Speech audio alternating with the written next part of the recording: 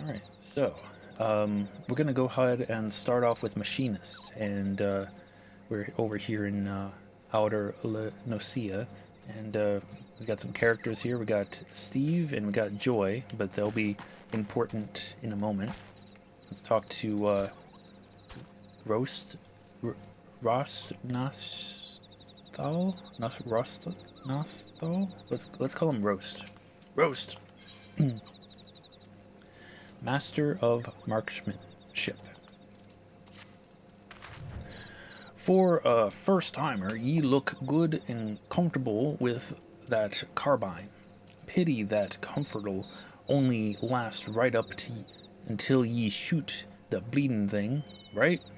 Here's a few pointers afore we start so ye don't put a round through your damn foot.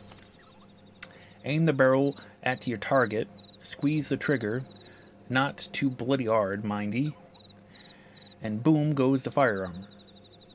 It's your shots that will decide the kind of damage ye can do with any particular weapon. Next, let's talk about the contraption on your waist. Now, I don't rightly understand it, but the boss tells me it draws on the aether in your body and turns it into a spark that'll feed some new device he's been working on. Okay. Oh, and pray do not forget to carry your soul of the machinist. I based the design on a more traditional soul crystal, and it will act as a focal point for the energy conservations performed by the aethero-transformer. That would be the contraption Rust mentioned. What? Wait a minute. Steve is talking to us? Wait a minute. Okay. So this one is not Rust. This is Steve that's talking to us from behind us. Alright, alright. Let's try to zoom out. Okay, yeah, it's Steve who's talking. Yes, okay. Alright, that's all you're getting for now. Follow me and we'll see how ye fare in the field. And ye can throw your carbine in the bushes and flee like a musket-whipped cur. Them's your choices. Yeah, well, I guess that if them's my choices...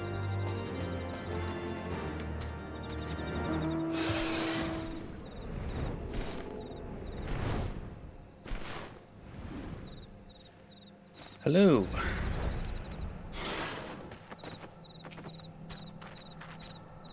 Why, willing to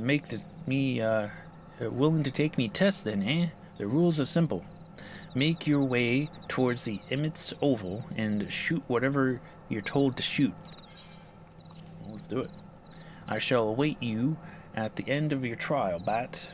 I have every confidence that you shall impress your instructor with your enthusiasm and potential. Alright, let's do it.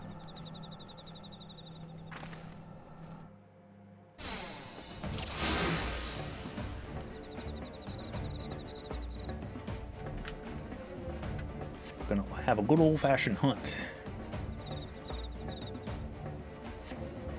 Okay. Well, let's do it. Golems are the first target. Focus on... Yep, okay, yep. Try to avoid them curls. Alright. I guess we're hunting golems. Gotta defeat 3 golems. Okay, let's do this. Yo, there's a golem. Yo, take that.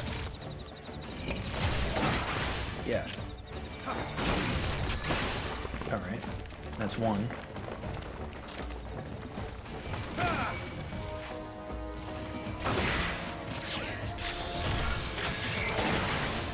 That's 2. Where's the third? There's it.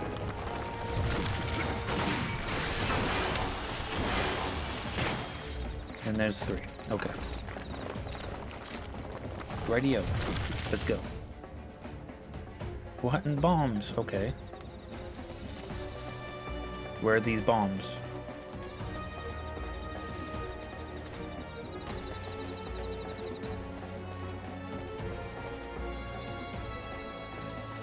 The training incinerator. Oh, there's one.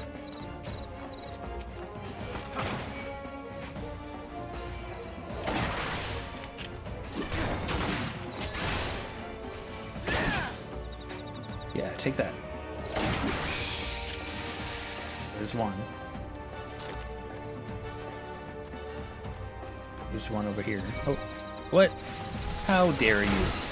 Yeah, lightning sprite.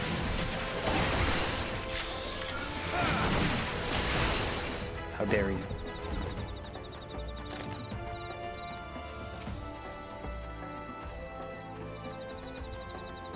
I missed my chocobo. Let's try not to get attention from the cats.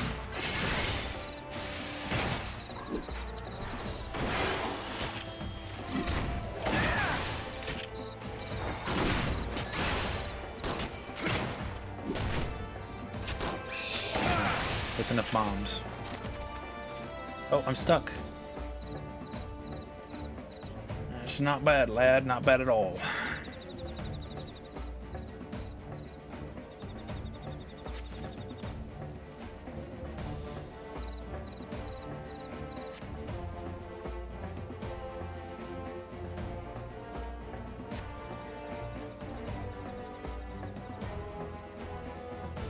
Text goes too fast for me to read, I'm sorry.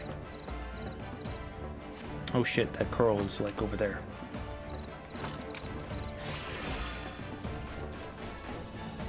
Oh, what? Are you fighting something? No, no, what? No.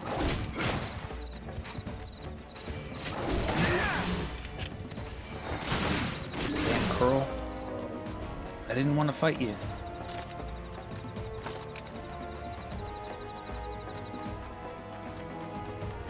Up, up. Okay, so this thing, we have to kill this thing.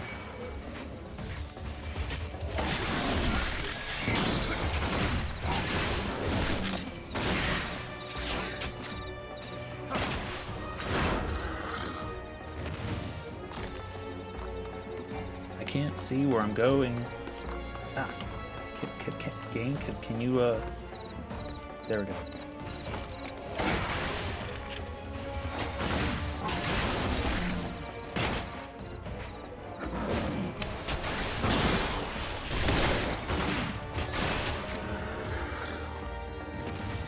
Oh, and then the tigers.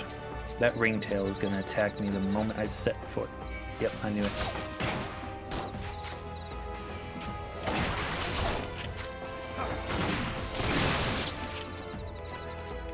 Why do they have to be so far away?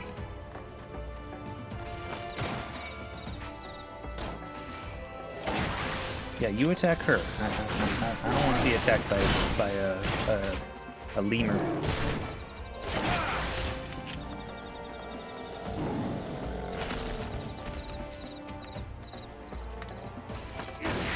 Alright, come here. Come here. Come here.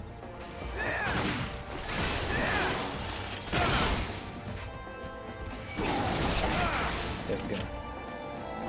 We did it.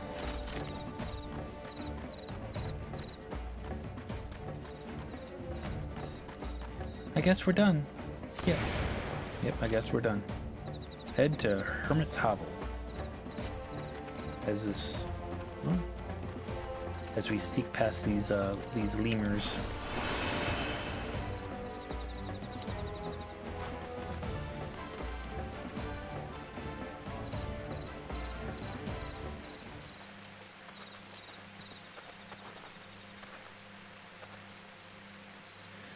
You bring them skins then?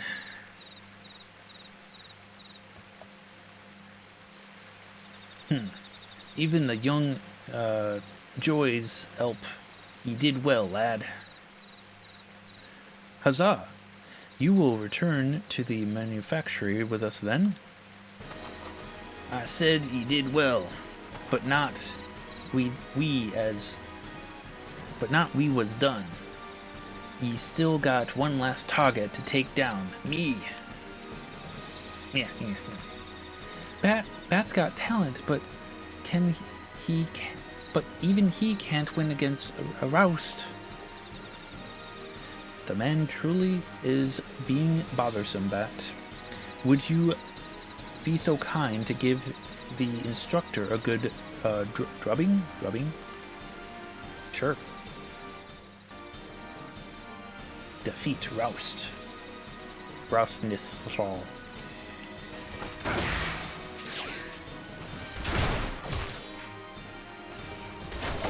Wait, he's not a machinist, he's a freaking... What are you, a gladiator? Damn. Who says you could do that?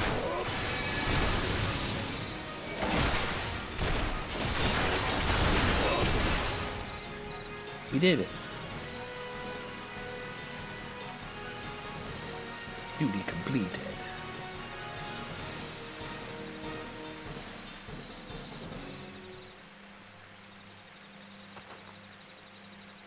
Well, there you are, instructor. Bat has proven his potential beyond the shadow of a doubt. You're a man of your word, are you not? Aye, I'll come back to your bloody workshop, but do you know why I left in the first place? To once more breathe the salty air of your beloved homeland? Ah, ha, ha. I ain't got no love for La Nocia. In fact, I'd be happy if I never saw the place again. But why would you inconvenience us by fleeing to the locale you so clearly despise?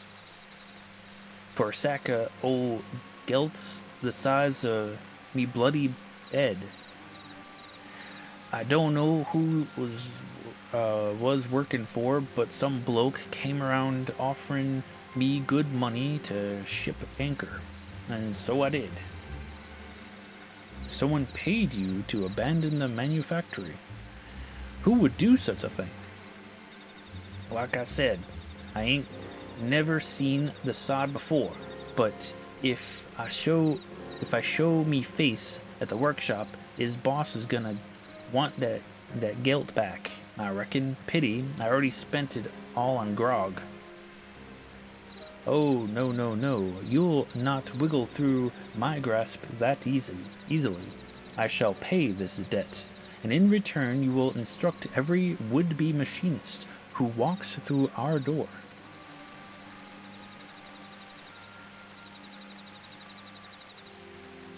Yeah. Well, you've got one bugger worth teaching, at least. I guess it's back to the frigid arms of Lady Ishgard for me. Damn pirate speak. I can never get it down. Was that wise, me lordship? The Hellenarte coffers ain't exactly fit to bursten. Oh, yes, you're quite right.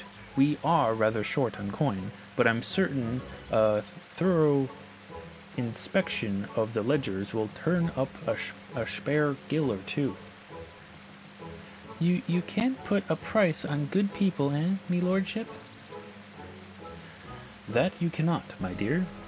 Roast may be a touch standoffish at times, but none can dispute his eye for marksmanship.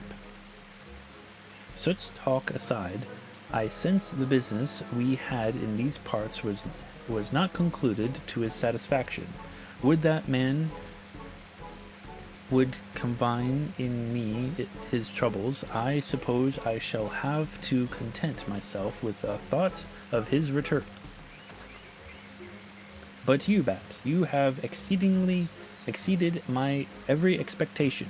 Pray join me back at the manufactory, that I might thank you in a manner that befits your accomplishments.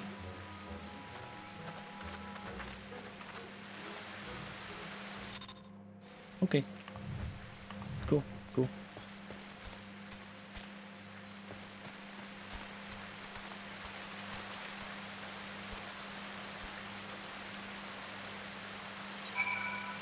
No, not Raviden's Toll.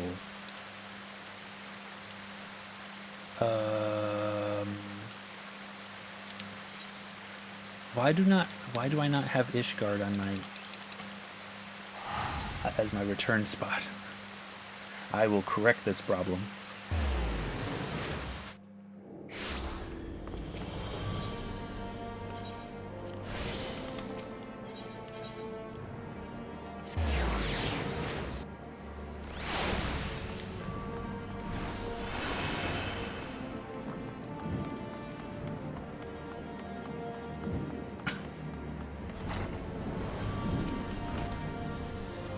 Ah, the savior of the Sky Steel Manufactory. I had hoped to furnish you with a suitable reward, but a glance at the ledgers counsels me to wear some prudence.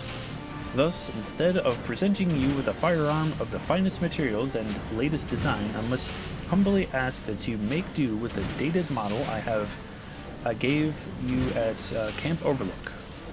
Ah, and I must also pass on a message to you from Roast. He asks that you take the skills he has taught you thus far and master them to the furnace o' battle. Well, something to that effect.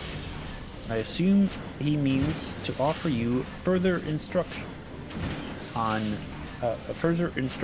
once you display a sufficient level of competence. And such a day can hardly be distant for one of your talents, eh, Bat? Oh, thanks. I just noticed something too.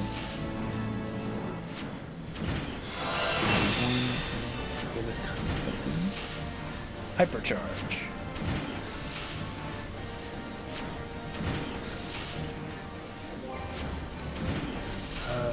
Not that one. Character. Crossbar.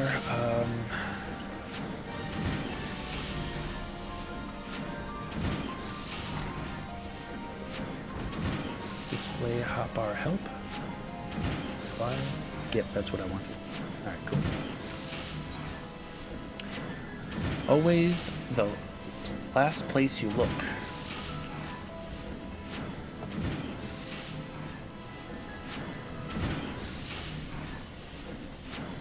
Greetings, Bat.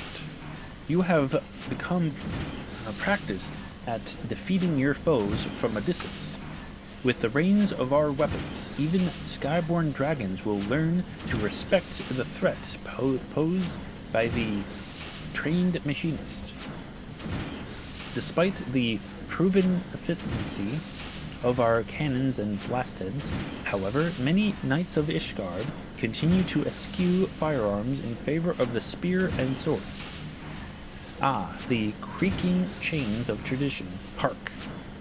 The very creaking I spoke of draws near. Hello. This stifling heat is superfluous and superfluous. That word stench. I can scarcely breathe. And whose? I can scarcely bear the sight of my own son garbed in such filthy garments. Why must you persist in this infatuation with smithing and of all things?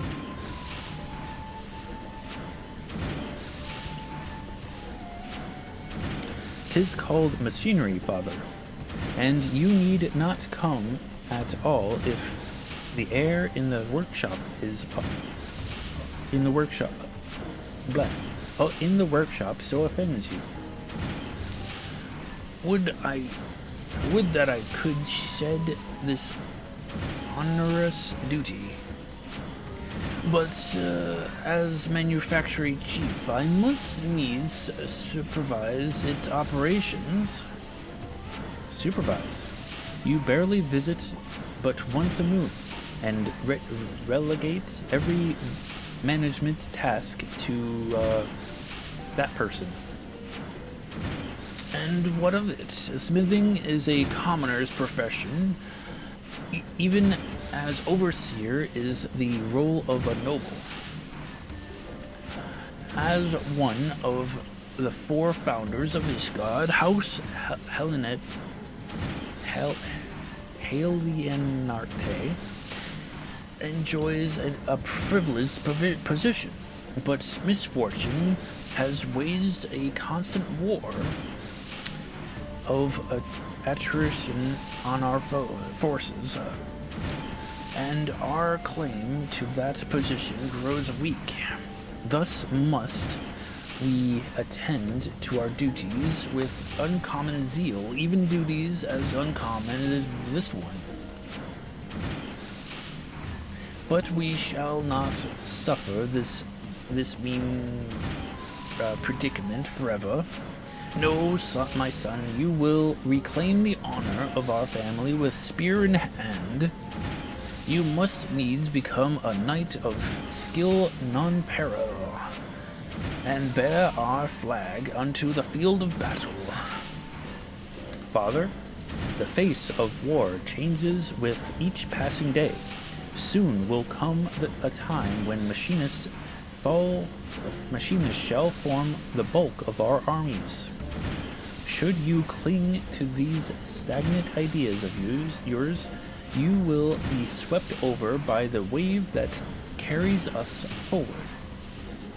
I tire of your flights of fancy, Stephen. Without successes to back them, your arguments ring as empty as my treasure room. The Holy See has announced a tourney. You will best serve your house by returning to the practice field, and thence claiming victory in the melee.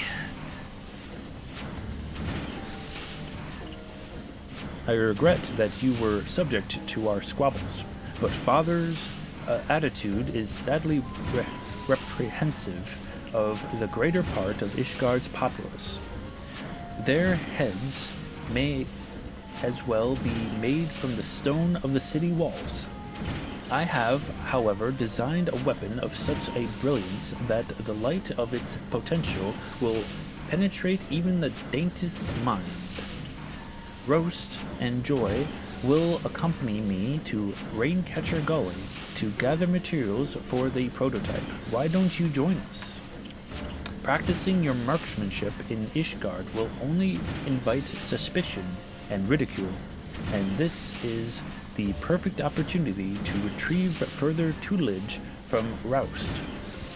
That you might also train under the Warren's rays of La Nocia's sun is simply a fortuitous boon. Okay, let's do it. Raincatcher Gully. Okay, that's Winesport, I believe.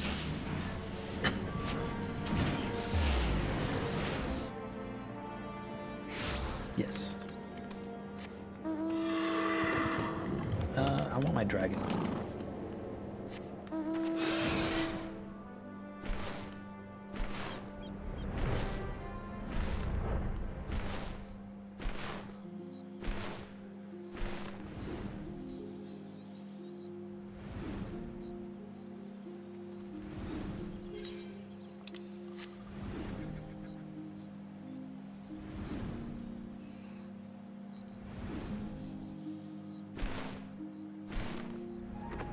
Yo, Roast, how's it going? Got yourself dragged out of here as well, did ye? The boss said he needed some Magitech part, and I just had opened my big club about this Garlean wreck in the gully. This has been rustling here for nigh 5 years now, though, so any useful bits and bobs was likely stripped out long ago. But seeing as we've trekked all this bloody way, we might as well See how far you've come in your shooting. Go say hello to the other two and keep them safe while they concentrate on their scourging. Okay. How's it going, Steve? You came. Splendid. Though I'm afraid the rewards have yet to meet the risk of this monster-infested crash site. Speaking of monsters. Ah.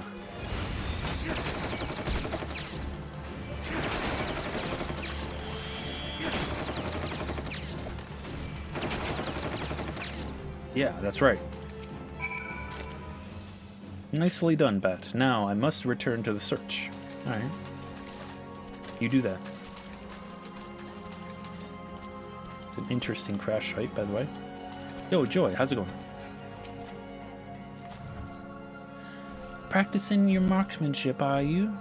Maybe I'll have half a moment's peace to look for this part while you watch me back. Ah, not again. Take care of that, would you, Bat? Sure.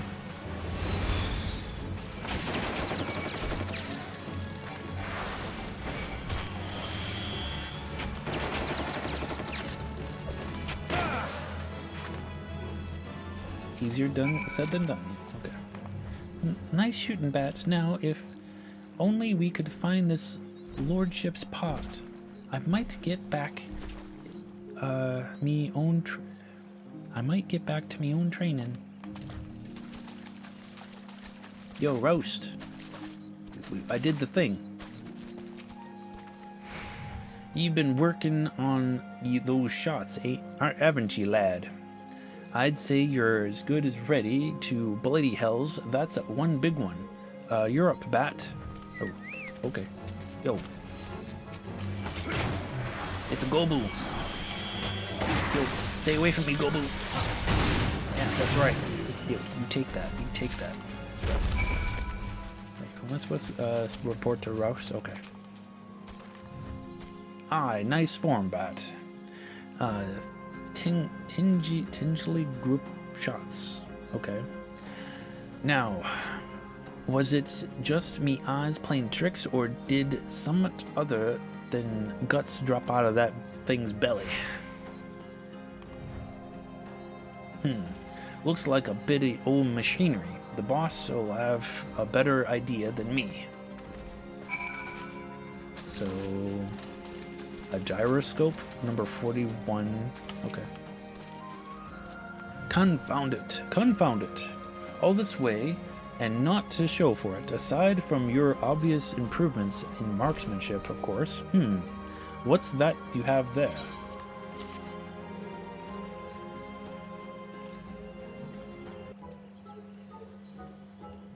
And this spilled out along with the creature's innards, you say? Extraordinary. By the Fury, do you know what this is? You've found the very component I was searching for. How coincidental. That's wonderful, me lordship. Our fortunes took a turn for the better the moment you walked through the workshop's door, Bat. Finding a rare magic part in the beast's belly ain't a fortune, it's a blaze sorcery. Or so I'd think if I didn't see you shoot the damn thing with me own two eyes. I didn't shoot your eyes, okay? I shot bullets, alright? Nice work there, by the way, Bat.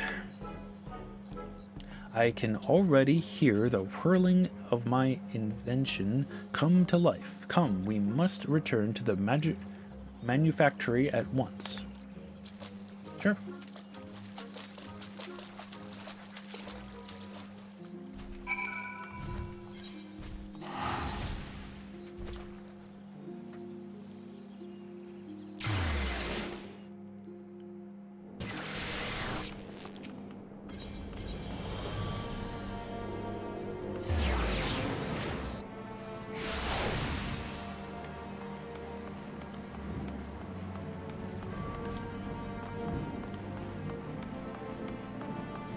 It's just a beautiful place. I love this place.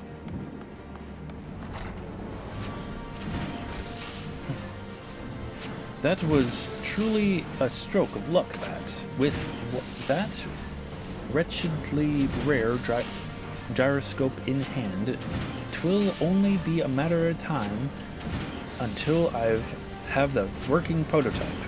Instead of twiddling your thumbs until its completion, however, you shall have your hands full mastering a new skill. Roust bade me pass to you the particulars of Heat Blast. Train hard, my friend. Okay. They gave me Heat Blast.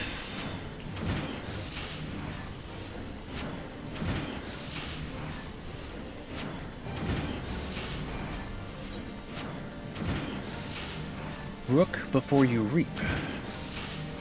Ah, Bat, splendid. You arrived at the very moment I completed my newest machinist marvel, well within the very hour at least.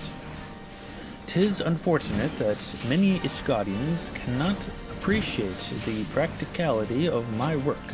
People such as my father, for instance.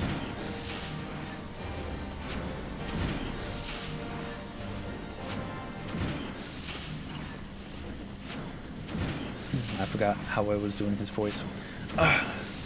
Is there naught that can be done for this dreadful Oda?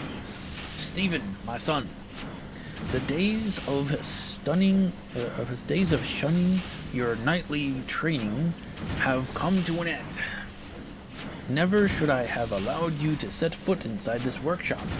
Had I but known that this curiosity you displayed as a boy would develop into this all-consuming distraction. Is that all you came to say, Father? I am well aware of your distaste for... Nay, Stephen, this is more. House Desmal has sounded a call to arms, and House Helenarte is bound to answer. As you well know, however, our companies are legit. Our companies are light on lances. If we are to avoid dishonoring our name, every able soldier, mine own son included, must take up a spear and sword and march to battle. I have not the disposition for charging into enemy ranks, Father. I did not raise a coward. Consider your next words carefully, boy. As manufactory chief, I hold the authority to expel anyone from this workshop. On parchments, mayhap, there's only one chief we answer to. I understand that our ranks have grown thin, but thus is our house in dire need of the support my machinist will bring. Challenging the might of dragons with spear and sword is a work of seasoned heroes, warriors possessed of unflagging stamina and robust physique. Equipped with a firearm, however, even the scrawniest commoner could engage the same scaled demons from afar. Think of it, Father, if the masses are trained in the machinist's profession, the casualties of fang and claw would be considerably diminished. Machinist companies would soon form the backbone of our defense, and as a master of the manufactory, the alkalage would belong to House Helenarte. Train the masses, foolish boy. No bow-born army could ever replace a contingent of disciplined knights.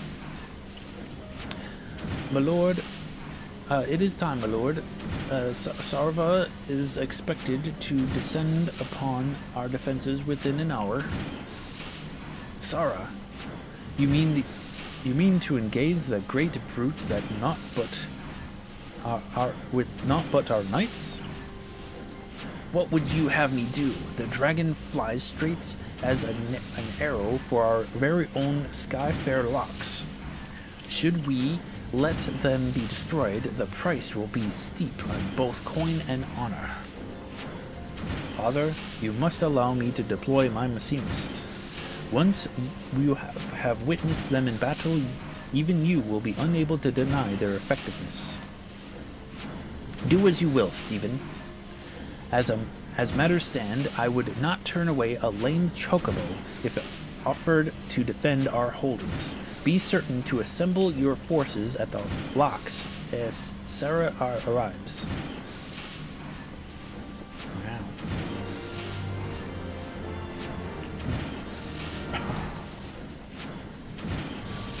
Oh dear, I fear I have followed my passions into impair my better judgment.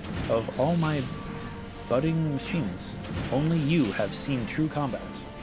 'Tis to you, then, that I would entrust the use of my prototype device, the Rook, as I have taken to calling it, as an auto turret, the type of machinist weapon that fights on its own. Do you recall Roust's explanation of the Athro transformer?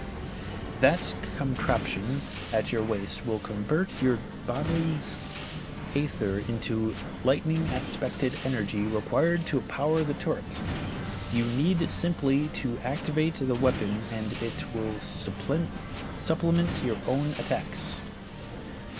Sarva has plagued House Helenarte for long years. Should you employ the Rook to good effect, then we may rid ourselves of both the deadly enemy and my father's acquainted notions in one foul swoop. No thanks.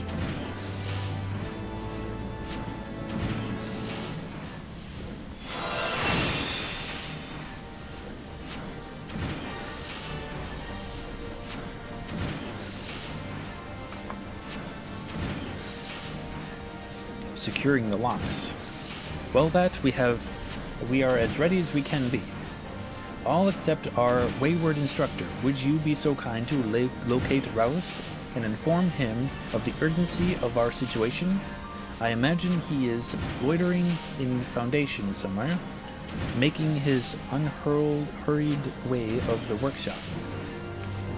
Alright. Where is he? Oh, he's down here. Over here. Whatever.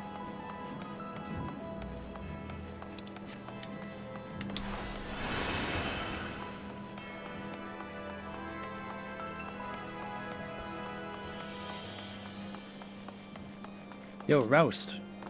Yo, come here. Oh, geez, who the hell are you?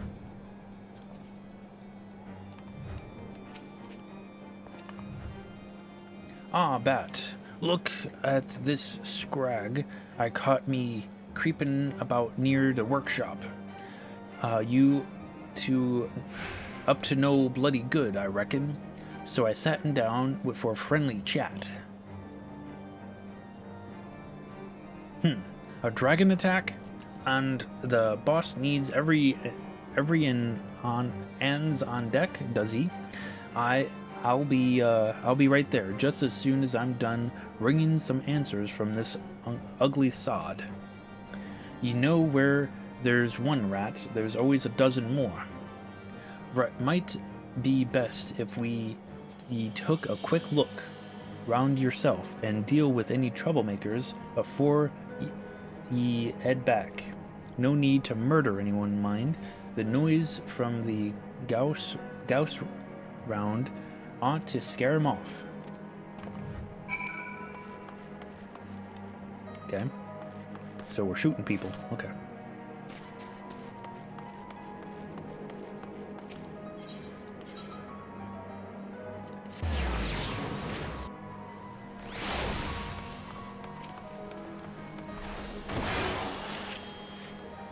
How uncouth! But I suppose I should expect not less from Roust's underlings. You learned it from the vicious brute himself.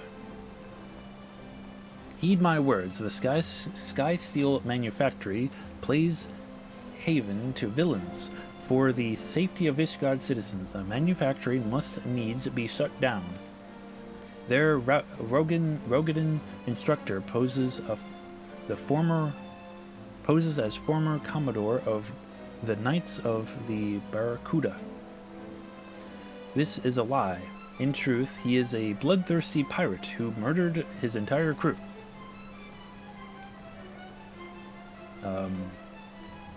What?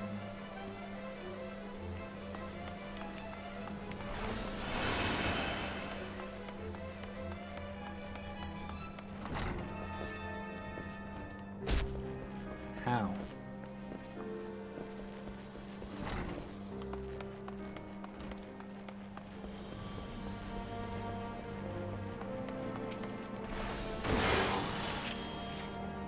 You ain't seen the last of me.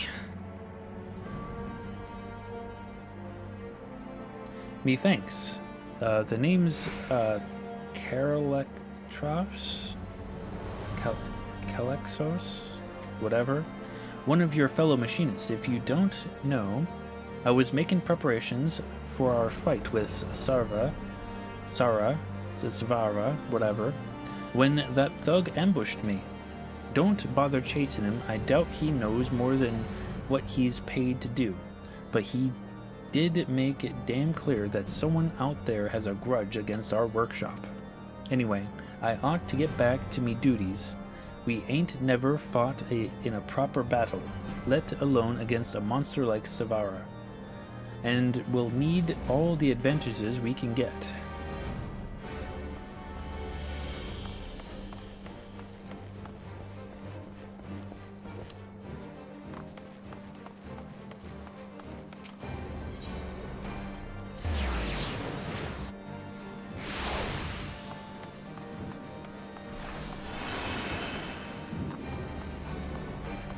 Where is this person? Oh, there it is. Ah! What in the seven hells? You could have taken off my toe. You're Rouse new pup, aren't you? If it's trouble you're looking for, then look no further than that backstabbing Lemonson car.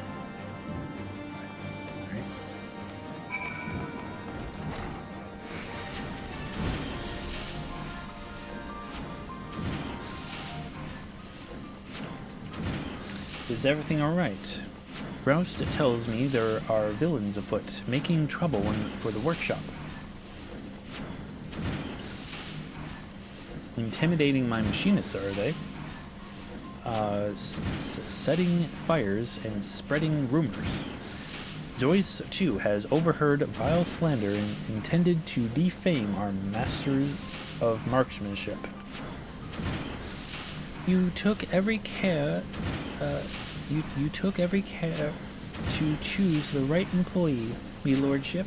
We could do a lot worse than the former Commodore of Limsa Lemons's Barracudas.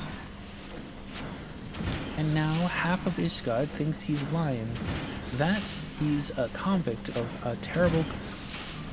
terrible crimes. Does someone seek to harm the manufactory standing with these attacks upon our instructor's character? I am sorry, Roast. Your association with the Machinist has brought you naught but ridicule and insult. Bah, don't blame yourself, boss. After all, more than half that stuff's probably true. I was the Commodore of the Kurtas, right up to I got kicked out on the arse for making a bloody mess of things. That's why you found me in Camp Overlook. I was there to visit one of me old underlings. Of course, you'd rather take another axe to the face, adore and talk to me. Me mistakes cost someone more than others. And there's no bastard in Lenosia as I'd call my friend.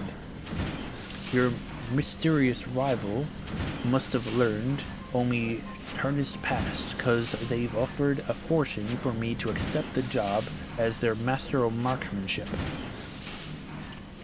I suppose they ought to be thought the workshop be ruined once the truth behind me charming reputation became common knowledge. But as it turns out, I don't take kindly to being some faceless bastard's puppet. So I took their coin and yours and made for the ills. And I had no intention of fulfilling me contract, not until your venturer here went and got me fired up about teaching in truth. That said, there ain't not in me agreement that says I gotta fight bleeding dragons, and me students will give a better showing without me there growling over their shoulders any road. Though his support will be missed, Roast is mayhap correct in this assumption. Our demonstration will be all the more impressive for his absence. Let us check our weapons one last time and assemble at Skyfire Locks. Let's do it.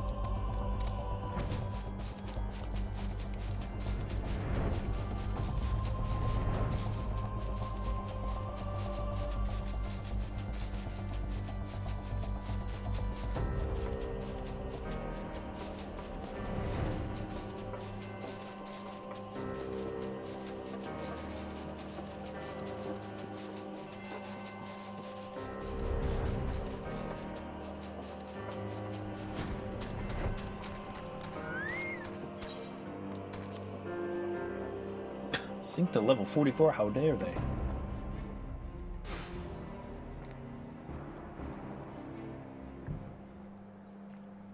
Allow me to brief you on the defensive strategy ere the dragon and its minions arrive. Atop each of the 3 locks, we have placed a dragon-slaying cannon. Our task as machinists shall be to defend the cannons from Sarah's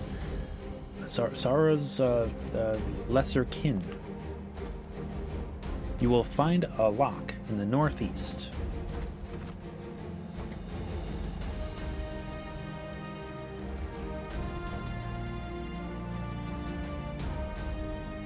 A lock in the northwest.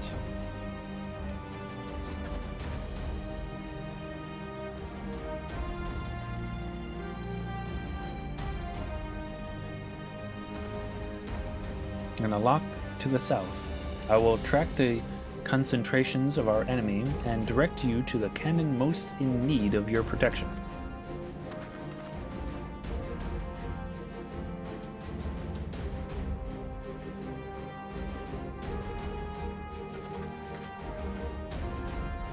Hark, the dragons are come. Everyone to your positions. Sure. All right. Bat to the southern cannon.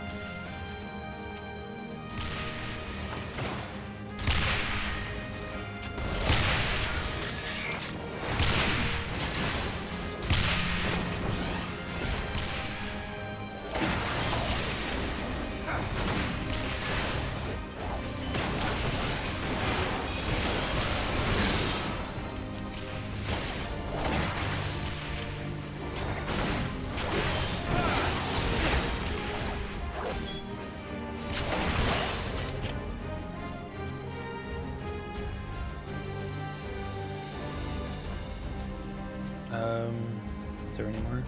Okay. To the northeast. Okay.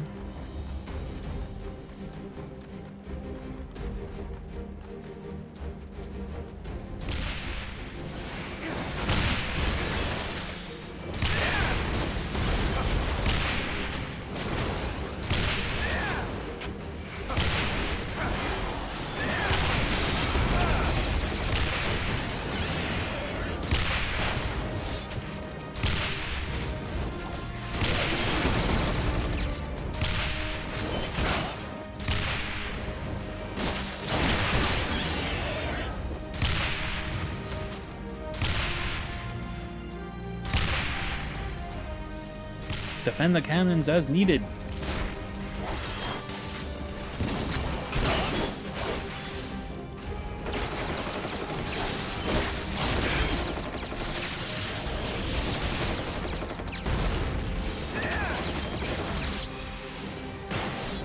Okay, they're fine. Let's go over to this one.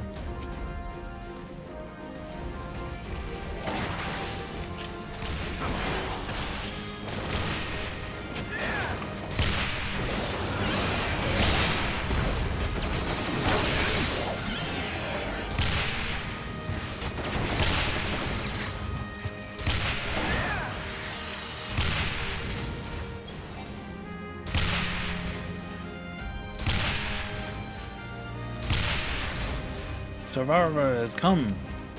How dare you?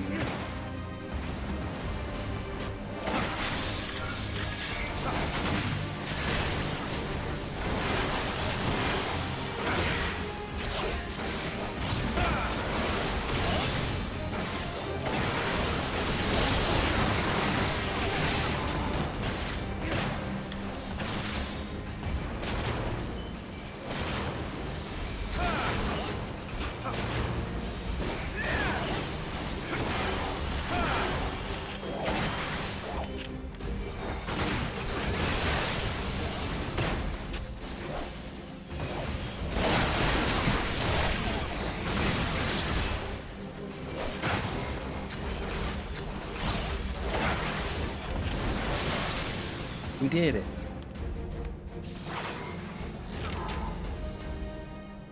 Duty complete.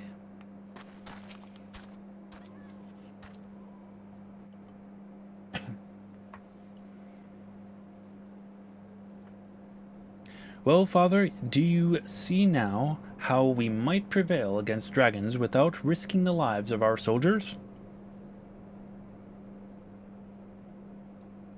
'Twas most impressive display.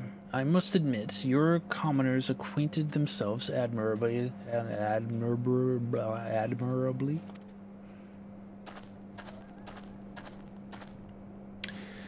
I thought I heard a terrible din of cannons being fired, and what do I hasten out here to find but a high-born Helianartis frolicking in the snow with their low-born lackeys?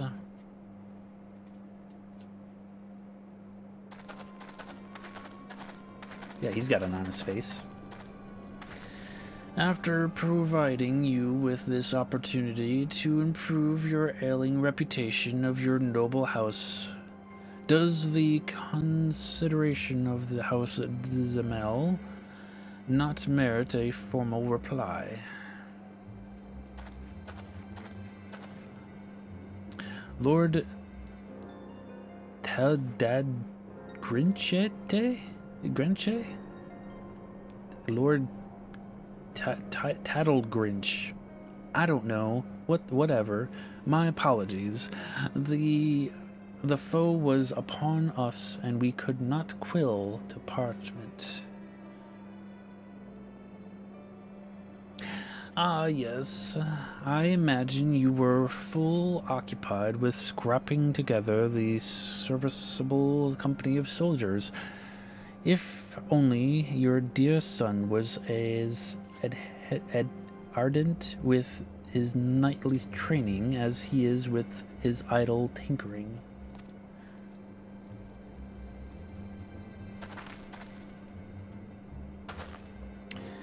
There is naught idle in my work. You would not speak such insults had you seen my machinist in action. Oh, such a temper! 'Twould seem your association with commoners has eroded your manners as well as your martial skills. I mean, technically you didn't have manners the first step you came in here with, man. Jesus Christ.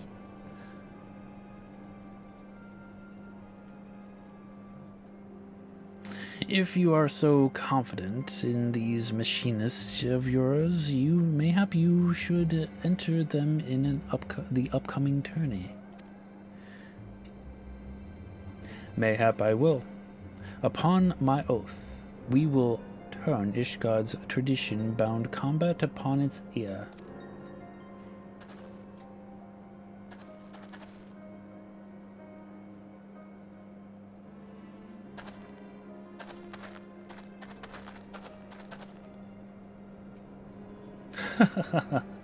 The Holy Sea's adjudicators will be most impressed with your low-born ramble, as chopped to pieces by the tested blades of noble champions. I thought it said tacos regret too. Do you know that it doesn't say tacos regret? It says tacos are great. This guy could use some tacos. Why would you make me say that? I mean, look at that face. He could definitely use some tacos. How's it going, Keishi?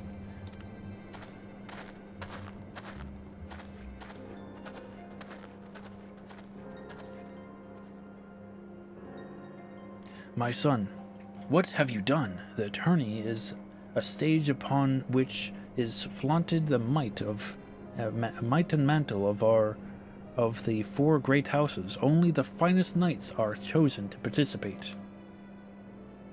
Even with the aid of your machinists, our battered ranks stand little chance of victory. Must we now parade our shame before the highest echelons of the Holy See?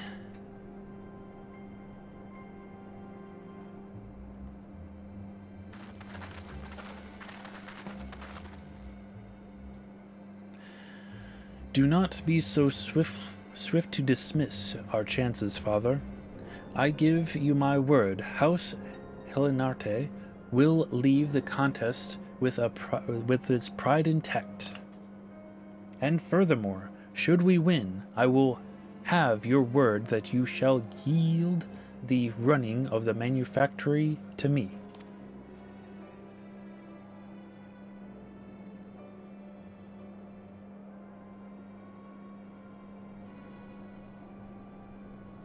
Very well, my stubborn boy.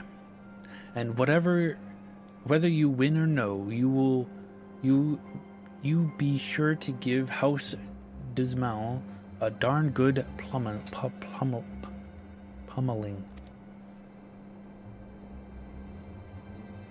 I shall see it done, father. We will not disappoint you.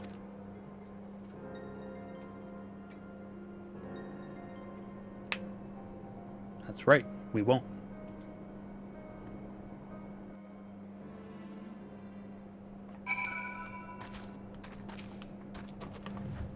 You might not have seen me, but I was watching all the same. Them dragons didn't know what hit them. Okay, what do you have to say, Joy? I never thought I'd see the day the Count himself would give us his blessing. Bat, by virtue of your undeniable expertise, my father has at last recognized the value of machinery. But we cannot stop at but one hard-headed knight. This tourney will be our opportunity to demonstrate to all and sundry the potential of our profession. Me lordship, if I may, it seems that Lord Teledogrinche has a dislike for commoners such as me. If me presence will cause you more trouble, then maybe I should quit the manufactory. Pay no mind to that peepin' flop, lass. There's a lot of piss in the wind. Yeah, how's it going, Keishi? What is that emote? What is this? I want to see. I want to see. It's a sip emote, but is that a chocobo chick? I ever has Telendogrense sought to needle me in such a manner. 'Tis not you, my dear, that he despises. 'Tis the mingling of highborn and lowborn. Hey, T.I., how's it going? House Dismel is a powerful family, and their talent for the building of fortifications has brought them vast wealth and influence. Staunch allies of House Durnendire and Dismels have also been party to a number of significant victories. Thus do they stand at the peak of Ishgaudian society, look down their noses at any who do not share their noble prestige, pedigree, whatever. If you truly wish to please me, then I would have you shine your brightest in the tourney and wipe that arrogant Why smirk. do they cling to these false deities? What drives even men of learning, even the great Louis Soir, to grovel at their feet? The answer? Your masters lack the strength to do otherwise!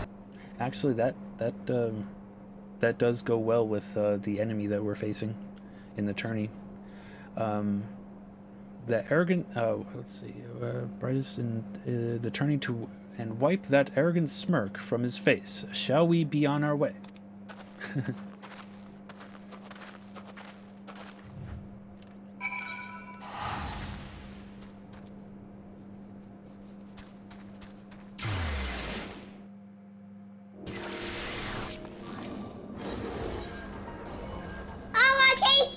Exactly.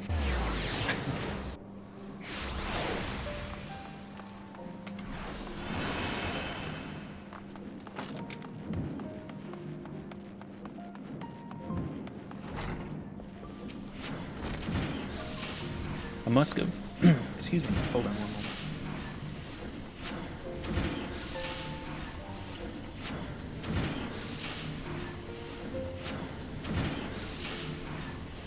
Sorry about that. I must confess my misgivings to you, Bat. When queried as to our chances at victory, my prospectometer returned an unfavorable result. We triumphed over the dragons, 'tis true, but such a battle has not prepared us to face coordinated parties of seasoned knights. My machinists are simply not ready. 'Tis fortunate, then, that the tourney is yet some days away. Let us keep such disheartening talk from our colleagues, and continue to train them and ourselves for the contest ahead. You have a new idea for a joke? Keishi Konami code? Nice, I like it. A suppressive strategy.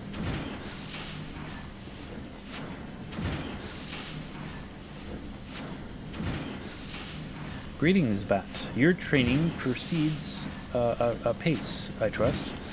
Stay a while and we can discuss our strategy for the tourney.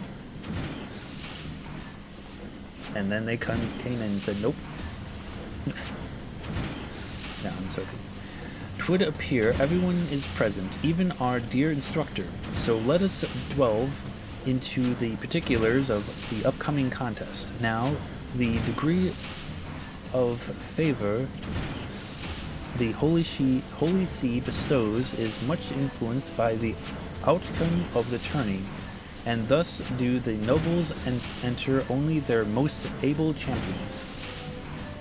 I assume that Ted de Grinche, in his small-minded maliciousness, whatever, seeks to humiliate us before the educators, and thereby convince the Holy See to cease the flow of funds to the manufactory. I don't understand, me lordship. Most Ishgaudians ain't hardly aware that machinists exist. Why've we so grabbed Lord Tedalgrense's attention? That's cause he's likely to notice that your firearms can kill a man with naught but your dainty little finger on the trigger. 'Tis the same reason there's laws in Limsa Lominsa, what prevent any old drunken whoreson from carrying a musket. And Ishgod's eatery ain't exactly fair and measured, now is it? If ye arm the lowest folk on the ladder with weapons like ours, then ye can be sure the tide of their barrels will soon be pointed towards them overprivileged bastards what stand at the top. But as ye say, most o' the nobles don't seem to understand the threat that an army or machinist could pose. This Teledance person bloke is a step ahead. I'll give him that much. Aye. He's a despicable fellow, but also uncommonly clever. Even so, he has failed to achieve at the most obvious conclusion. A well-trained and well-armed populace would strengthen Ishgad's defenses tenfold. And if we are to convince the Holy See of that fact, then we must claim victory at the tourney. You got something special in mind, then? I've been considering several strategies, but to practice them here in plain view of the adversaries would void their effectiveness. We must needs look farther ahead farther afield for the suitable location to train. Bloodshore in eastern Lenosia ought to do the trick. I'll secure a place where we can shoot to our heart's content. Joy, pray make preparations for the journey, after you have attended to your duties at the manor, of course. As for you, Bat, I would have you test another of my inventions. Remain behind, and I shall make some adjustments to your athro transformer. Up, up, down, down, left, left. No, left, right. Follow Keishi, BA, subscribe to Keishi Star. I like that one. I like it. Forgive my duplicity, Bat. That talk of adjustments was merely an excuse so that we might speak alone.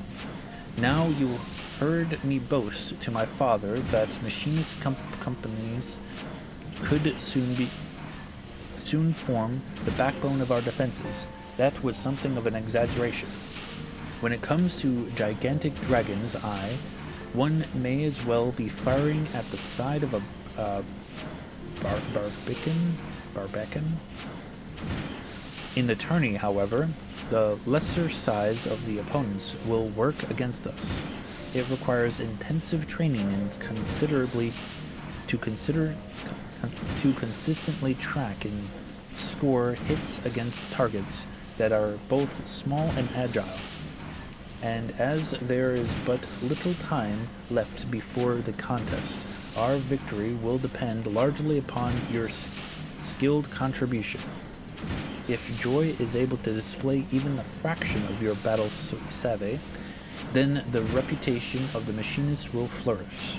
Thus, I need you to attend your practice with undivided focus, and provide a shining example to which she might aspire.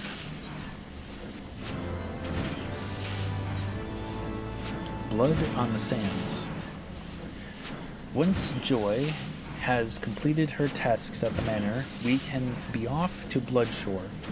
I wonder what could be keeping her. A trip to the market to restock the larder or some such. Oh, I gotta go look for Joy.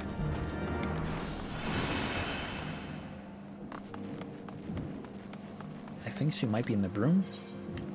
Not the broom. The Jewel Crozier. The markets. There we go.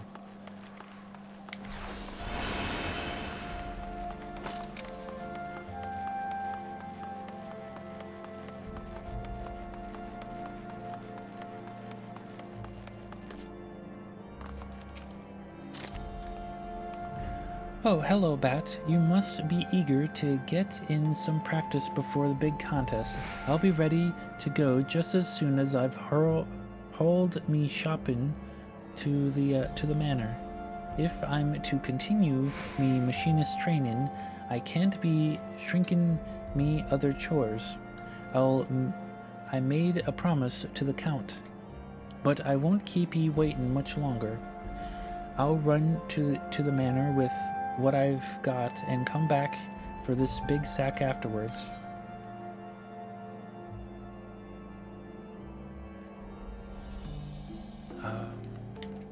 Help her in secret. Could you keep an eye on the other sack until I get back? Bat, shouldn't take too long. I'm gonna help Joy with her heavy sack. There we go, let's go.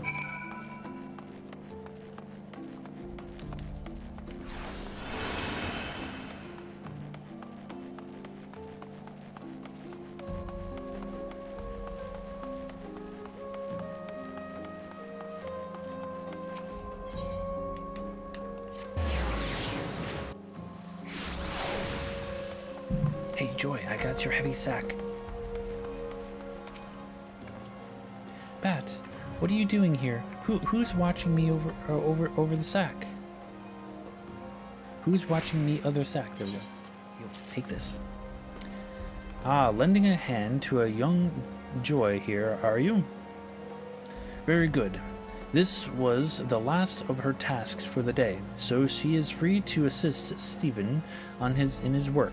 Pray return to your tourney preparations.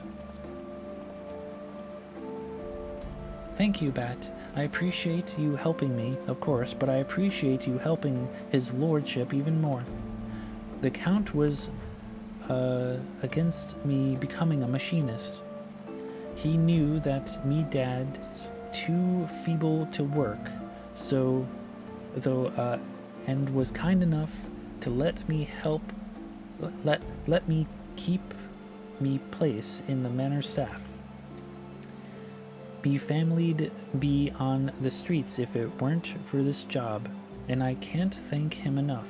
Sometimes it don't feel right that I repay him by spending half me time at the manufactory. But maybe now that you're around for Stephen, his lordship won't need me to be a machinist no more. Winning the tourney will repay the Count's kindness. I never thought of it that way. Well, we should be getting ourselves to Bloodshore. That's right. I believe that's in Casa del Sol area.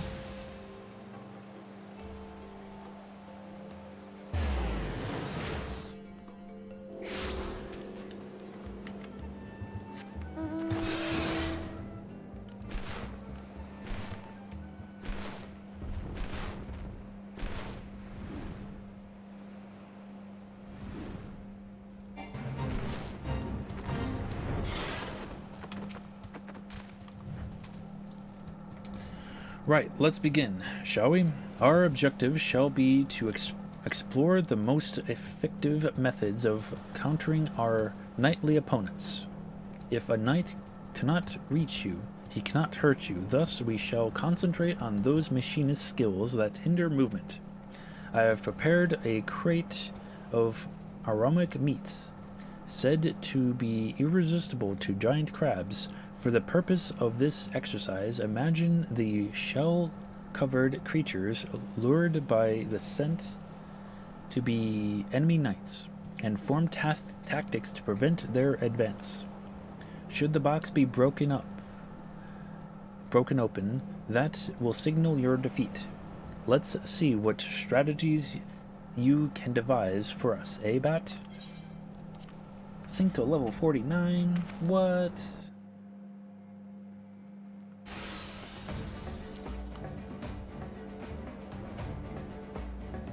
We're supposed to protect one box. Okay. Let's do it.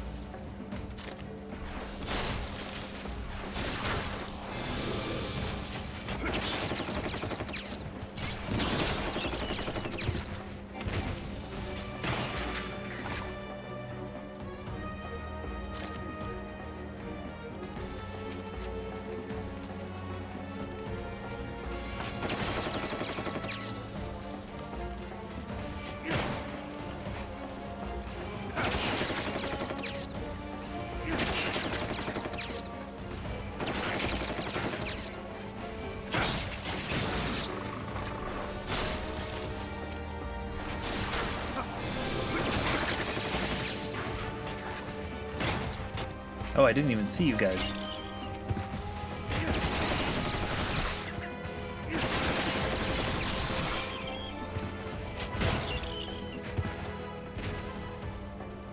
Let's call it a day. Yes, let's call it a day. What the hell is that thing? Thing from the deep.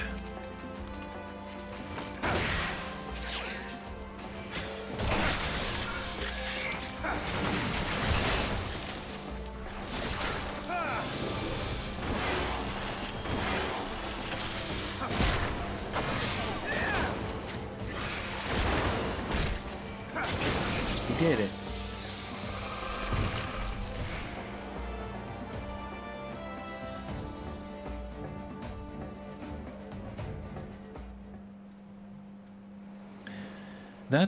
That last fellow was rather unexpected, but you handled him nonetheless. Well done. Your performance has prompted my prospectometer and inspired me with entirely new strategies. If I may, me lordship, seeing how well Bat is coming along, maybe you don't need me in the tourney no more. Whatever could make you think that, my dear? I need you now more than ever. The sight of you, a commoner with scant battle experience, sending seasoned knights stumbling and sprawling will open the eyes of the Holy See. Why, you shall be the bullet that pierces their tradition-bound hearts. Very well, my lordship. I'll do me best in the name of House Helenarte for both you and the Count. That's the spirit. Now, I must return to the workshop. I think we all must return to the workshop.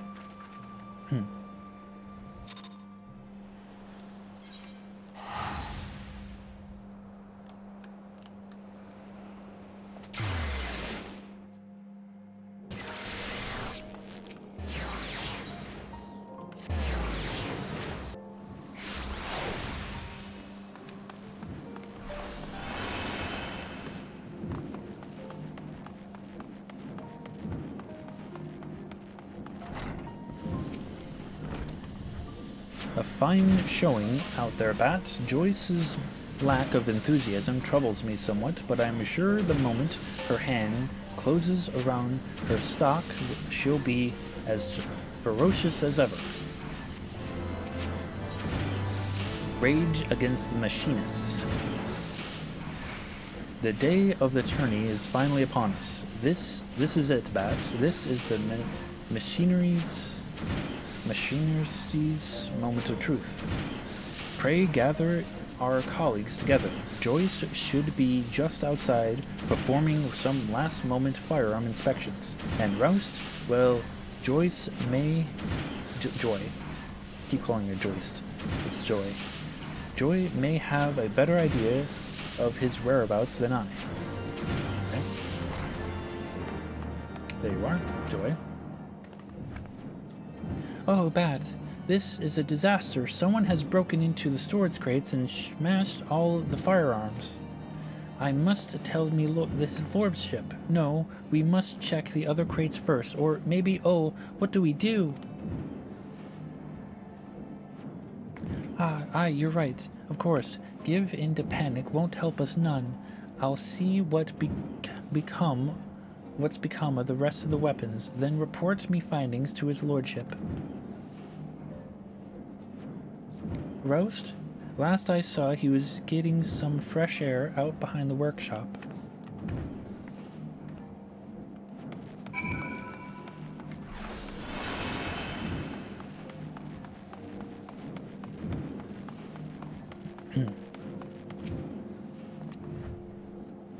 Don't look now, lad, but I think we've got visitors again, stubborn bastards. Ha! Smash up the firearms, you say? Seems whatever scrag it is, as once us gone, is done being subtle. There we go. We'd best run off the rest of these thugs before they decide to set fire to the place. You know what to do. Warning gust rounds only so we don't bring the wrath of Temple Knights down upon us. Meet me back at the workshop and when you're done with your pistol.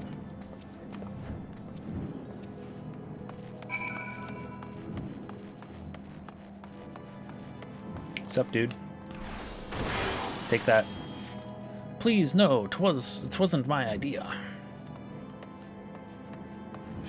Sure wasn't.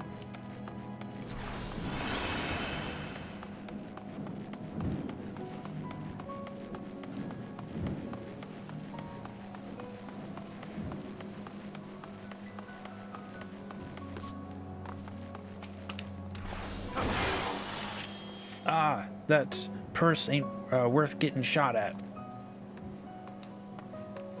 Yeah, no shit.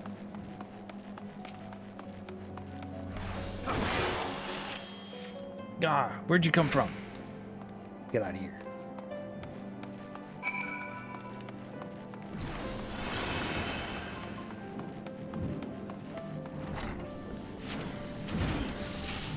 Bat, are you quite all right?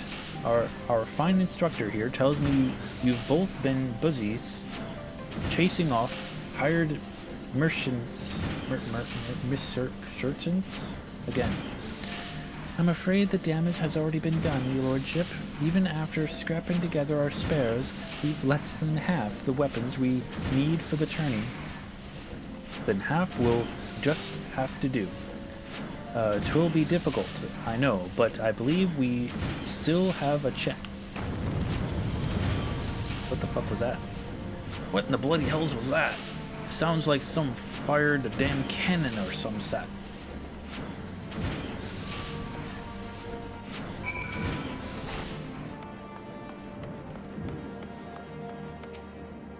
What the hell?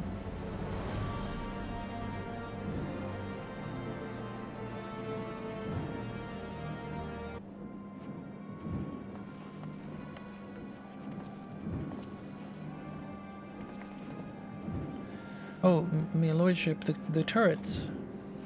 Blast. We must have missed one of these shite-eaten bastards. That's it then. We'll have to forfeit the contest. Nay, my dear.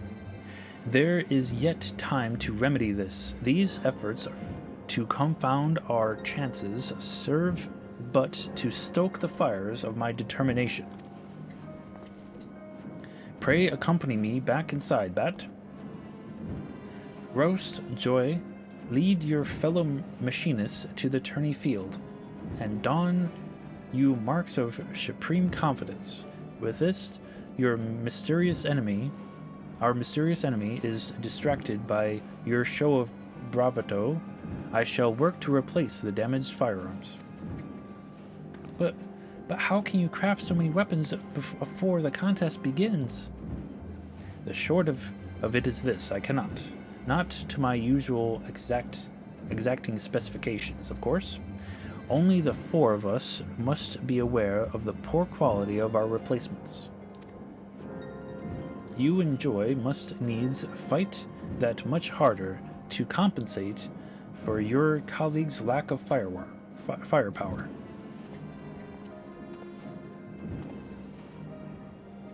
I'll do me best to keep the others in high spirits, too, Lord Stephen. Me apologies. I wasn't trying to eavesdrop or nothing, but when I heard the noise... Calitrox? Well, there's not for it now. Welcome to the conspiracy.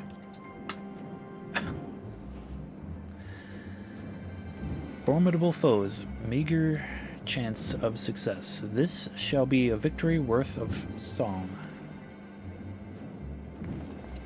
Let's do it.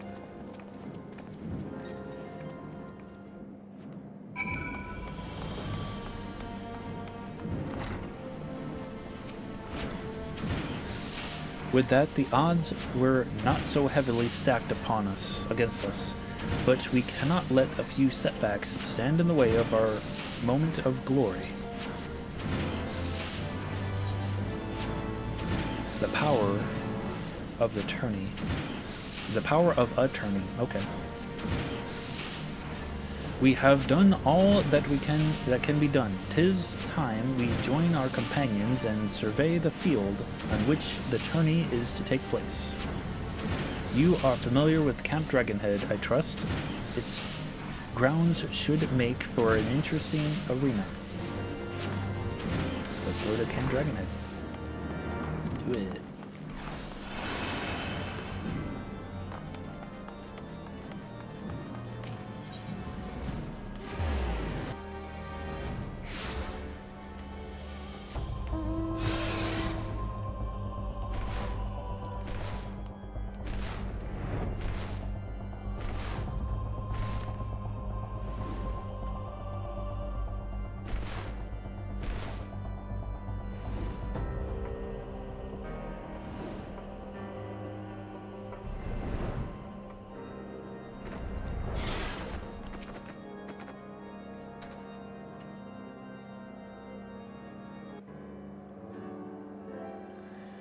Good, you've come. The other houses have yet to field their forces, meaning we've the time to inspect the arena and formulate a winning strategy. Are you certain of your preparations, my son? These tales I hear of hired thugs terrorizing machinists and destroying equipment do not fill me with confidence. Pray remember that the collected gaze of Ishgard shall be focused on this contest. A poor showing will cost us our funding from the Holy See. I cast a uncertain shadow over the future of our manufactory. I have never been more ready, Father. Now relinquish your doubts. Find yourself a nice vantage point and enjoy the spectacle. I'm off to find a perch myself, but here's one piece of advice before you go. Make the most of the terrain. There's a few choice spots where I'd lay an ambush, or expect me enemies to lay one for me. Just be sure you've given the place a good once-over, eh? You heard the instructor. Give the word. We shall endeavor to learn the lay of the land. Alright. So, pretty much, this is over here is where our thing that we have to defend is, and over there at that far gate is where theirs is, and yeah, it's basically just, destroy the flag. Let's review our strategy, shall we? Unless you would rather simply begin the tourney, in which case you may speak with our Machinist messenger. I'm synced at level 52. I don't even know if I'm at 52. I'm not. I'm at level 50. Alright, so this is our flag. We have to defend it.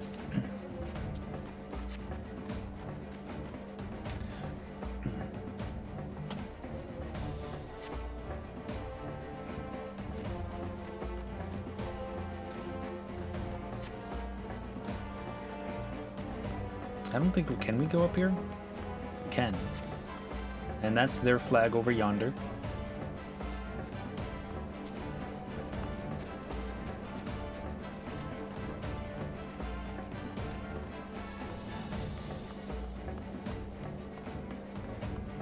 Oh, he's talking. Oops.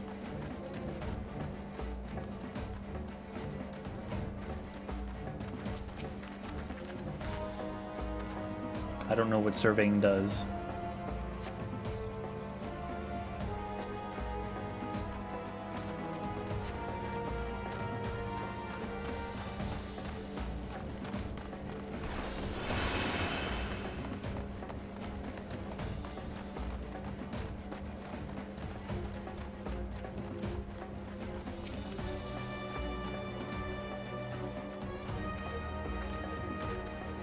There. We surveyed them.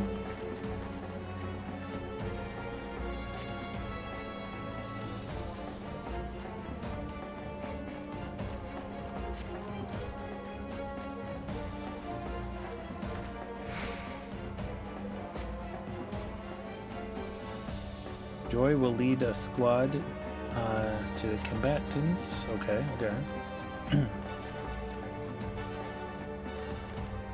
Okay. Flying company strike where needed. Oh, okay. So she's going to be over here fighting this thing. He's going to be over there defending ours, and then they're just going to have me go between back and forth. Okay, cool. Let's do it. Wait, an ambush site? What? Ambush? There's an ambush site around here? What the fuck is that?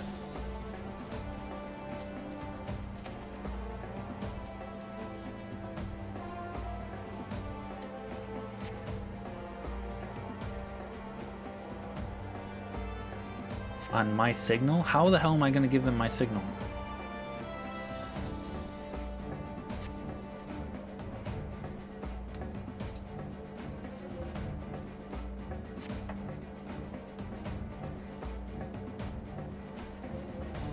You have placed a signal. Okay.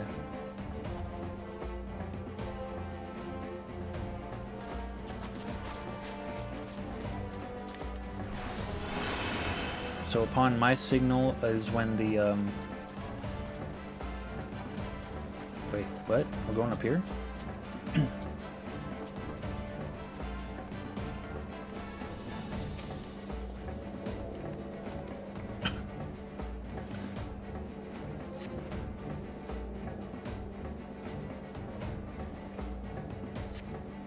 That's true, that's true.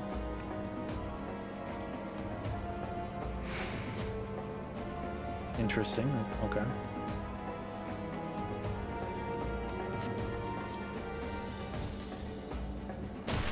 Ow.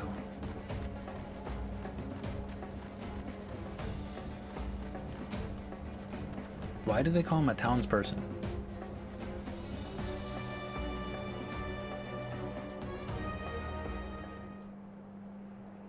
Hark, 'tis Tedargrinches and his knights. Ah, the manufactory workers in all their glory. I imagine there are many who are curious and even eager to witness you fight this day. Unfortunately for the spectators, however, House Demzel will end this mockery of a contest all too swiftly. Bluster all you will. We shall let the tattered remains of your standard speak for us. Ha ha ha. Such conviction from the king of the commoners. Come then, all the players are present. Let us begin the tourney. Okay, let's do it.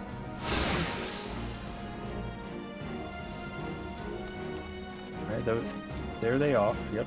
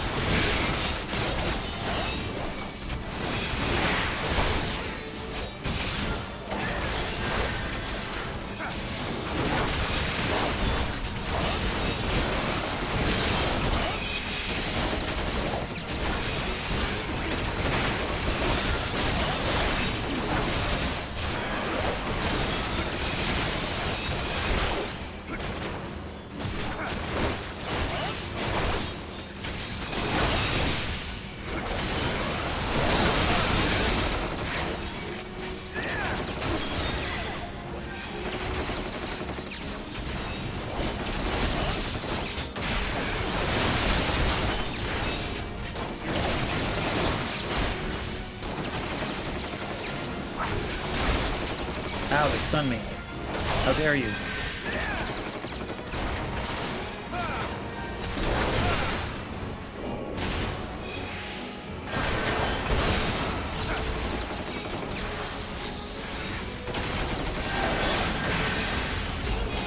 Yo, Leo.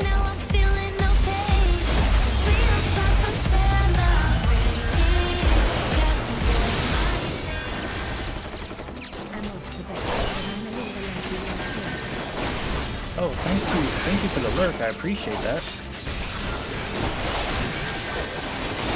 I apologize that I'm in the middle of something here.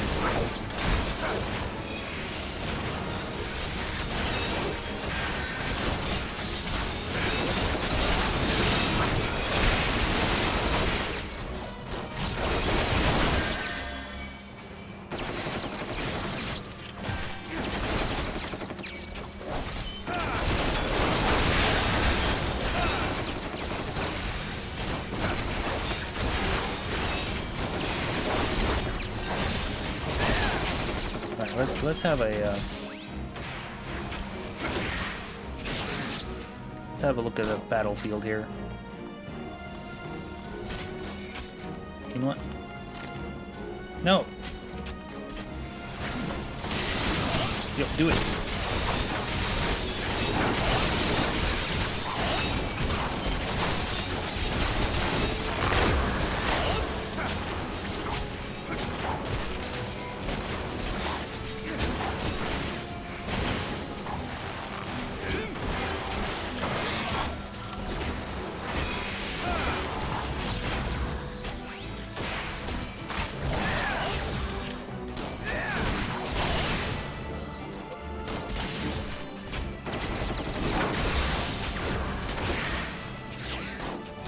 I hope you're doing well there, Leo. I know you said you were lurking, and hope you get some good sleep. Just die, dude. Jesus Christ.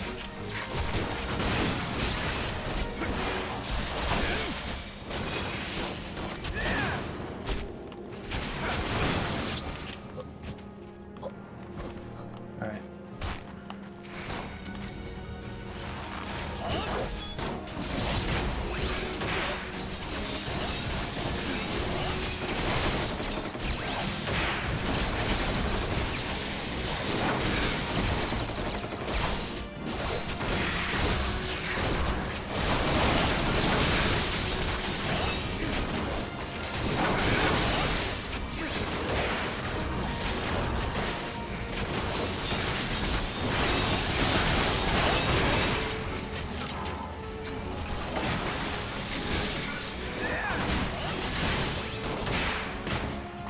Wow, that guy's relentless.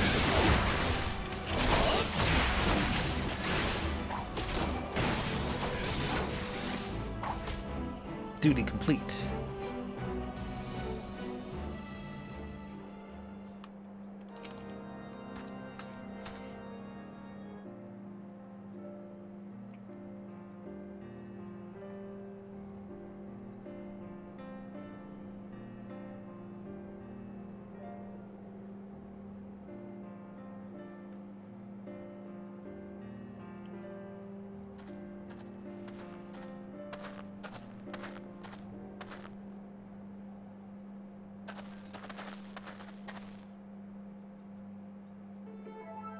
It's that guy. Congratulations, Machinists. You have proven yourselves not entirely without merit. House Denzel will gladly welcome your inclusion in House Helen Narte's next company of reinforcements. I, your noble toys, confounded my knights and won you a game of flags. I would see, however, how you fare against adversaries who seek not to break your standard, but to spill your life's blood. May the day soon come when we fight side by side.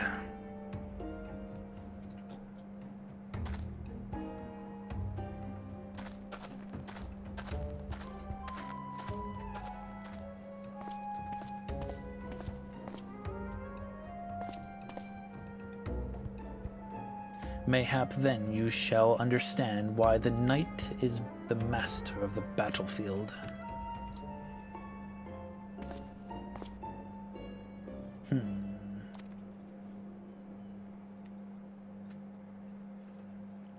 Well done, my son. You have triumphed against all that would see you fail. Of course, father. There is no difficulty that machinery cannot overcome.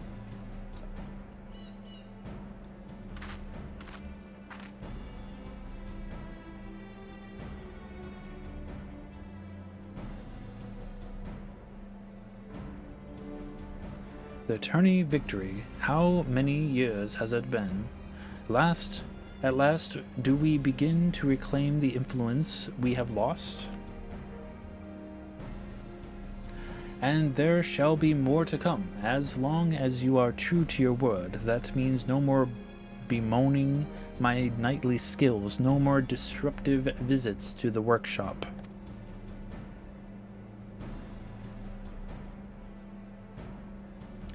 Stephen, I hereby relinquish to you full authority of the manufactory. May your machinists be the spears that pierce our foes, and the shields that defend our walls.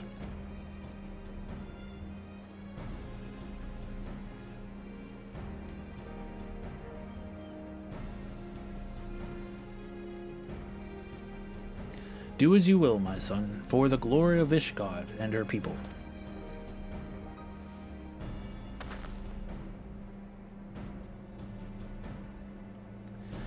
The age of the machinist has begun, my friends. Follow me, and together we shall ring the rusted helmets of our old guard.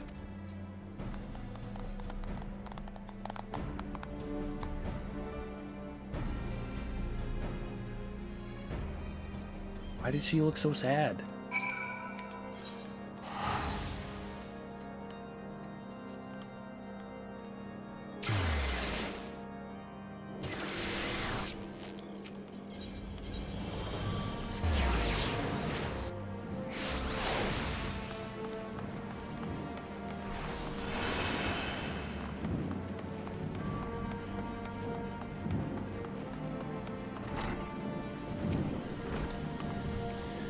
Twas a hard-won battle, but your keen grasp for tactics carried the day, and that is to say naught for the ever-growing skill with a firearm.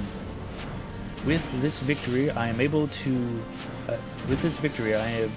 and become manufactory chief in both name and deed, and I intend to make the most of my newfound freedom.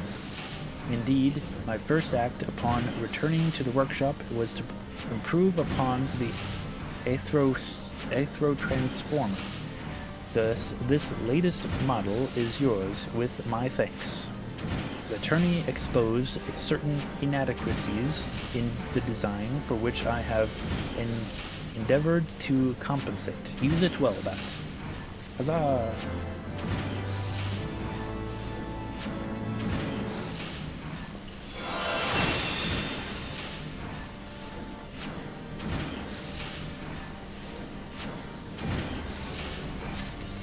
Alright, so that is up to level 50.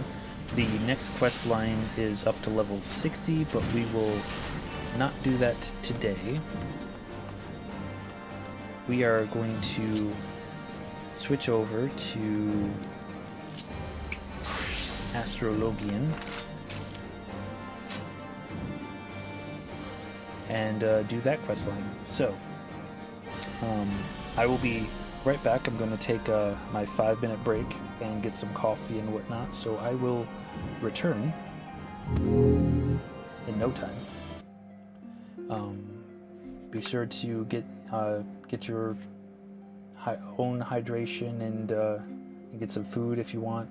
Like I said, I'll be back in about 5 to 10 minutes.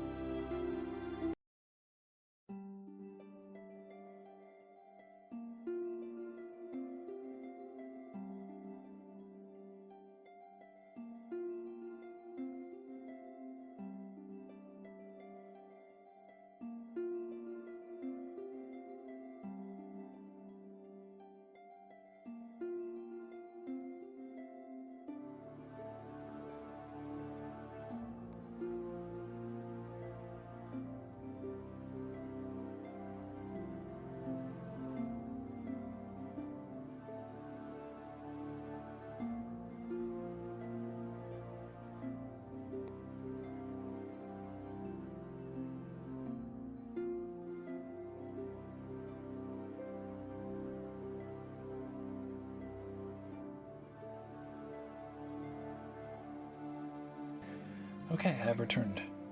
And I just noticed that my, I'm lacking a ring. So it's, I thought I had a healing one. No? No. There we go.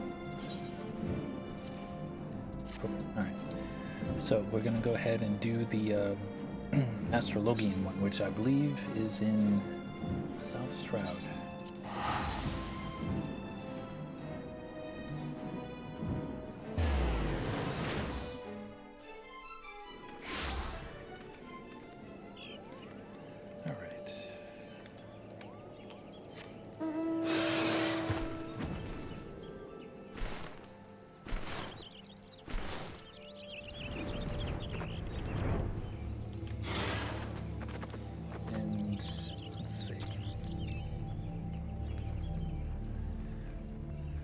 What's her name?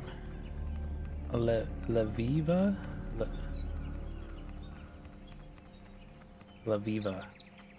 Laveva? Laviva. I'm gonna call her Laviva. No, I want to select her. Okay. Fortune favors the boil. Okay. Now listen carefully, for we haven't much time. The star globe which you hold is both your sword and shield. It will grant you strength as well as protection. But most important of all, it will grant you insight into the current location of the stars, enabling you to channel the heavens' aether into your body for use in your manner of magics. The better attuned you become with the heavens and their malefic and benefic bodies, the better that aether might be manipulated to bring succor or pain. Ah, but as you already know, the star globe is not the only tool an astromancer has at his disposal. Yes, the arcana, or more specifically, the 6 major arcana, play the defining role in what type of astrologian you will become. Any layman will tell you that the cards can predict a man's future, but this is this is both true and untrue. It is not the future that the cards predict, but the card influencing the man so that a certain future becomes more attainable. Seeking to tell a man's fortune, you draw a card from your deck. Upon reading the card, you scry that the man will be victorious in the coming battle. What is it that brings this man his victory but aether tapped from one of the lower 6 heavens granted in the man's strength, making it all that much easier for him to overcome his enemy? Of course, that card is drawn is linked directly to the target's destiny as well as yours. Are you the one who will see this man to fortune, or will you lead him to downfall? It all depends on your reading. Normally, I would not dare cover so much as the first lesson, but it is my grandfather who has placed this life in your hands, and I am not about to watch him have his throat slit because you cannot tell the face of an arcana from its back. We have 2 seemingly capable soldiers here to take the blunt of the bandits' blows. Allow them to carve a trail of carnage while you convince the stars to nudge the 2 in the direction favorable to my kin. I understand this must be a lot to digest, but if you are ever to become a capable astrologian, you must believe in the path laid out before you, and in your power to read it, follow it, and ultimately control it. Take some time to accumulate yourself with your new abilities and let me know when you are ready to begin. I mean, might as well, right? Benefic. Benefic 2. Yeah, we ready. I see in your eyes that you are ready. Whether that actually makes you ready or not, only time will tell. Time, unfortunately, is something we no longer have in abundance. Let us take to the shadows and find out where these bandits are holding my grandfather. May the stars be your guide.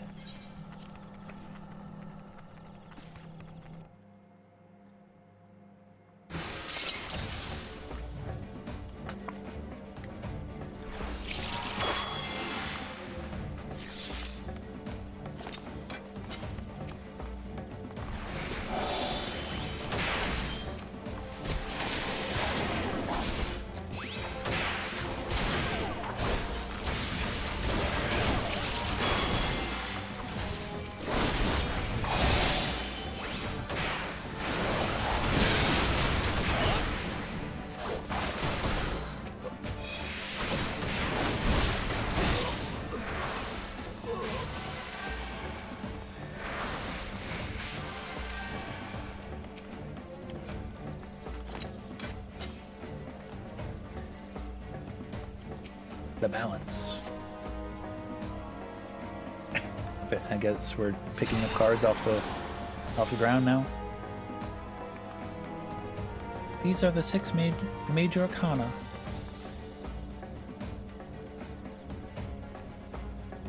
Can we go now?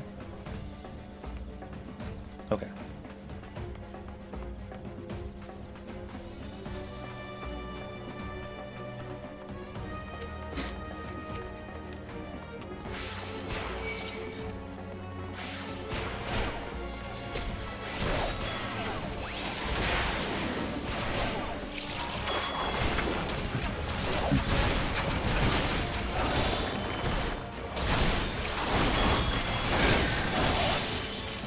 Oh, did I? God damn it. I gave that guy the card. What the fuck am I talking? Alright, whatever. I fail at being an Astrologian. It's fine.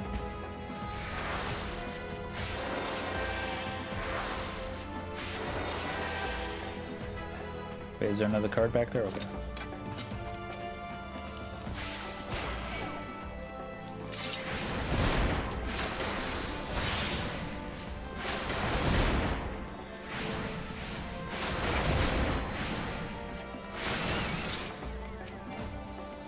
Can I get this without fighting those guys? We got the arrow. We didn't have to fight all the enemies.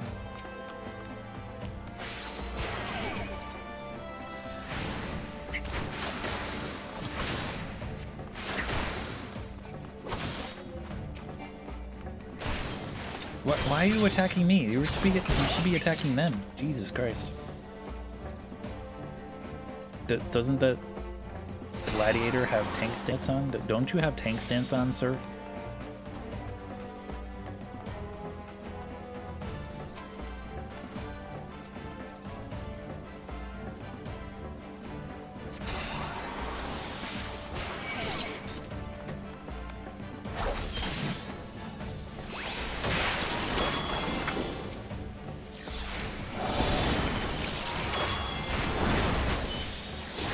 Where's my dude? There he is.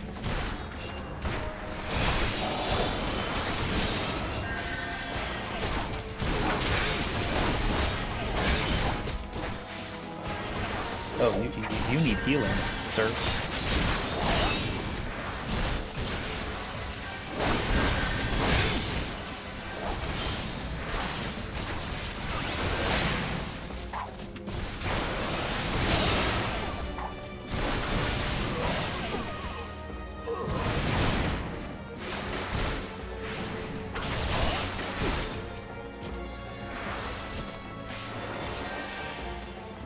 Oh jeez. Oh, yep, he saw me. I thought that was just a regular tree. Why are you standing there? My god. You know what? Heck you guys. I'm leaving.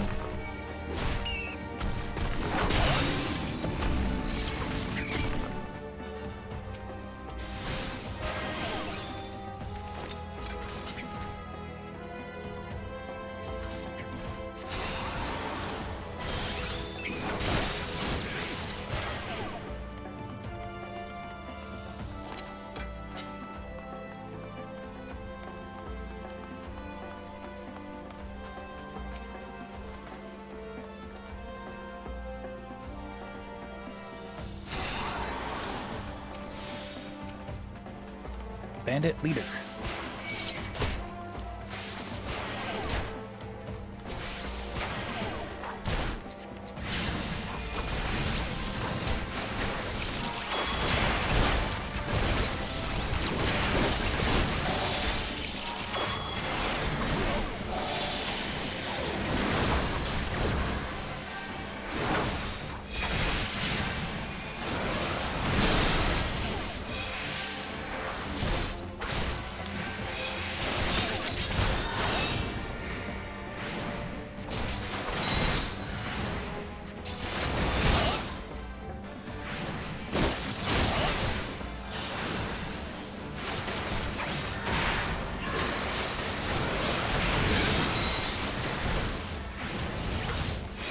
What the frick?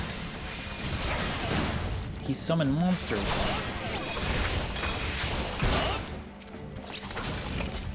Duty complete.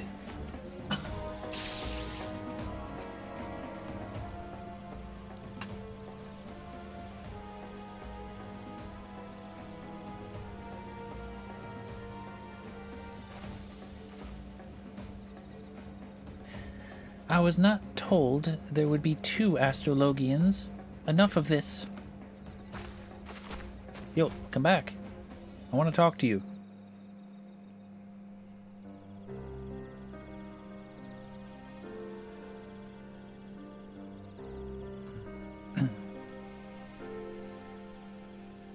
I am Quiperian in the employ of Lord Janaquadard. I am sent to escort you back to Ishgard. Are you unhurt, my lord? Janaquadard, you say? And where is my former student? His constant pestering is one of the reasons I agreed to make this long trip from the old world. I see none but Quiperin, and this adventurer. I too have seen no other. Just like you didn't see those bandits until their knives were up our arses. But that is of no matter. It was all as the stars had foretold.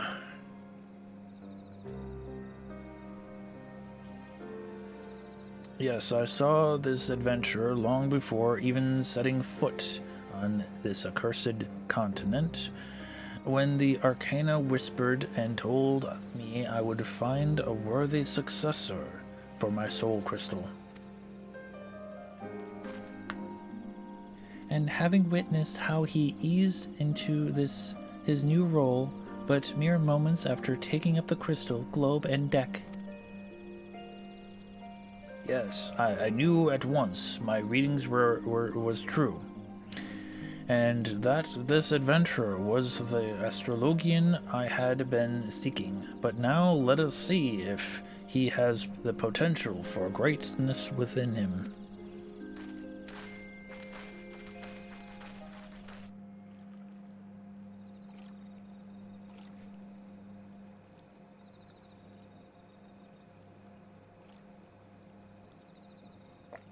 Look to the skies, Bat, and there you will see 6 stars aglow in a pale yellow.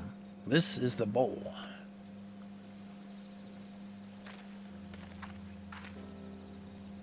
This constellation is thought to be the gate of the first haven.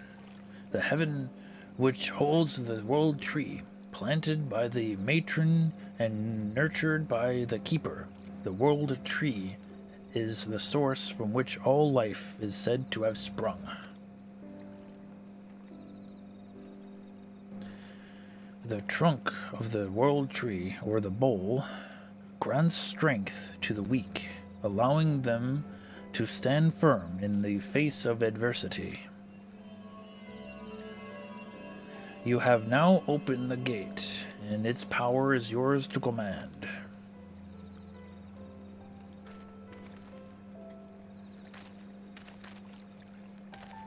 A solid bowl represents the solid foundation. It is not coincidence that this very constellation is risen to mid-haven as at this very moment, the moment of a new Astrologian's birth. And to think, I saw all this a moon ago. It seems I am I'm a better reader of fates than I thought. Ha ha ha ha. But I jest. It has been a long journey, with more than is its share of unexpected excitement. I'm an old man, but one does not need a deck of arcana to see that my weary legs will not carry me much longer. Let us make haste to Ishgard, so I may give that ungrateful Quinard. I'm just gonna call him Jane, John,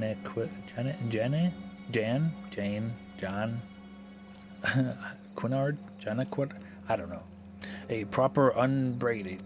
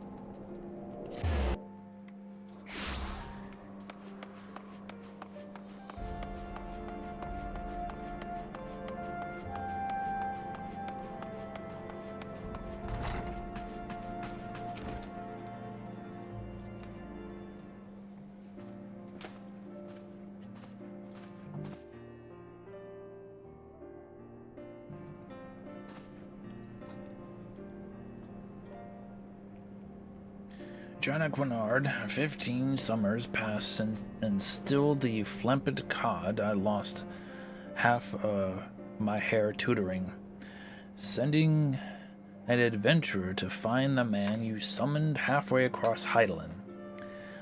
Always taking the easy route, and you wonder why you still haven't been able to open the second heaven's gate.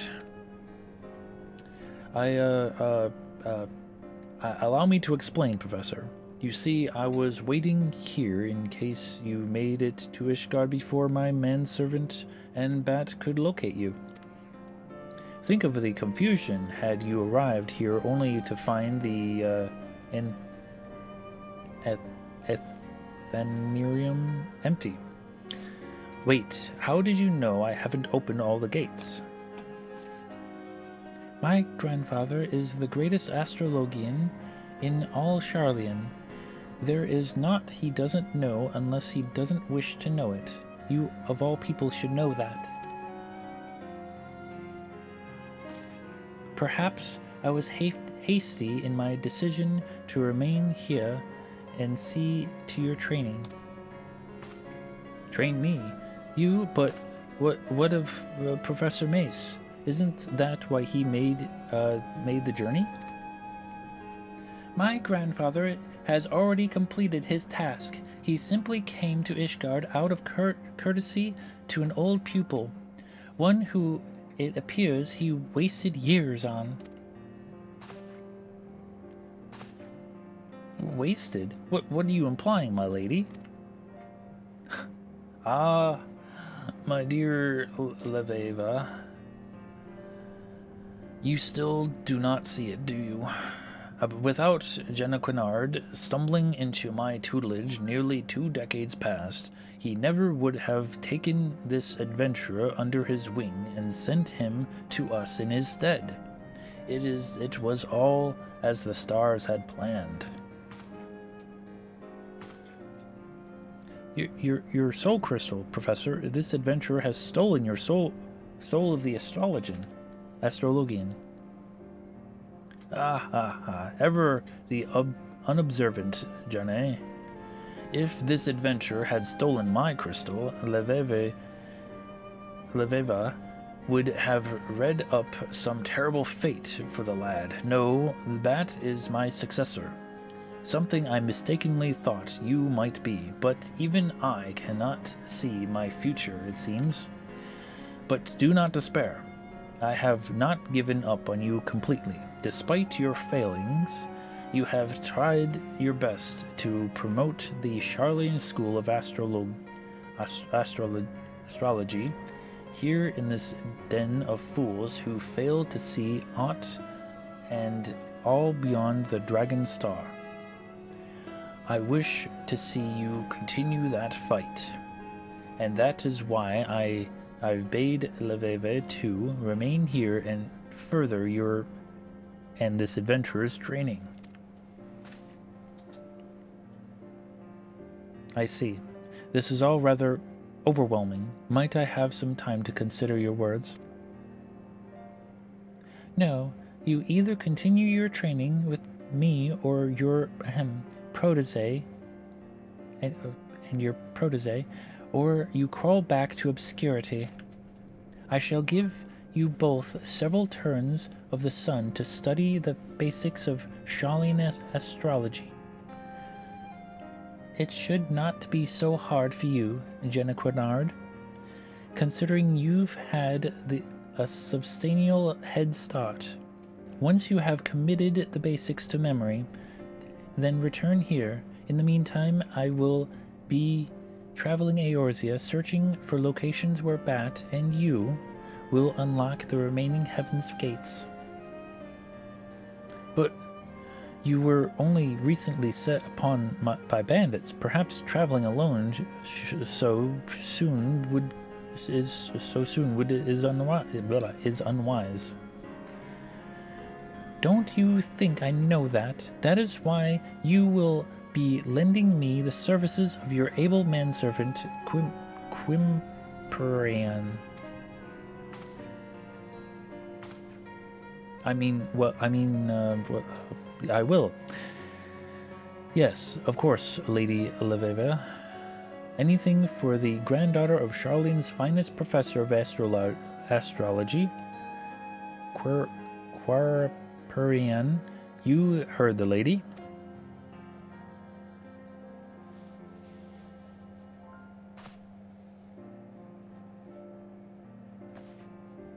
Very good. I shall see my grandfather to the airship landing now, but rest assured that if you neglect your studies, I will know.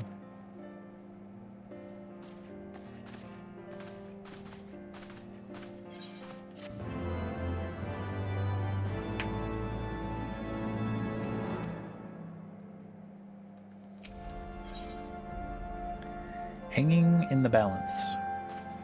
Greetings, Bat. The stars tell me that you have been rigorously following Leveve's training regimen, though I harbor doubts that go out and do things while I traps around about the realm constitutes a regimen. Still, she is all we have, so I suppose we have to make do. And as the stars would have it, she has just sent word that she is ready for us to attempt the opening of a second heaven's gate. You are aware of the 7 heavens, are you not? Just as there are 7 realms of the underworld, so too are there 7 realms of the firmament. Each of the first 6 represents one of the 6 basic elements: earth, ice, water, wind, lightning, and fire. The 7th and final heaven representing the element's astral polarity. The first 6 heavens are represented by the 6 constellations, which each revolve around the pole star.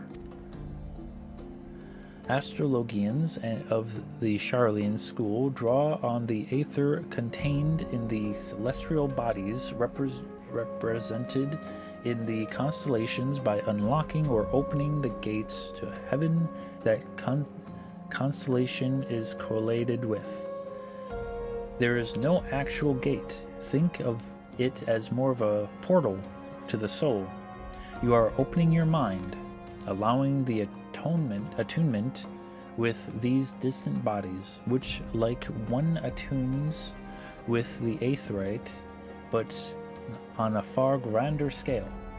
Now this may come as a revelation, but Hydaelyn is not flat like most believe.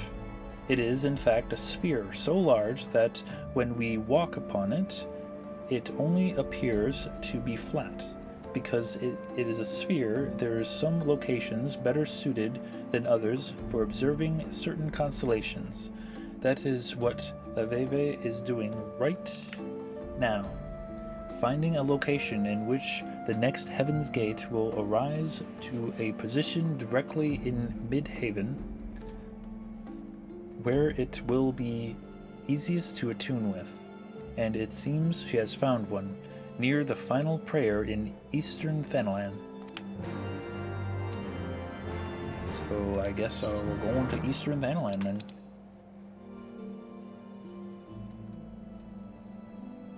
He said Eastern, right? Excuse me.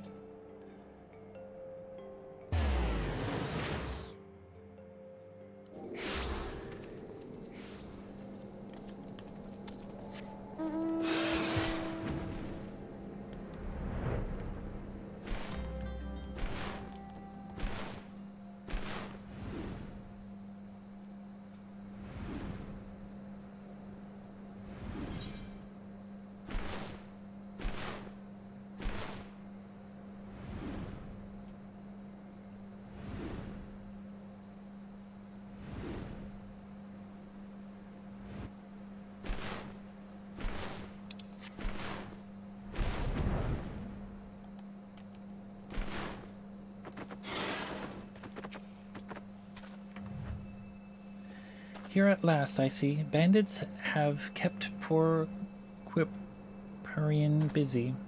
Can I call him Quimp? Harrying our camp since we arrived. I do believe the old man enjoys the excitement, however. I am certain it beats wiping the arse of a noble brat whoring away his uncle's fortune while dreaming of becoming a real Astrologian. Wow, he's standing right next to you. I am very well capable of wiping my own arse, thank you very much. And Quimp has never once complained of his duties. Of course he hasn't. Your uncle pays him to smile and nod, and I'm sure a comfortable position in the pillars beats chasing after cloud rats in the broom to flavor his soup. Are we here to trade banter, m'lady? Because I was led to believe we'd be unlocking a celestial gate. You will find Quimp has as good as many uses,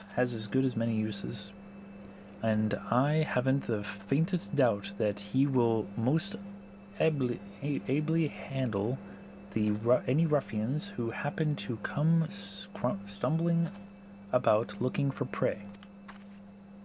Now, Bat and Jacquinard, we must be patient and wait for the constellation to reach its highest and brightest point, a point at which its flow of aether is the strongest in relation to Hydaelyn. Guess we're waiting.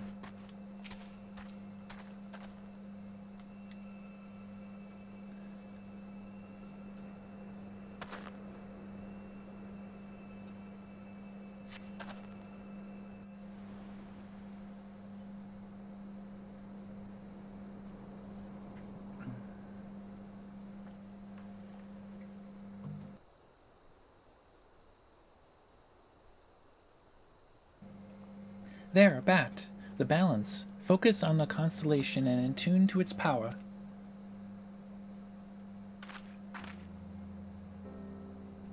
The balance represents the heaven of fire, a realm made prosperous by the blessing of the traders, but at the same time one whose equilibrium is maintained by the divine judgment of Azema, the Warden. Azema's might will empower those who would take up their blades and meditate divine punishment in the name of the Sun Goddess. And thus has the balance burned crimson in your heart, unlocking the gate to the second haven.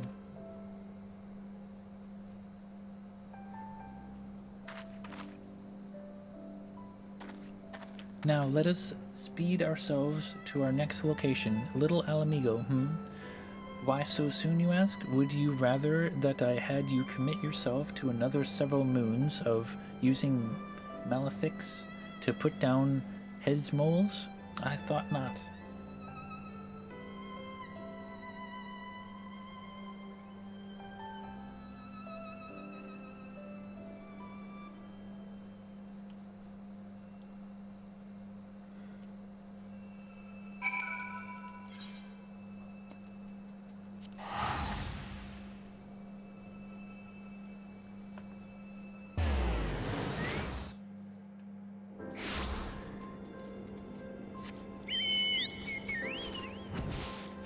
Is she like right out here?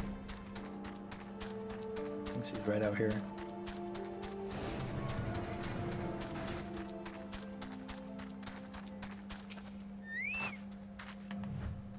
Be patient, Bat. Allow the stars to make their ascent into Midhaven. Once they have, survey the skies and let the power run through you.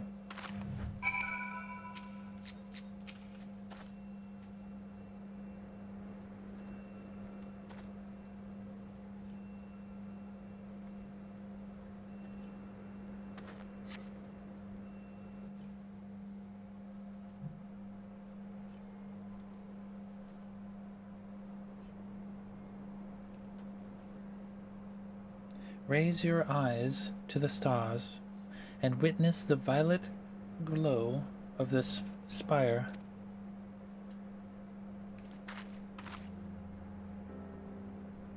In the third heaven raises the iron tower of spinning gears and taut springs constructed by the builder himself. It is assailed without cease by the jealous Rhaegar, but the destroyer's mighty 11 bolts only serve the power the spire's clockwork soul. It is through the blessing of both creation and destruction that strength is granted to he who sees his stars raise under this sign.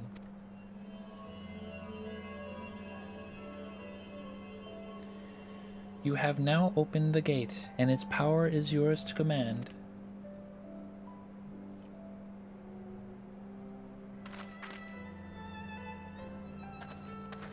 Using the Arcana to draw upon the powers of the stars that they represent, this path we walk as Astrologians is called the Royal Road. It can be treacherous and fraught with peril, but it can lead men to greatness.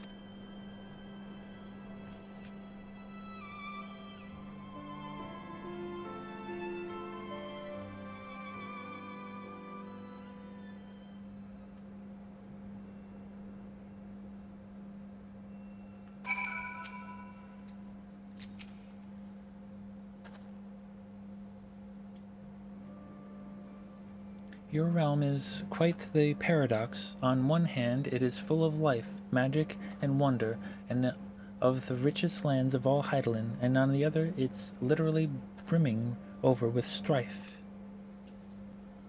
Take Little Alamigo, the wretched souls displaced from their homes by the flames of war, or Ishgard, marred in its own pointless conflict with an enemy so old it does not even remember why it fights. The foolish believe that it is their fate to suffer, and so they turn their gaze away from the stars. Then those selfsame stars have the power to show people there are many paths, but that power can only be channeled by a few. Those like me and you, and to the lesser extent Janequinard. And it is our duty to use that power to benefit those who remain lost or misguided. Remember that, and maybe one day you will truly become my grandfather's successor. That is exactly what I have been trying to tell the Astrologians of my home nation. Why degrade something that has the power to grant succor to the wounded, the power to uplift the downtrodden and strengthen the weak? The answer to that is easy. Empowering those without power lessens the power of those who already have it. Heal the weak so they might rise up and topple those who made them weak. Why would anyone in position of power do that? Even our great nation of learning is corrupted by this manner of thought. We hoard our knowledge so that we might remain the brightest. Why do you think that it took so long for Professor Mace to visit you, Janequinard? Yes, I know what he told you, but that is not the whole of it. Those of the ruling quarter did their damnedest to stand in the way of my grandfather, worried that his passion for his field would kindle widespread interest in Charlian astrology. They only allowed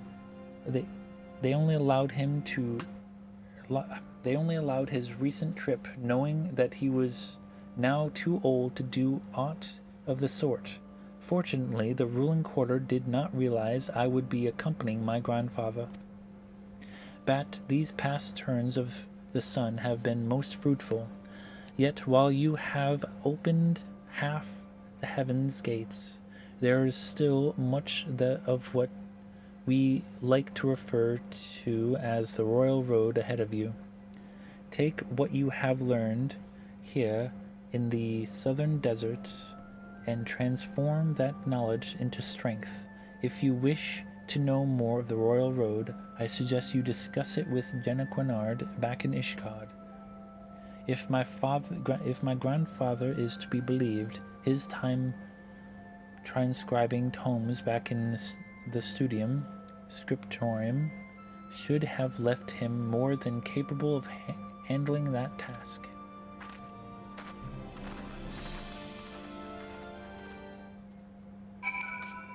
To Ishgard.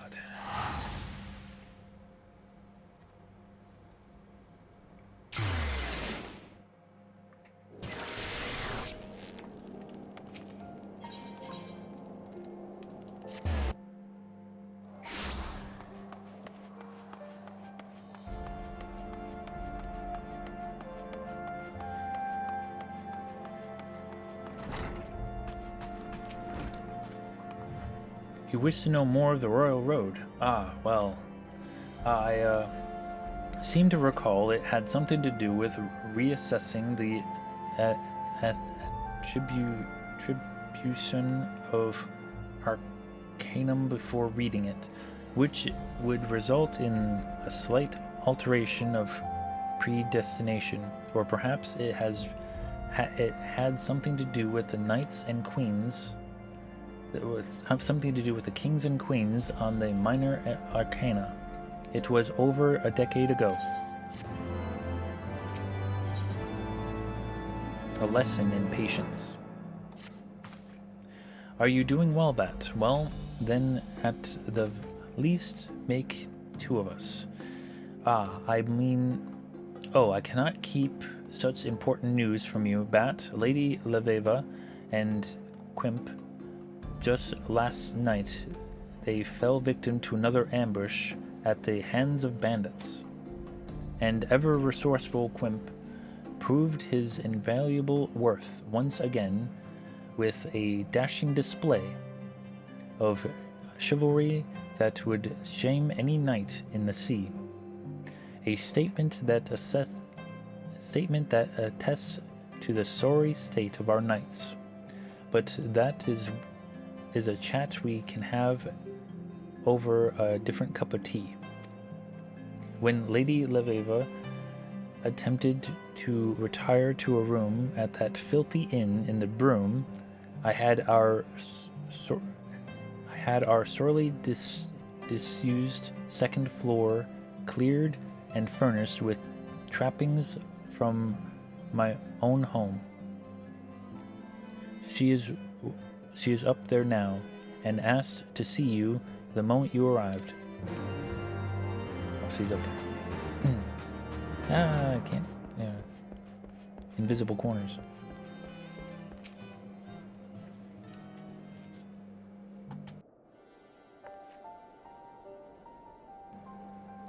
Wait, you don't seem all that surprised to see me here. Did Jenna tell you of the attack? Damn the fool. And after I told him to keep his mouth shut. Though I suppose I must bear some of the fault for ever thinking he could do as he was told.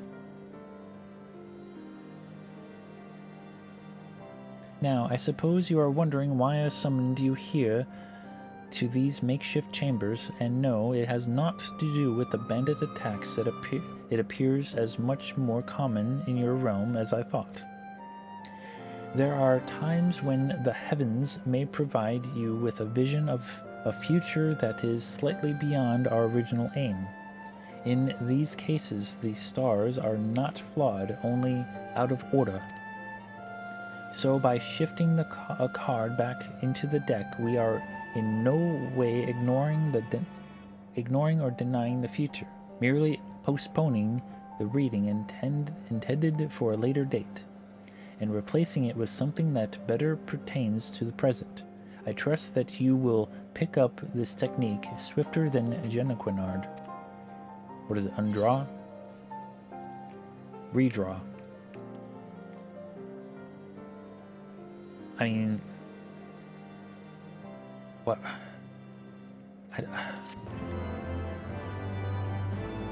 Why even have a redraw, or an undraw for that matter? If you have a card, use it, then draw the next one. I don't understand.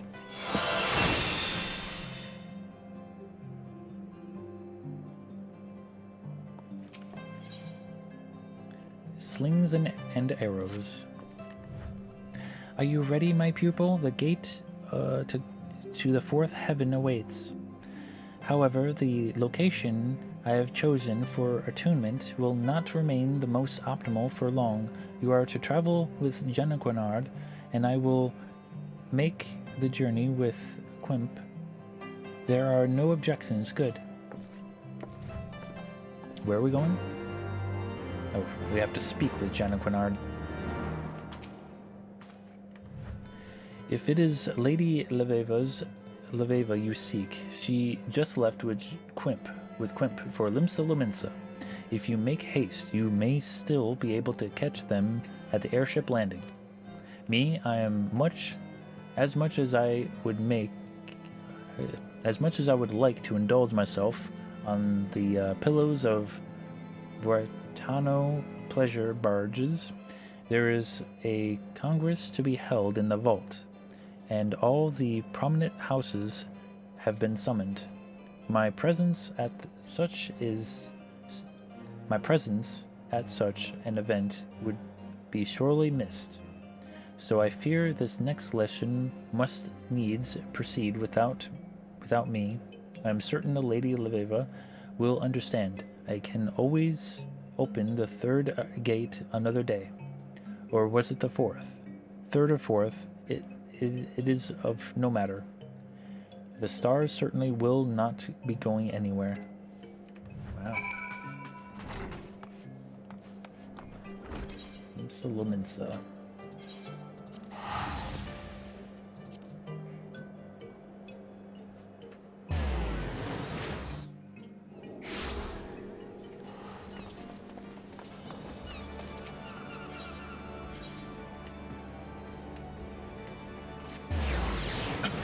all the way to Hawker's Alley.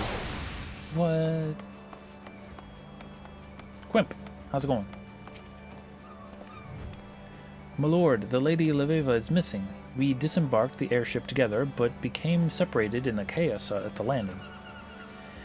Seeing as how the lady has found herself the victim of bandit attacks twice since arriving in Eorzea, I fear she may be targeted once again, especially considering the location. This is my first time setting foot in Limsa, but I have been made aware of its landmarks.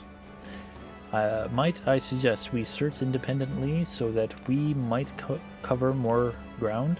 I shall start with several of the seemingly more disputable locations, such as the Drowning Wench and the Astacalia and the Missing Member. Would my lord be so kind as search the Fisherman's Bottom and the Coral Tower? Let us meet at the 7th stage once our survey is complete. Okay.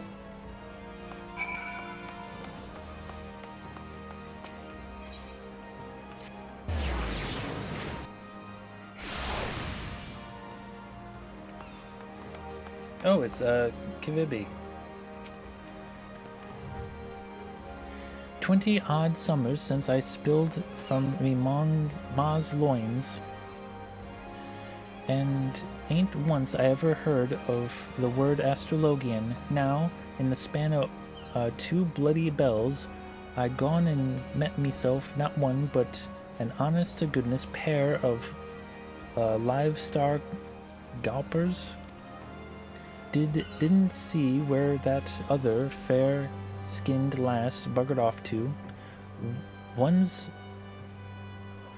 as that, though, oft end up on the pleasure barges, if you catch me drift. But how are you doing? Yo, it's been a while. You don't remember me? I'm like, I was in the Rogues Guild. I am in the Rogues Guild. What are you talking about? She doesn't remember me.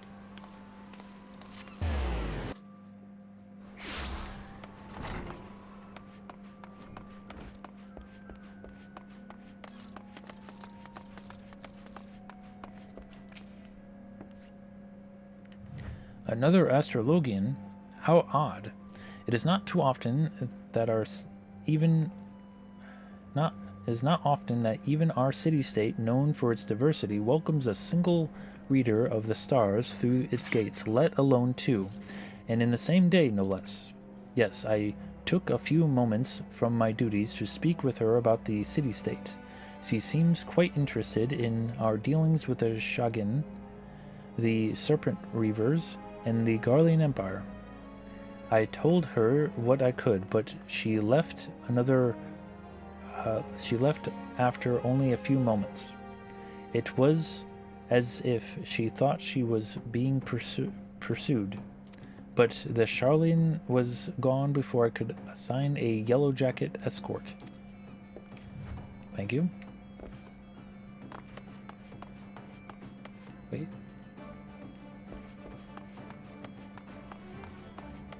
Is she downstairs or something? She must be downstairs.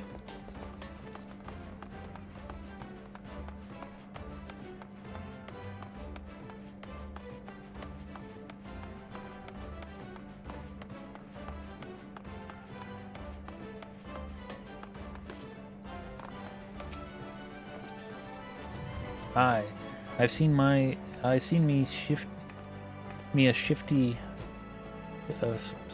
a stuffy lass in rum and garb, poking her loverly head in holes where weren't wanted. 'Tis where when we get one so wordly down in the gruggling belly o' the tower. I had to halt trainin' to work out what the fuss was about. The maid inquired as to where she might find herself a nip or two of some the strong stuff. So I pointed her in the direction of our resident apothecary, Cole Carvinalian, at the 7th stage. I guess we're going to the 7th stage.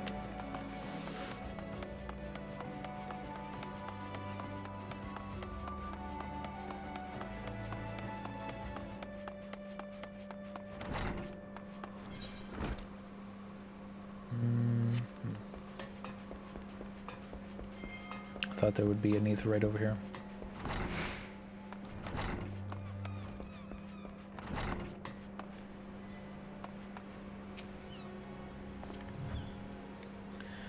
Lord Bat, I bear good tidings. The Lady Leveva is scheduled to return here within a matter of bells. It seems she entered a contract with Carvalian for the purchase of several of the apothecary's wares. An interesting girl, that one. Very rarely do we see young maidens walk the Limson streets without escort, and about never do they come to me seeking spice. Still, she did appear quite uneasy, as if watched or followed, suspicious, I must say. Not uncommon for our fair city. Might she be in some manner of trouble? Those few who agreed to speak with me at the Drowning Wench and the missing member claim the same. My short stay on the Estalica bore no fruit whatsoever. What are you able to find, my lord?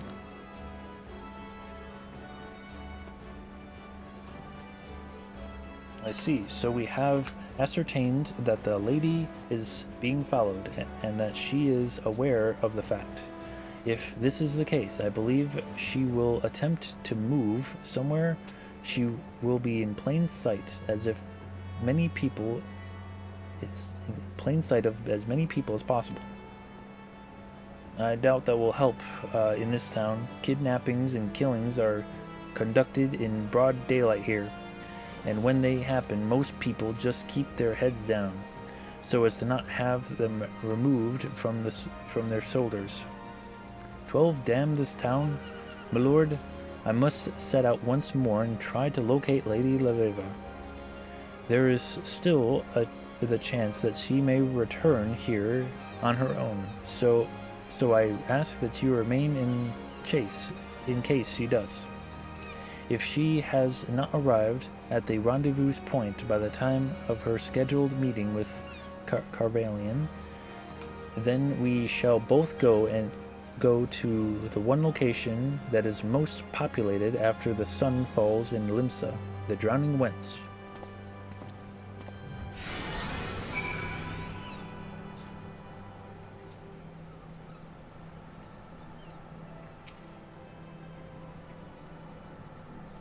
Guess we're waiting here.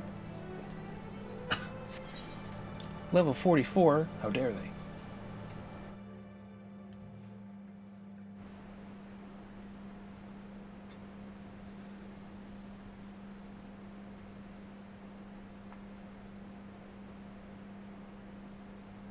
It appears that your companion is tied up.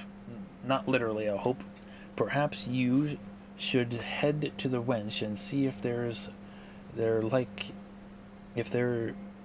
your friend believes. Though I fear that if she did not make it that far, you may never find her again, at least not alive. Worry not, my starry-eyed friend. If by chance she were to arrive here after your departure, you have my word that no harm shall come to her while she remains behind the Seventh Sage's doors. I appreciate that, thank you. Alright. We've been here before. This is Limsa Luminsa. This is our town. Townsperson. Hello, townsperson.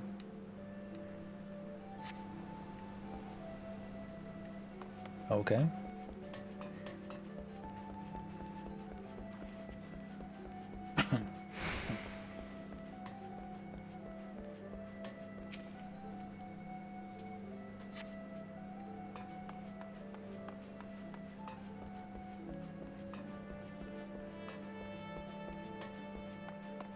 Hello, townsperson. Ah, you. Who the hell are you? Who are you, by the way? Hello. You look like an Astrologian. A suspicious Astrologian at that. Look at that.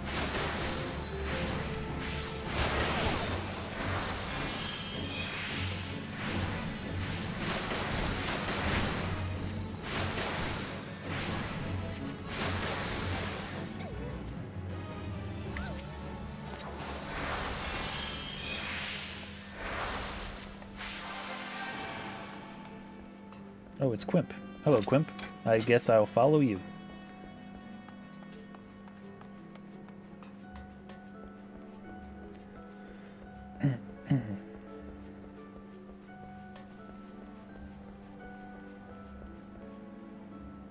Yo, look, it's a Laviva.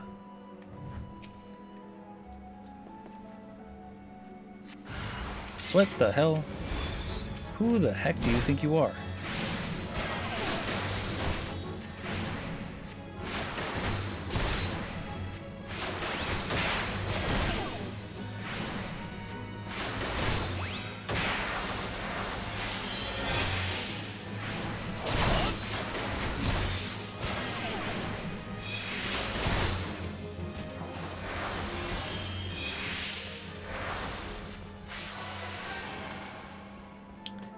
Let's see, follow Keishi, and when you say Keishi, you mean Keishi, not Keishi, though you need to follow Keishi too, but in the specific instance, you mean Keishi? Okay.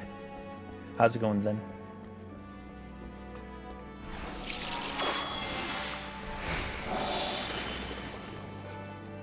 Hello. There are two of you.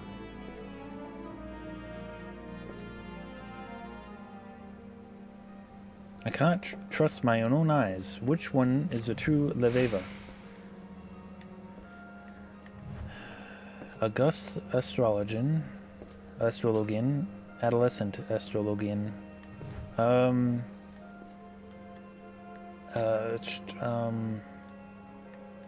I guess gamers go left. I was right.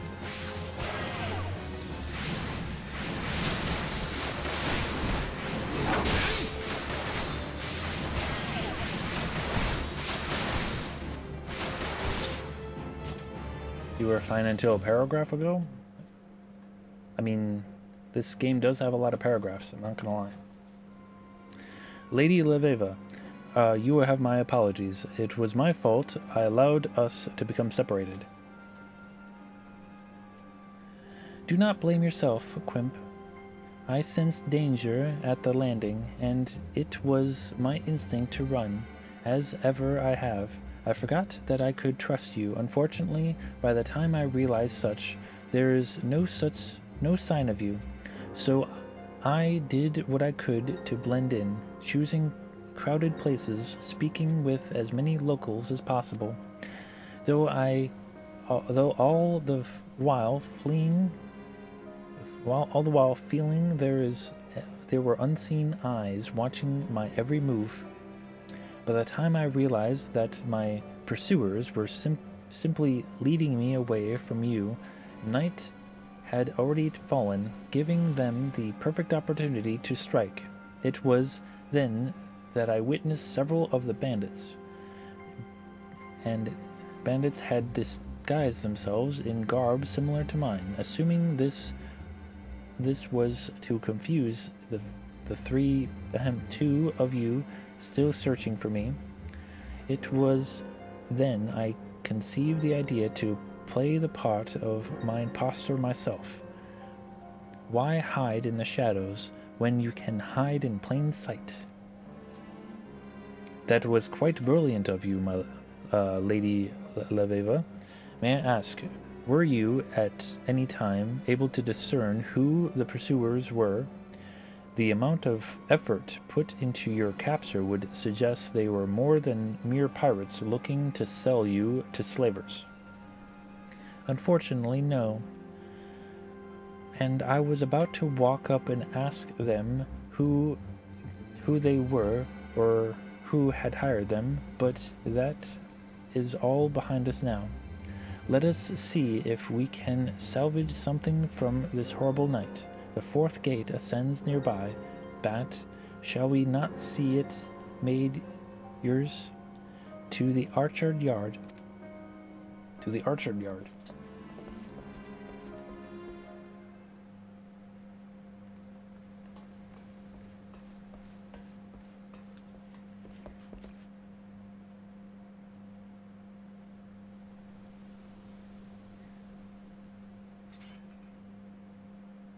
Ah, well, I'll be a barnacle on a kraken's arse. If it ain't the star guapin lassie come to scurry us our fortunes.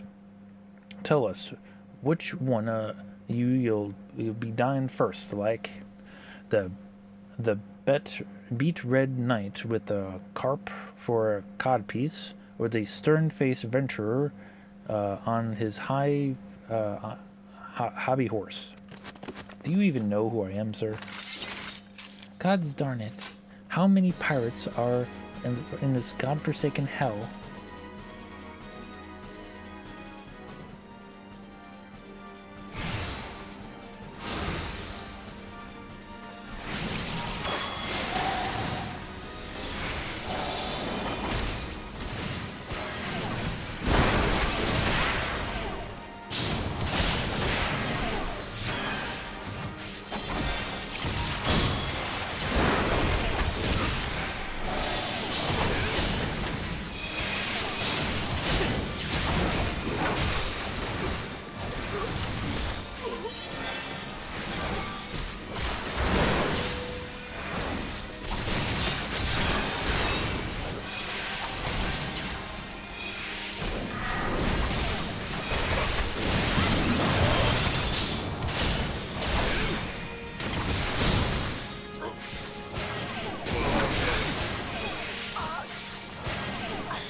He's getting away.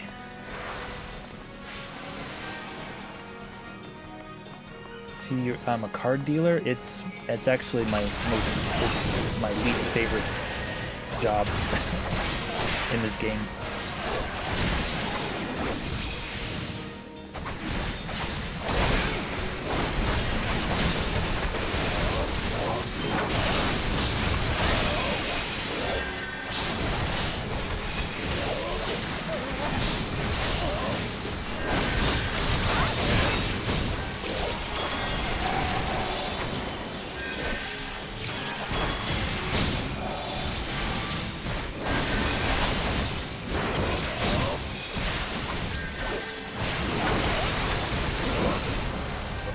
Duty failed. What? Who died? Who died?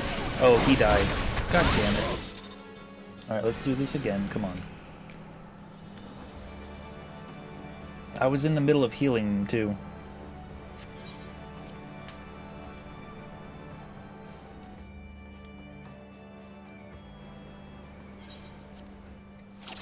Alright, let's go.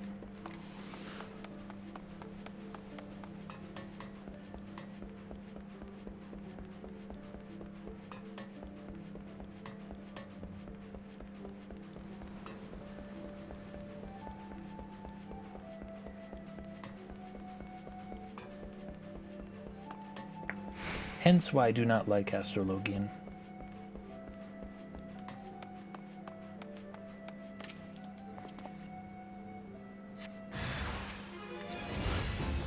Nope, not healing her. Don't heal her.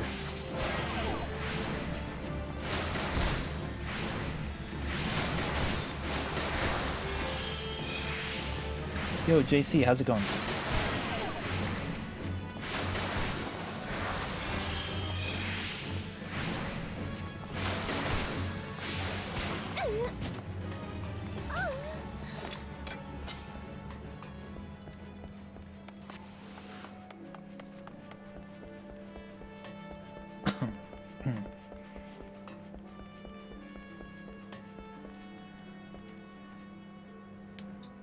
Come on, dude.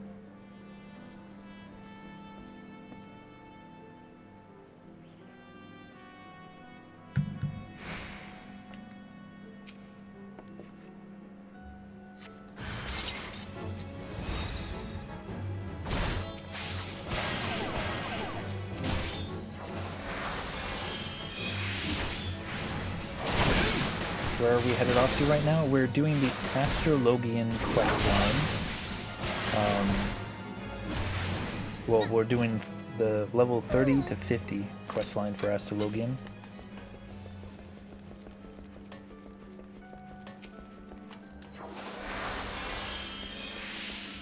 And we're saving the our mentor, or our teacher, from being kidnapped. And as you can see, her kidnappers have decided to disguise themselves like her.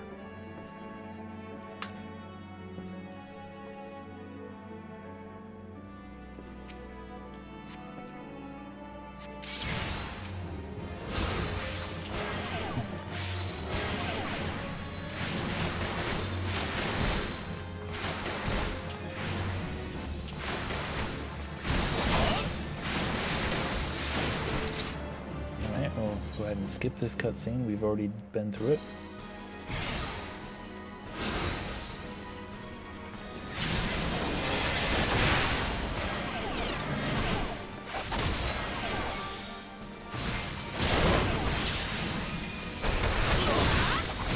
I guess they really just want me to keep him alive.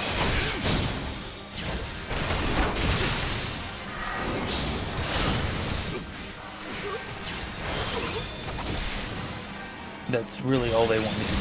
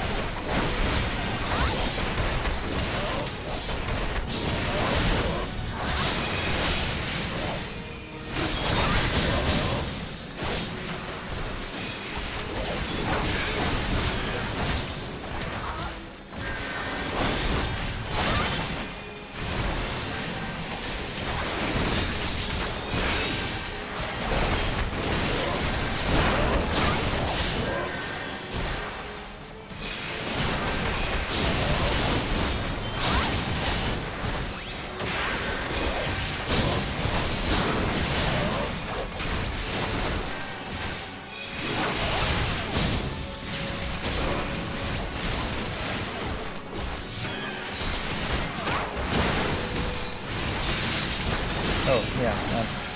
Help if I actually had some magic.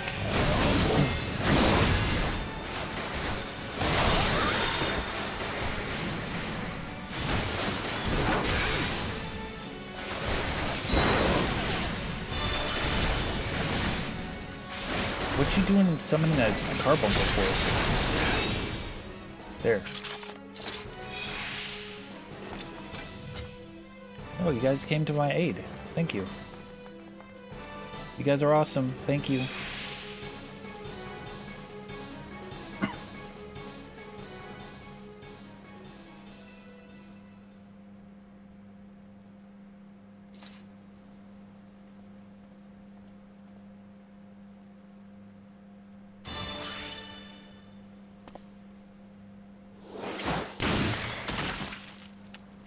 That carbuncle is rude.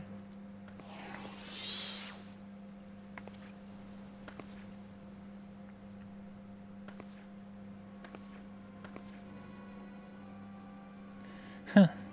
Lay down them weapons or I'll cut the old man a new grin under his chin. I cannot believe that actually worked. Nor can I, but then again, never have I fought someone so, Caradulous? Now let us do this as they do in the Fear Babes. You step over here, I let the man go. Easy peasy.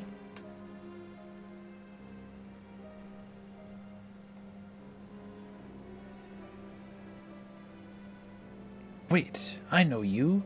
You're the bandit leader who attacked Lady Leveva's grandfather in the Black Shroud.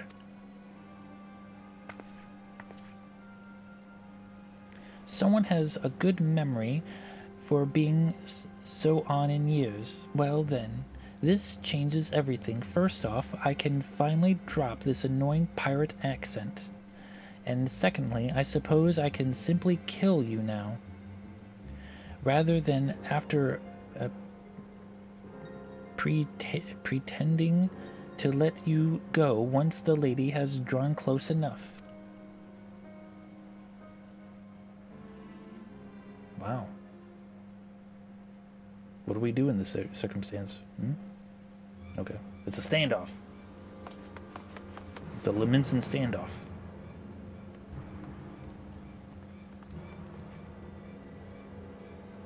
Stop right there.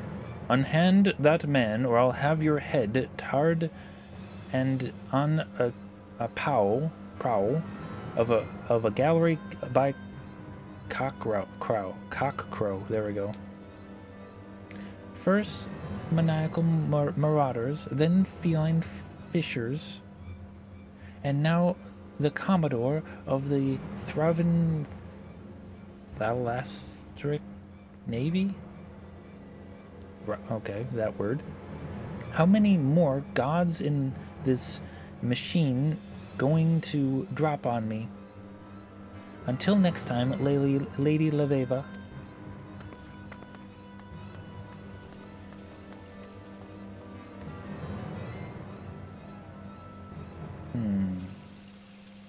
You have my apologies. I was a fool to fall for the bandit's trick. At least now we know she's a summoner. Amazing. In all my years, that was the first time I've ever seen that finging death trick actually work. But now is not a moment to be dwelling in our many failings. I have a dastard to apprehend. You would be surprised how often people run around being told to stop right there.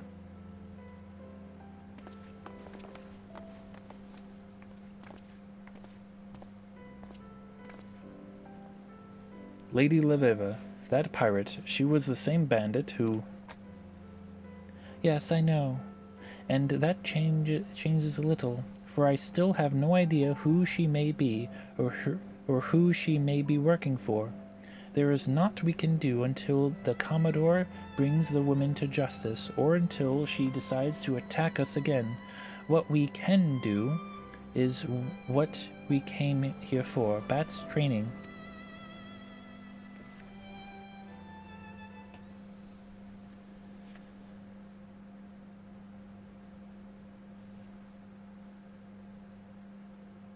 Now look to the stars and behold the arrow.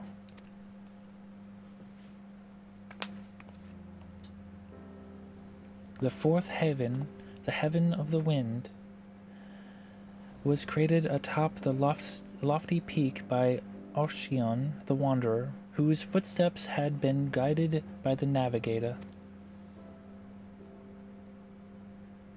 The wind that blows off Leminion's seas guides the arrow fast and true, and so shall it deliver the weary souls of those trapped in the mere confusion, indecision, and over contemplation.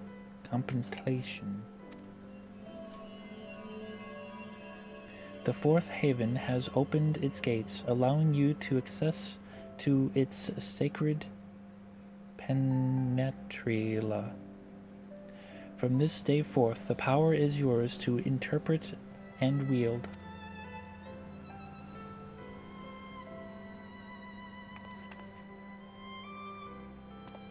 The power will further aid you as you continue to hone your skills. Now let us return to Ishgard.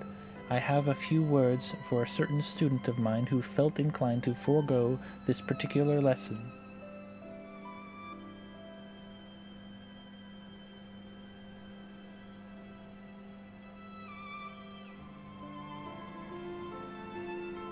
To Ishgard. Let's go.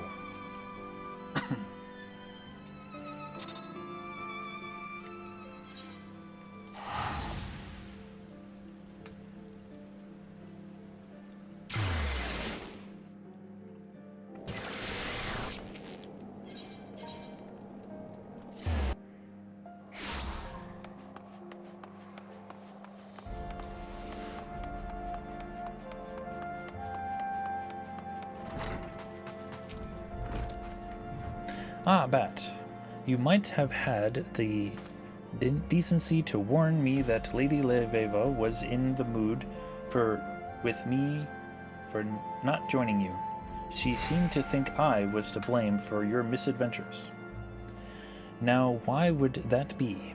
It is not as if my being there would have prevented the bandits from attempting to abduct Leveva.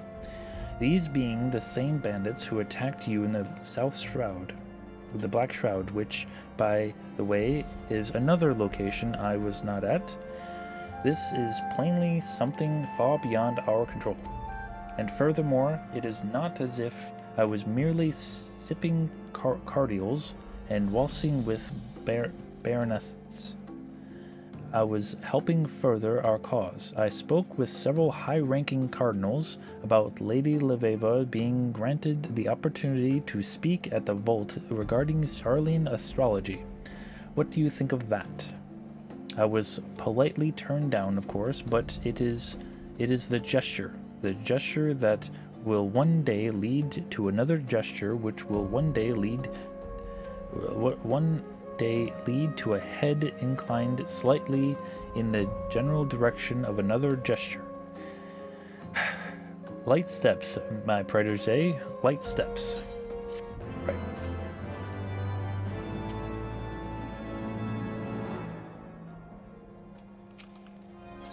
Level 45. You were right. Greetings. Your timing, my friend, is impeccable. For it just so happens that at this very moment I have need of your assistance.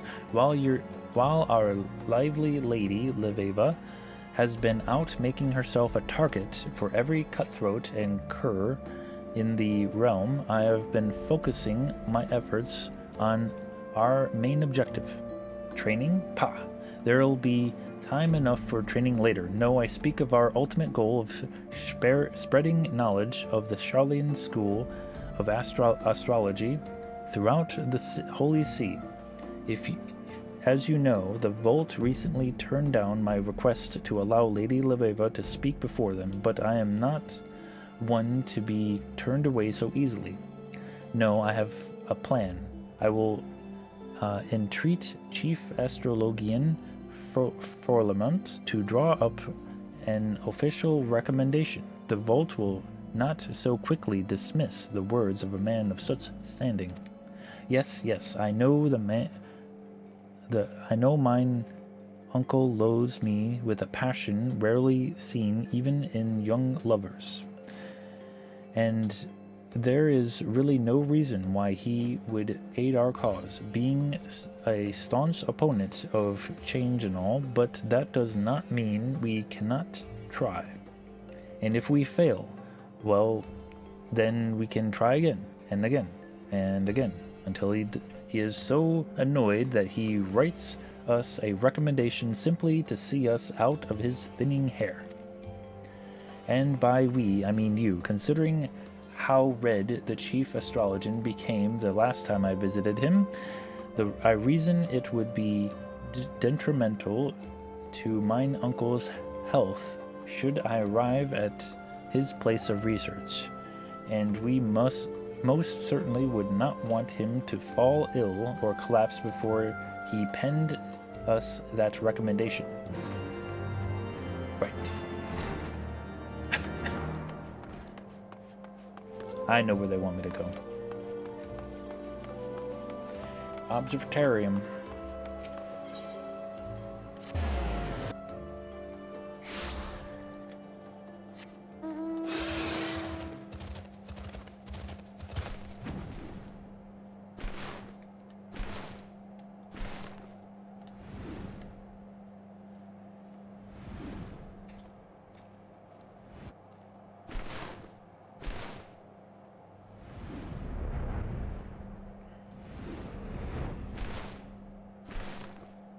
Might as well enter from the top because it's a shorter distance.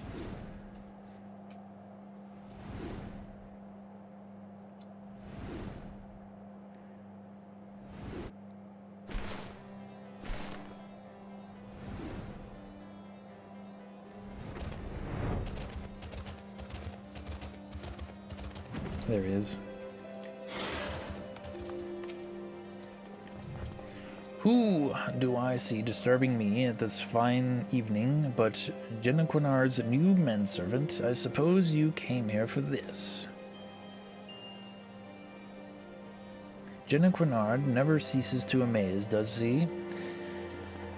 Not only does the lot have the nerve to ask me for aid, but he then refuses to do me the common courtesy of accepting that aid in person.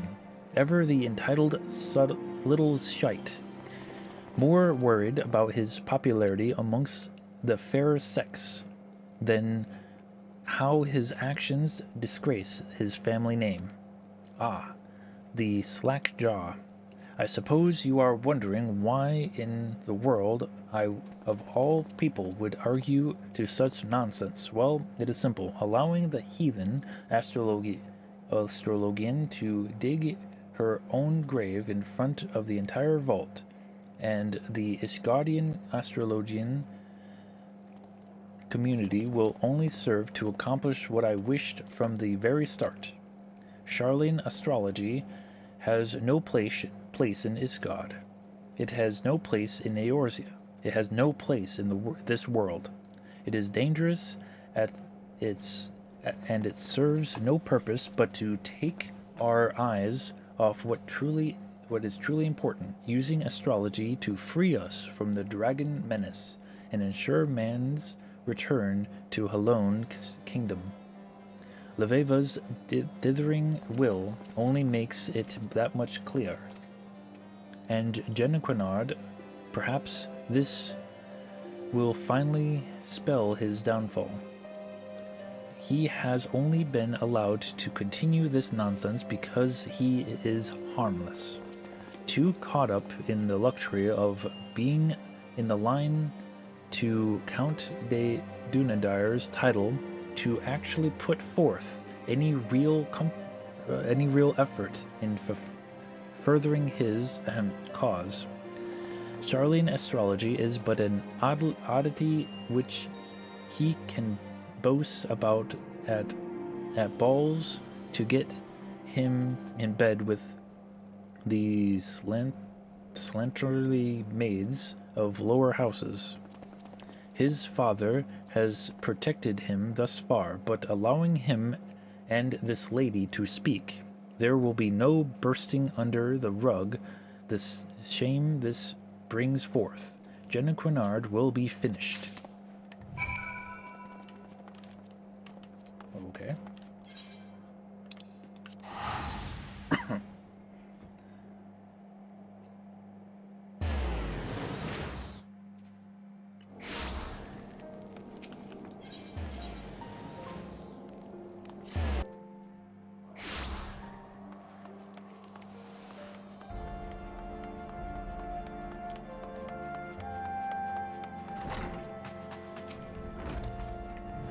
Inform me right away once Chief Astrologian Frolamont has denied my request for a letter of recommendation, so we might begin work on our next request. Here, take this request. It cannot be. It is a seal. The seal is Frolamort's. How did you? What did he say? No, wait. Mayhap it is better that I do not know. Well, this changes everything. I will have to arrange another meeting with the vault. Summon the cardinals to Dunandire Manor. We will need wine and sparrow stuffed pheasant. And pheasant stuffed goose. And goose stuffed chocobo. And bards and whole torpe and not to eat, of course. No, I fear I will no longer be able to join you in Lady Leveva's next opening of the gates. Do give her my regards, though. Even, let's see, when you see her in Mordona. I guess we're going to Mordona.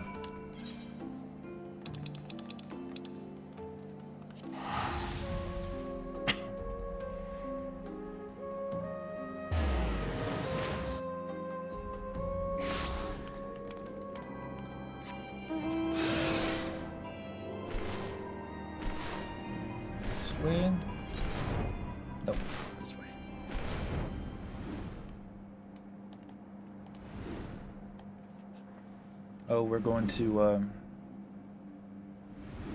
I guess, Moonbreeda's,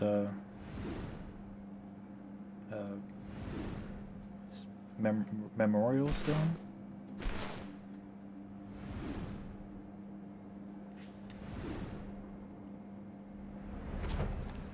Oh, geez.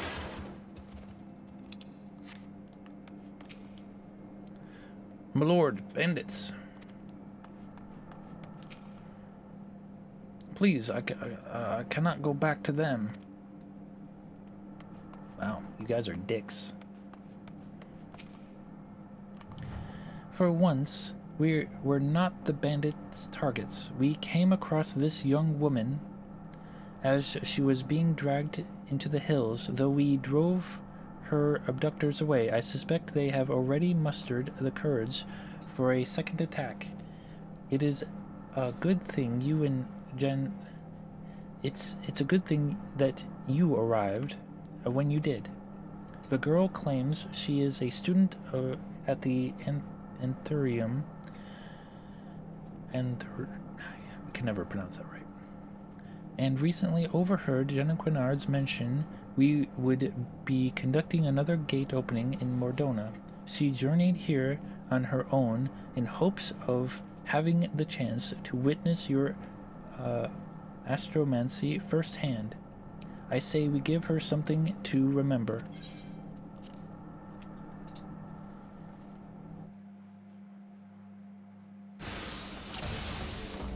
Yeah.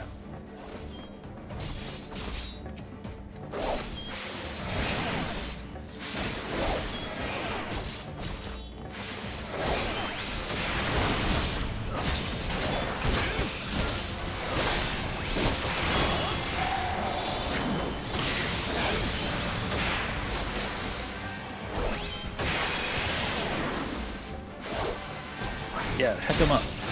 I'm gonna heal you.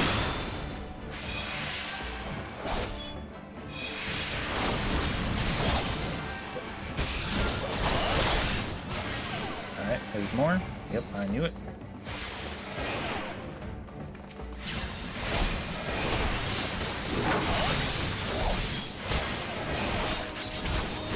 Oh, I gotta heal her.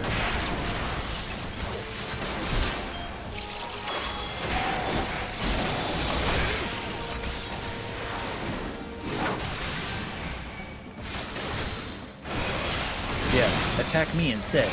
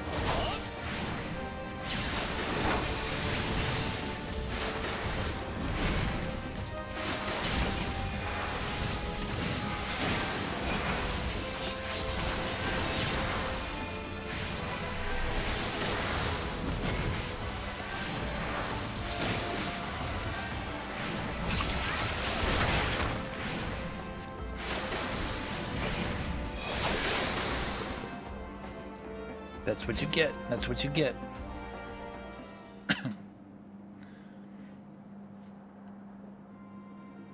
You have my apologies, Lady Leveva. I did not think. Your only fault was your only fault was insatiable thirst for knowledge. A realm where one must apologize for becoming a victim is no realm worth living in. But why would those men attack me? I believe it is now quite obvious that these bandits were not meant for you, but for me.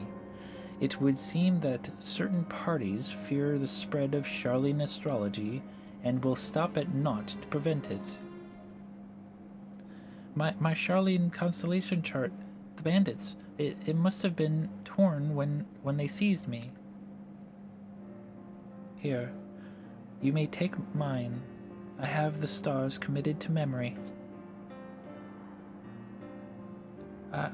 I don't know how I'll ever be able to, but I will think of something. Just you wait. I'll repay this kindness tenfold.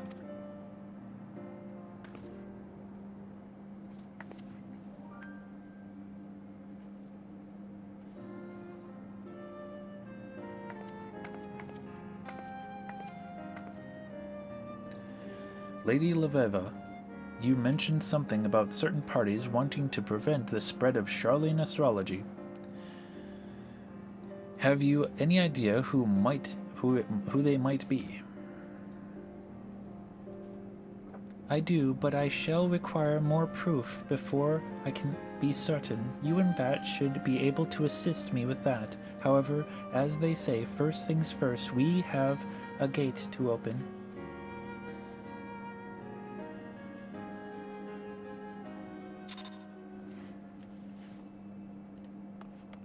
Where's this gate? Oh, it's over here.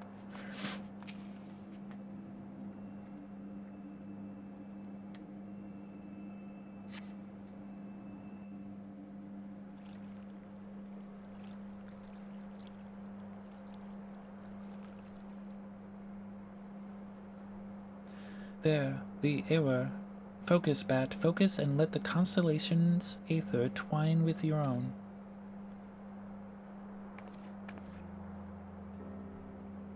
It is said through the fifth heaven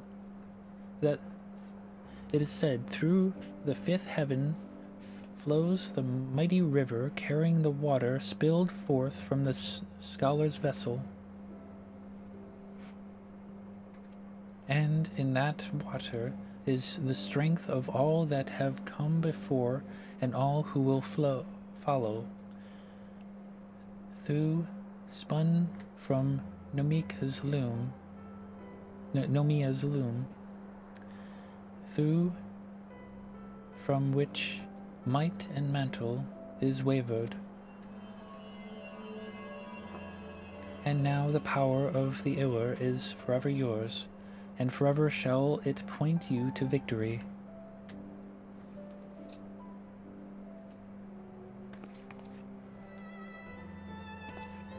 While I cannot forgive your patron for skipping yet another of his lessons, I cannot deny that the passion hidden deep beneath all his posturing may have its uses. Word of our field is spreading, and our inert nature has begun to stir. Courtesy is proving the better motivator than skepticism and faith. Our time may come soon.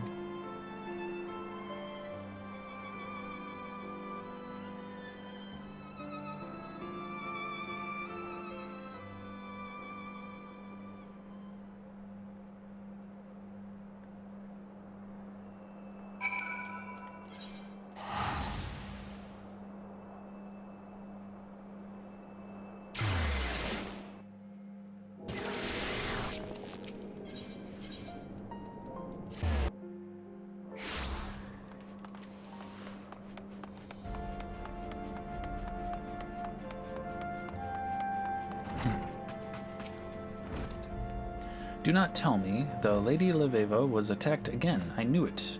And without a reading, my talents grow by the day. But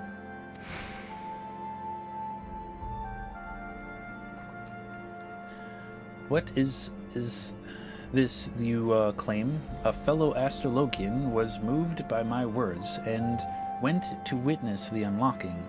That is amazing. I wonder who it could be. Though I would certainly recall speaking in detail with the young, supple mind. I must find this woman and hold another special lesson with her. Lesson? That reminds me. Lady Leveva asked me to teach you a new technique before you head to open the fifth heaven's gate, which you have already gone and done. But it appears you were able to overcome your ordeal without it. Yes, exactly according to my lesson plan. You still wish to teach, you still wish me to teach you the technique? Very well then, though I do not really see the point. I mean, of course, like, this is gravity. It allows you to attack multiple targets. I'm gonna need it.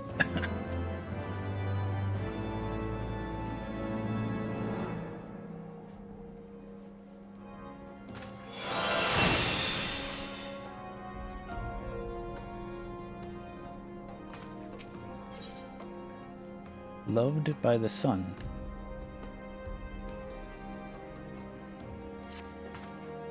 Lady Leveva tells me that you are nearly ready to open the 6th and final gate. Yes, I said final.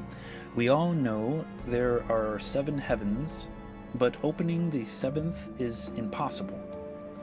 Well, except upon death, of course. An attempt to attune to the pole star would be sheer madness and most certainly spell your doom. Ah, but look at me, even now attempting to tutor the great bat, when it is obvious your talent is far surpasses mine. Forgive me.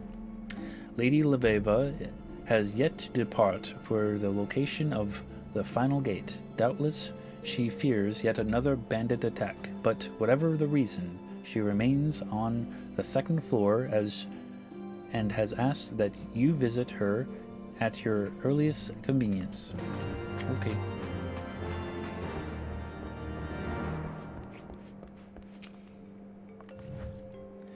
You have come far since that fateful day our paths first crossed in the Black Shroud, and now here we are on the cusp of your attunement with the 6th haven. Time truly waits for no man, does it? Before we set forth on this task, I wish to teach you the technique known as synastry. By temporarily enjoining your fate with that of a companion's, they will reap the star's benefit as do you. As a passable journeyman astrologian, you already wield sufficient control over Aether. You need only focus it upon establishing a bond with your chosen ally to achieve synastry. Excuse me. Something that I've never used before. I should probably at least somewhat learn it.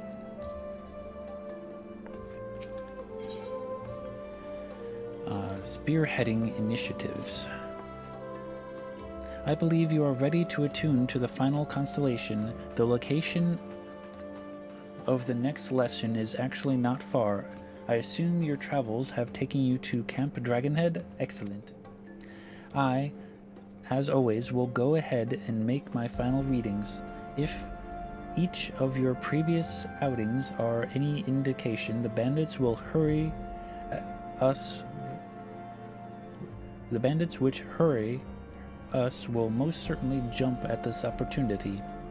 So I would have Quimp scout the area ahead of time and report any suspicious activity to the knights garrisoned at the camp. Let someone else bloody their hands for a change, I say. Feel free to tell Jenaquinard of our plans, though I do not doubt he already has some of his own. Yeah, true.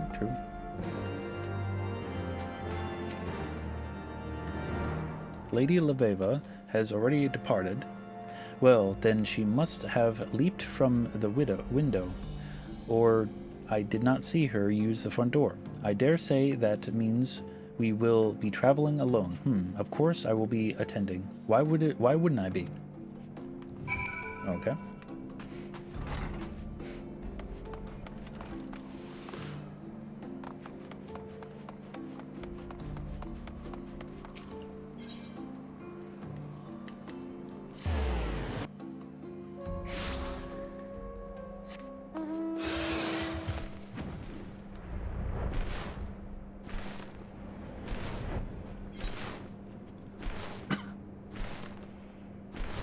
Another fight at the Camp Dragonhead.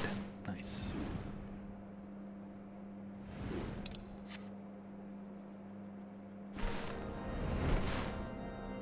I completely forgot this fight, by the way. Yeah. Level synced, even though we're not 52, we were 50.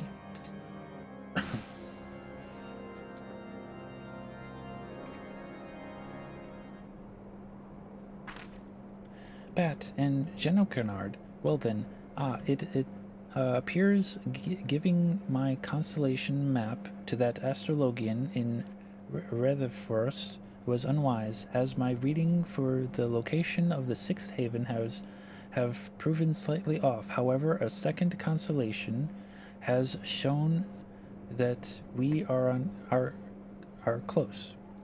The optimal location lies just to the north here in a derelict tower known as the Steel Vigil. You've the look of a learned about you. Might I ask if you've seen this star map before? It was on the person of an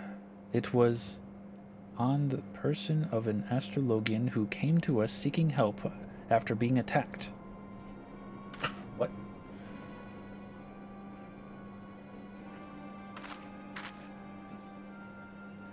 That is my map, the one I gifted the Astrologian in Rethenfrost. Do you mean to tell me she was set upon again?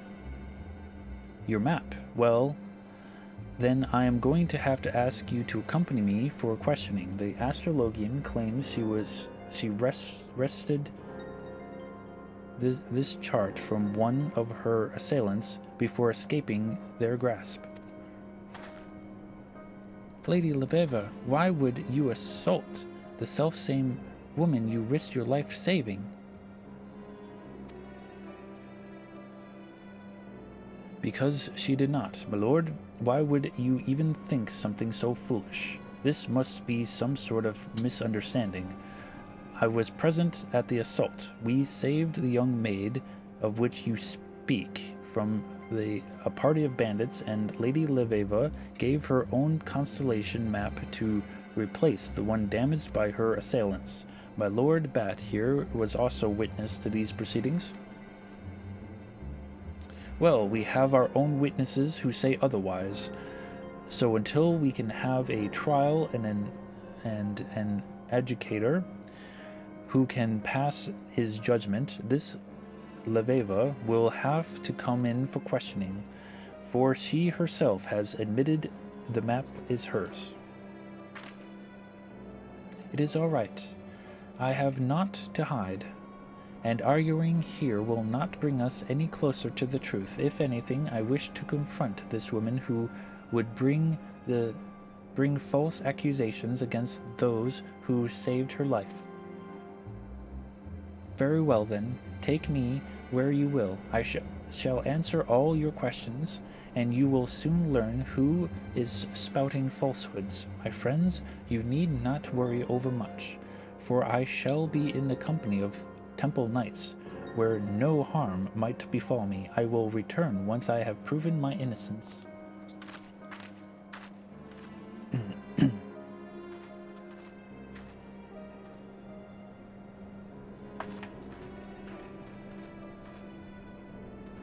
Why are you taking her that way, Oh. No harm, quoth. That knight was the selfsame Astrologian whom we saved in Mordona, the Astrologian who now claims we attacked her. Are you saying the Astrologian was a temple knight? No. Listen, my lord, I am saying the Astrologian is no more than an Astrologian than she is a knight. I am saying we have been played. We've fallen victim to a ruse that has landed Lady Leveva in the hands of those who have been attempting to kill her since she set foot in Eorzea. Then, are you saying she won't be safe in the presence of those temple knights? Those weren't temple knights, my lord. However, they were wearing the colors of our knights most heavenly, and if we're to assault them this near the heavy garrisoned Camp Dragonhead, we would be struck full of arrows before anyone asked us why we even drew our blades. No, we must shadow Lady Leveva's captors and wait for an opportunity to take her back. How exciting. Can I take point? No, of course not. Let's go save her, alright? Follow the false temple knights. Yeah.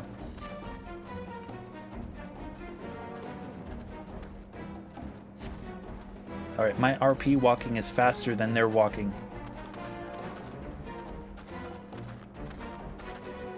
Let me move my camera a little bit.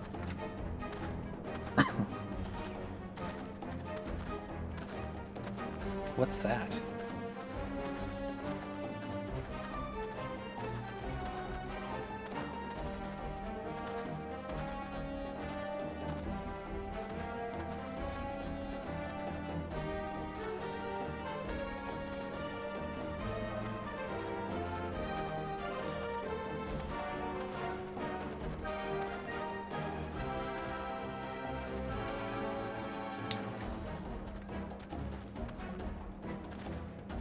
Why did they separate like that? This makes no sense. It's taking forever.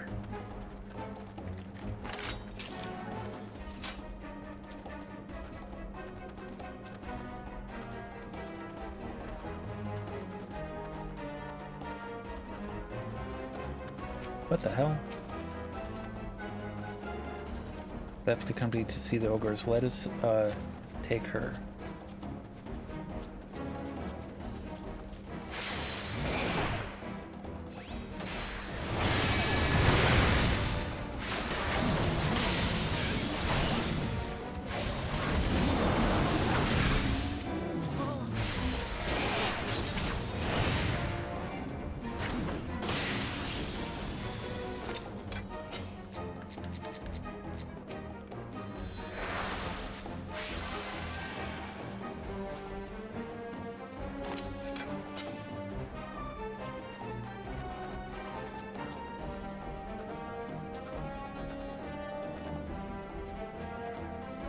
Why are those guys leaving footprints but no one else?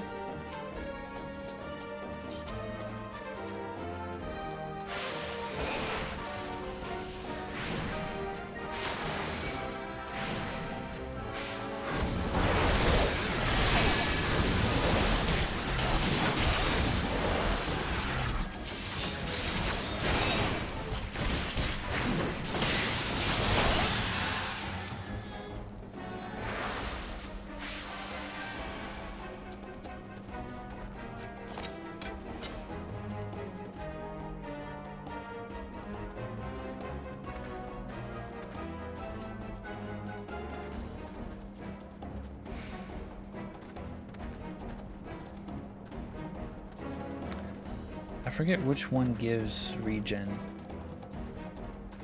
One of these does.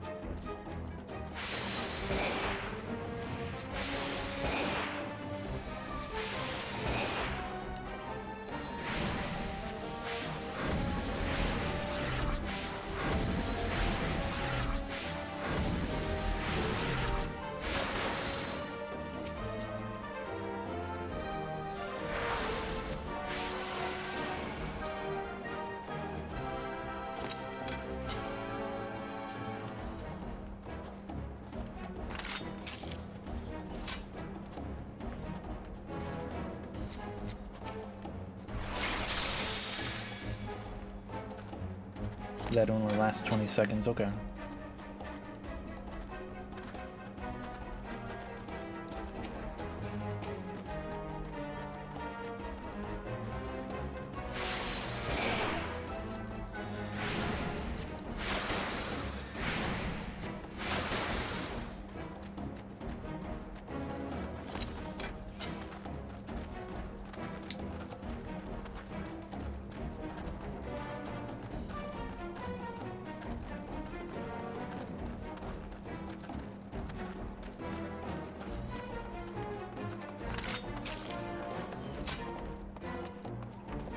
He takes so freaking long. Jesus Christ.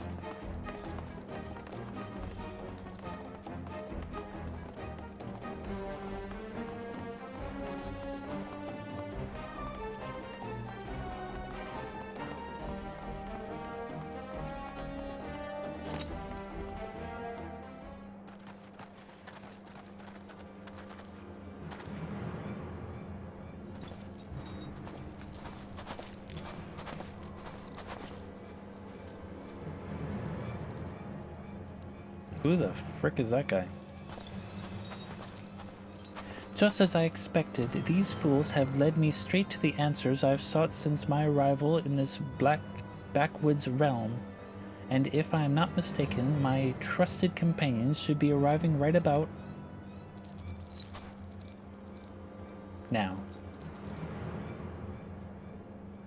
I'll be taking this.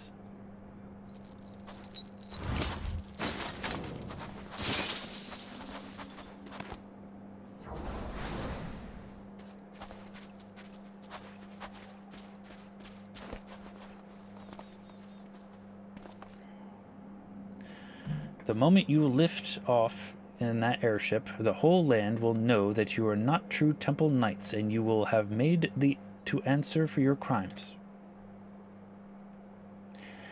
Once we're in the air, it will not matter what anyone knows, you fool. We will not be returning once we have slain you and your friends.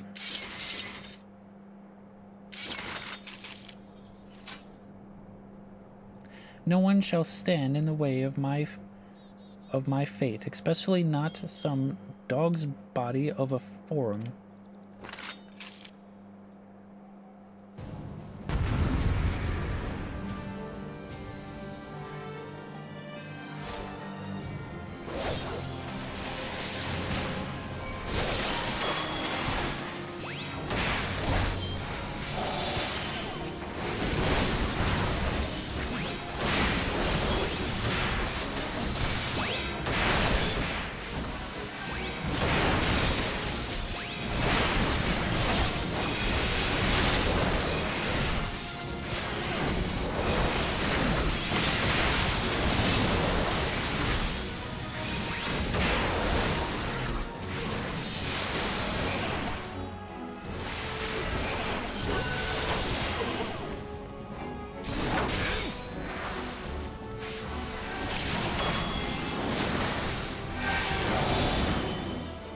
He's almost dead.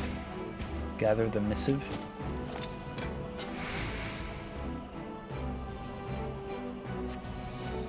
Duty complete. Well, that was actually very simple.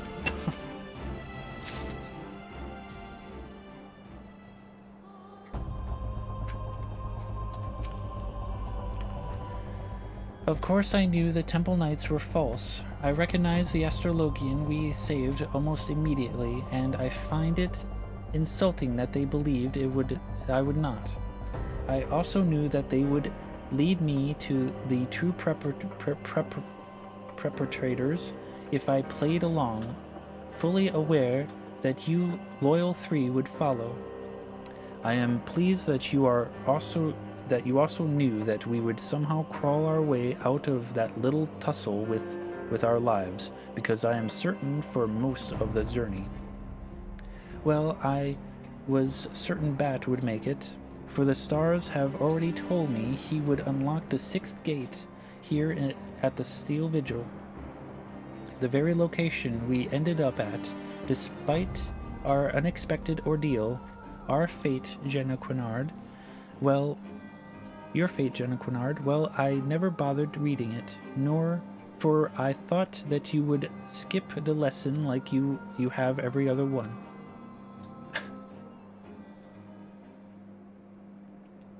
It suddenly turned dark.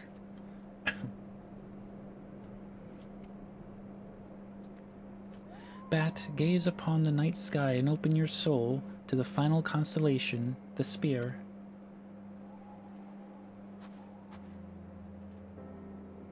The spear is the gate to the 6th haven, where the Fury resides in a place of ice carved by her own spear. ice formed at the moonbeams collected by the lover Minfina. The spear fills us not only with the power to overcome our enemies, but also the compassion that is necessary to grant those same enemies mercy.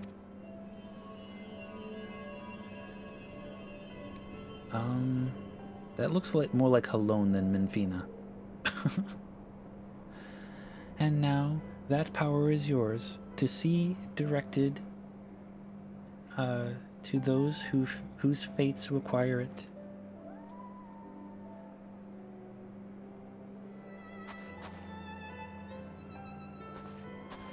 It is done. You have attuned yourself to the 6 lower heavens, and now that you know their strength, the true journey begins.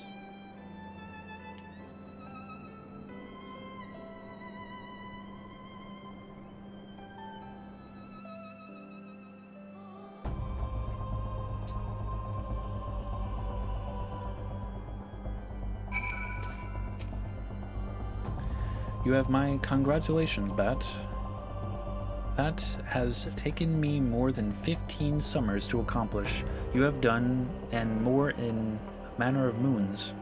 But our time together has taught me that, despite what we may believe they are, we all have our roles, and each role is just as important as the other.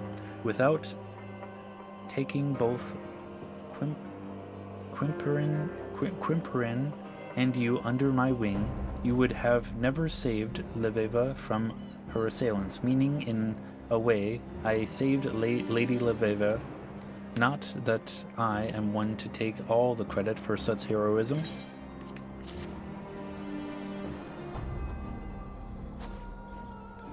Nor shall I take credit for this missive that never would have been discovered were it not for me taking you and Quimp under my that cold stare.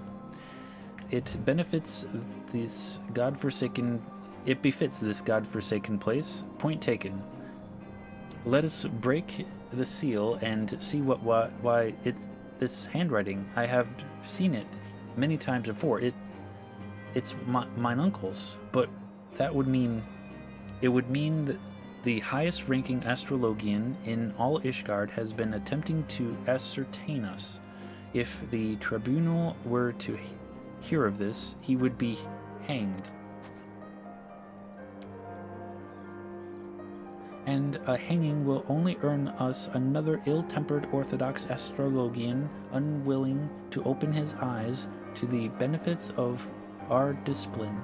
No, we cannot use this missive to our advantage.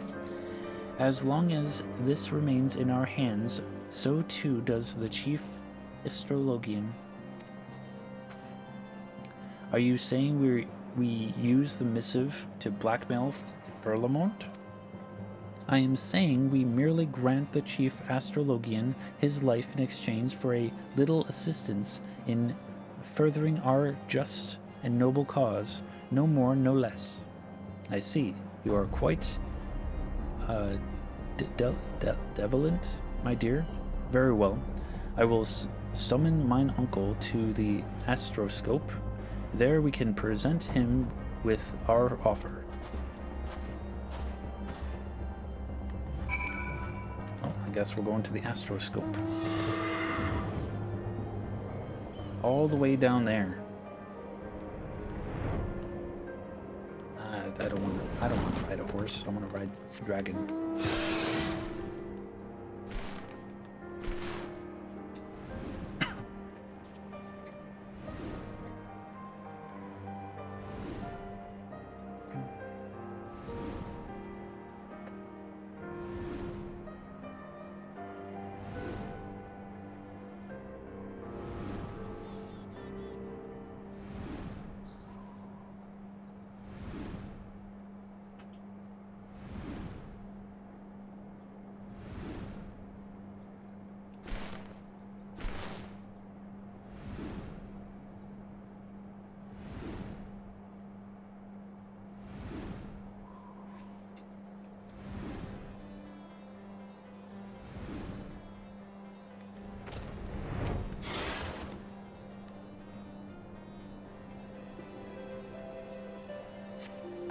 Yo, Hello. Deagle. I'm a nocturnal placental flying mammal, a member of the family of Pteroididae, or Pterodidnae. You can't tell, I'm a bat! Yes, I am. And they used to call me Batty. Batty Coda. Yo, Deagle, thank you so much for that raid. I appreciate you. Let me give you a shout out real quick. There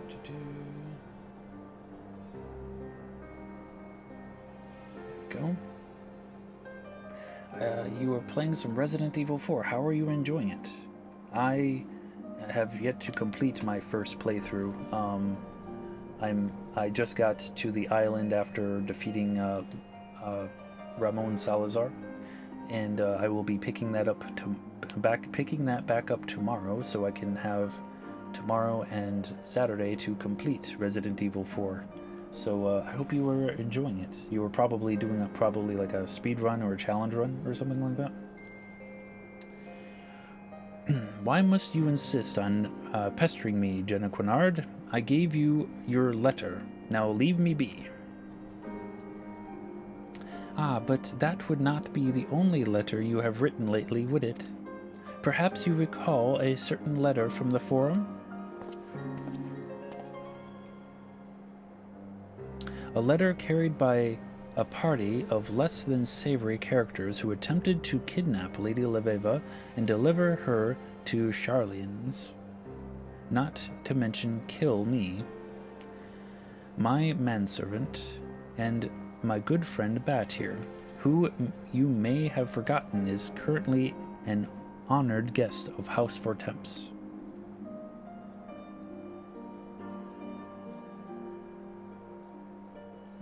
A letter drawn up and signed by none other than you, Nuncle.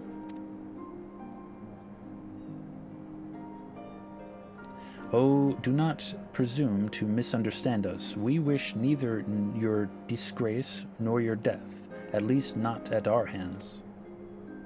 In fact, we wish very little from you, not, you might say, in the sense that you are to never again use your influence to hamper our efforts in spreading Charlian astrology here in Ishgard. Involve yourself no more in the affairs of me or my guests, and your secret remains safe. I will even forgive you for trying to have me murdered, if that is, you give me your word. It is not as if you've left me with much choice. You have my word, but know that silencing me will not make your nonsense any more accepted in the vault. There are others who will see you fall, others who care little whether or not I speak my piece. We are fully aware of the peaks we have left to scale. However, we shall not let that discourage us. I have been shown a path that I altogether plan on walking, and the stars shall guide me. The stars foretell many things, my dear, and not even the best readers can see them all. Do not forget this. So we have silenced him, but to hear him tell it, he was the least of our worries. You have gotten about half-dozen playthroughs in so far. Nice. Did a speed run of it until Run died. Before that, you did a SMW rando race with your friend Pigeon. Nice. I hope that went well. So that is up to level 50 of that. So we will continue that at another time. I'm actually going to take a 5-minute break, and then we will do the Dark Knight questline up to level 50. So let's switch over to Dark Knight.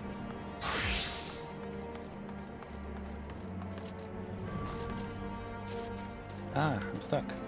There we go. Alright, so you need to get to bed. Yo, enjoy your sleeps, and thank you again for that raid. I appreciate you. I will be back in about 5 to 10 minutes. Get my last cup of coffee and use the facilities and whatnot. Yeah, I'll be right back.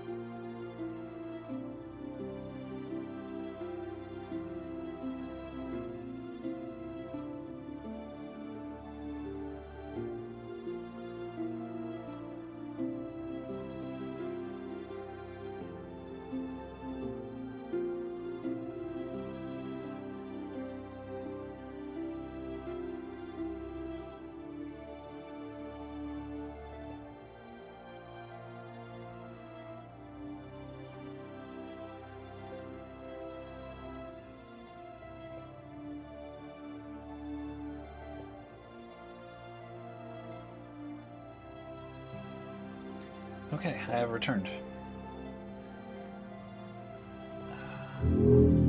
Switch over here. Alright. So, next up we're going to do the Dark Knight questline. My favorite questline of the game. Ishgadian Justice. Well, well. Don't you look the part, ready to harness the darkness within to set the wrong things right. Now, bear in mind that while the darkness gives you strength, the strength comes at a cost.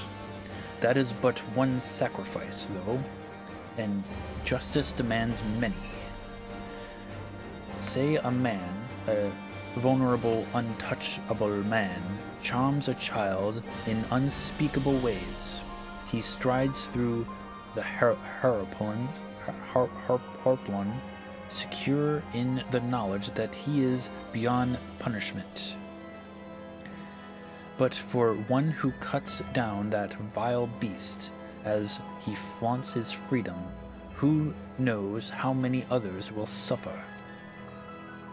Such was the dilemma faced by a goodly knight long ago.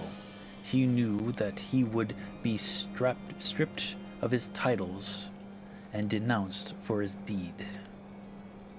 The threshold we refuse to cross is a line we draw for ourselves. We fear the consequences, and people suffer for our indecision. Anyone who held that crystal came to conquer that fear and became who they wanted to be. The knight was the first. Will you be the next? Think on that while we look into the commotion down below.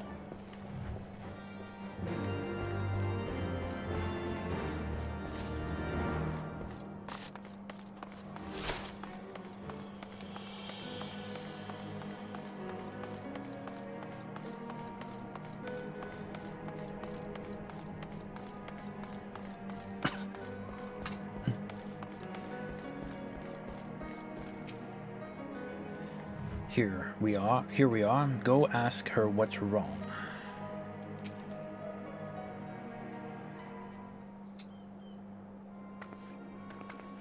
Please, I don't know what to do. It's my granddaughter. I didn't see him standing there, and now that's no excuse. I should have been more careful. But my granddaughter, she started yelling at the temple knight, and I tried to stop her. I did, but then he said she had to come with him, and if I could just tell him how sorry I am, maybe he would. He'd take you to he'd take you to is what he'd do. Even if you went and begged the blue bastard to intervene, it'd be too late by then. Ain't the first time they've taken a girl her age. If she doesn't fight back, they might let her go after. No, there has to be another way. Ah, Ishgadian justice. They might spare the girl, you know, leave her with a few scars and a lifelong lesson. Or we could beat every last one of them to within an ilm of their lives and rescue the girl. You'd like that, wouldn't you?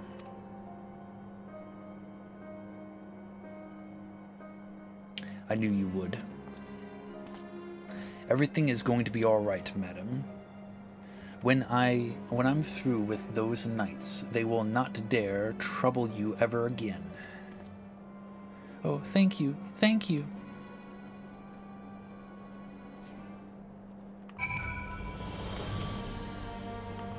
Assuming they didn't just drag her into an alley, they've taken her to either the congregation or the tribunal.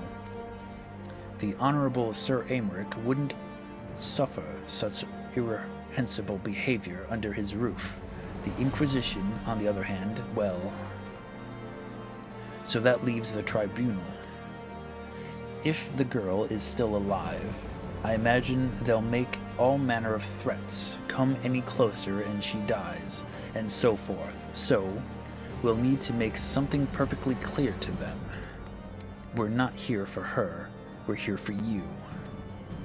Once they understand she means nothing to us, they'll attack us or flee. I don't know about you, but I'm eager to find out which.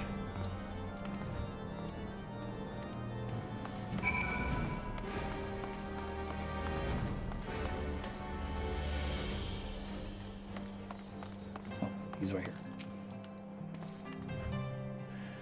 Just one sword between the two of us, I'm afraid. You keep it, I dare say, fits rather snugly in your hands.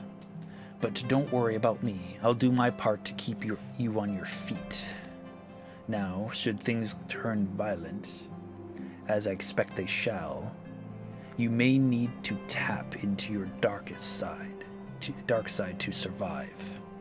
It's not unlike drawing upon your own aether to weave magic.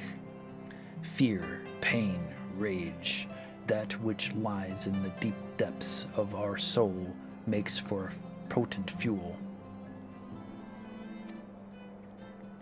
But be warned, burn too much too quickly and you risk being consumed. Do not worry, Bat. The first step over the threshold is always the hardest. Ah, yes, I should have known you'd say that. Right then, let's find the girl.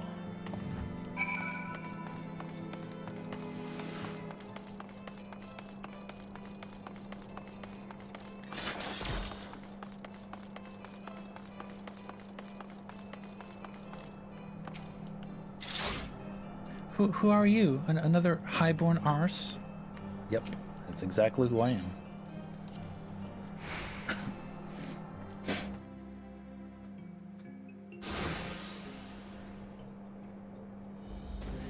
Damn it, girl. You're only making it worse for yourself. The hell's with you? I've done nothing wrong. Why are the pretty ones always so daft? If I had a gill for every time I had to kill an unrepentant bastard like you.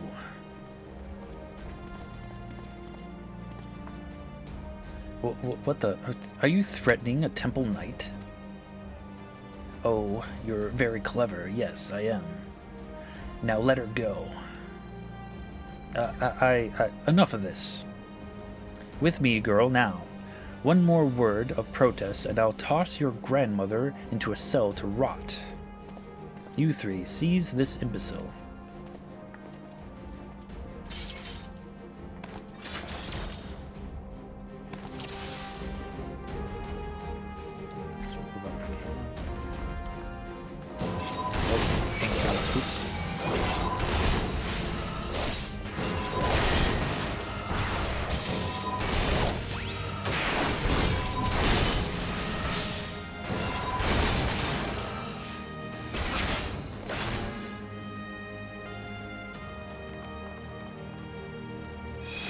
He's gone mad.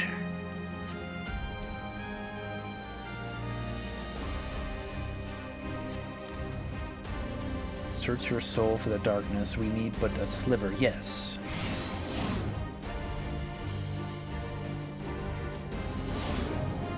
You see, Bat? The flames beckon.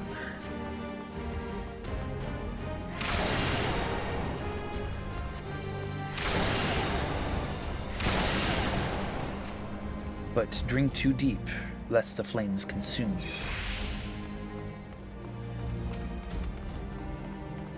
Come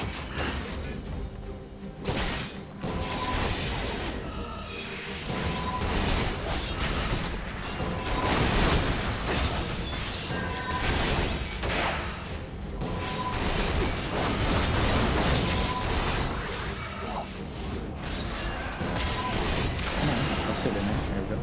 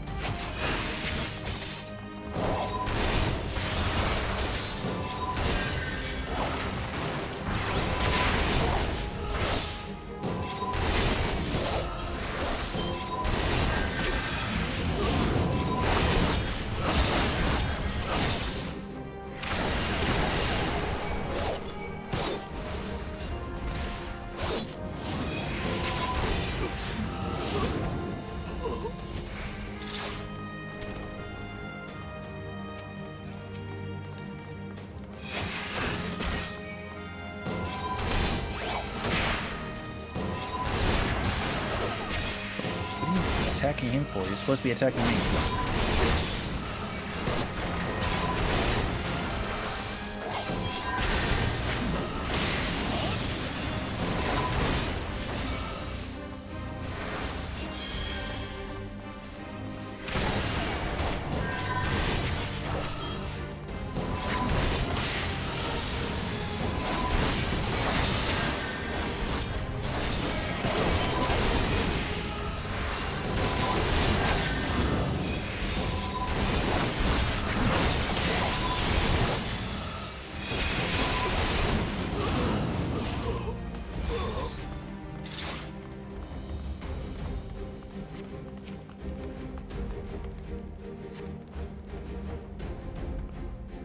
Thank you.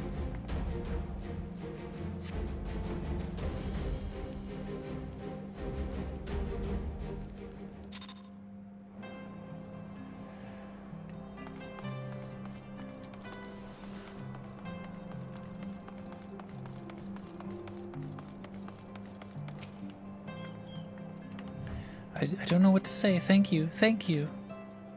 I got a little carried away earlier. It's just that when I saw how they were treating my grandmother, I had to say something and... What? No one screamed your name? My grandmother called out. Just the once. But that was it. Speaking of which, I should hurry back. I suppose I ought to say that I'm sorry for what I did, but I am not. Those knights had it coming. Halone bless you for what you did.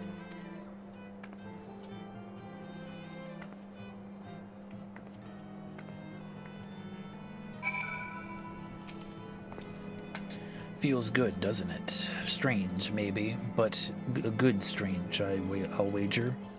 You tapped into something primal. A power nestled within you, yearning to be free.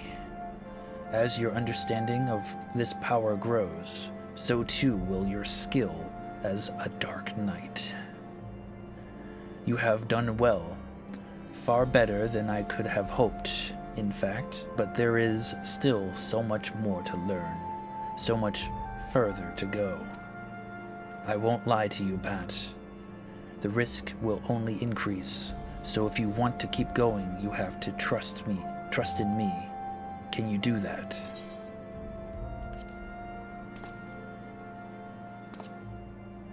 Good. That's a promise. Circumstances being what they are, it might be best if we parted ways for a while. Think of it as an opportunity to hone your skills in my absence. But don't worry, we will meet again.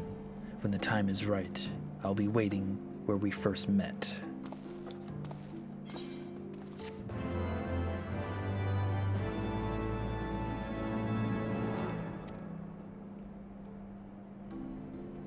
Imagine someone with the name Bat becoming Dark Knight. I know, right?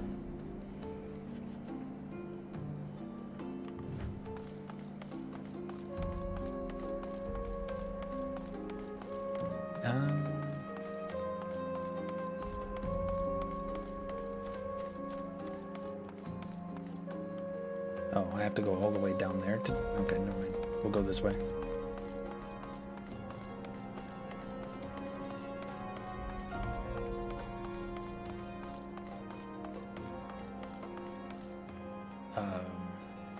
Yeah. I'm not lost. You're lost, Zen.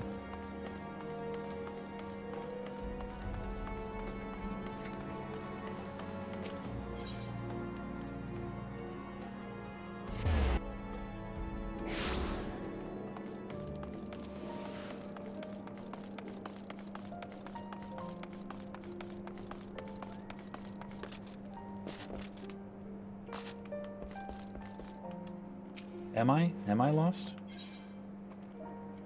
The voice in the abyss. I had a feeling you'd come by tonight, Bat, and sure enough, there you are, eager to pick up where we left off. Let's start with a question then. You must be burning with several after that last affair. Let's see. What was that voice I heard? Why were you detained by the Inquisition? What became of the old woman and the granddaughter? I doubt he would know that.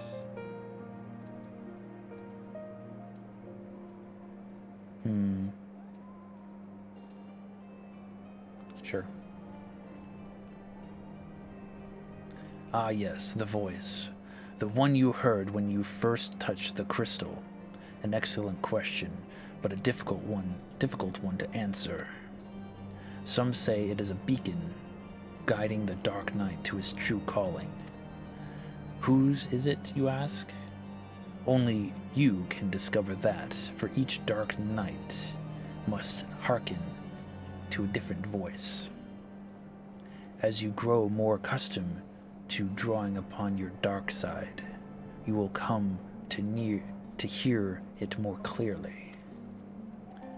Communion will hasten this process, but we dare not conduct the rites here under the watchful eye of the Holy See. We will make for southern Thanalan, for little Alamigo.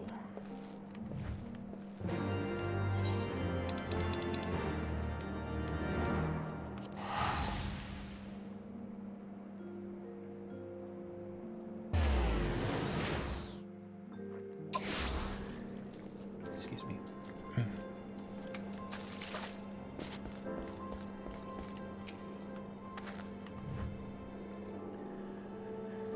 Punctual as ever, I see. Communion, least you worry, is rather simple. It is a ritual in which one nurtures the darkness within so that he may channel it more effectively in battle. Do not, however, presume the risks to be any less than before. Should you partake of it in excess, you will die, or worse. So before we begin, I want you to do me a favor. I want you to kill something for me. Something feral, something fearsome, which will push you to your limits. I want to see you thrive in that moment. That way I will know you are ready. Ask Gundobald. He should know of a suitable creature. Alright, I will.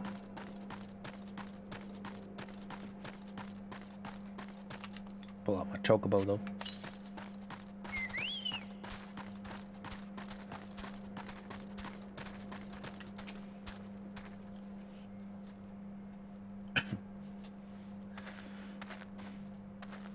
A pleasure to see you again, Bat. Do you require assistance? I'm looking for something to kill. Training? Well, if you seek dangerous beasts for that purpose, then the Red Labyrinth is home to a Pistis notorious for the size and vigor. Our trappers take great pains to avoid their nests, and those who do not bear scars for their folly. I pity the man who dies without scars, but these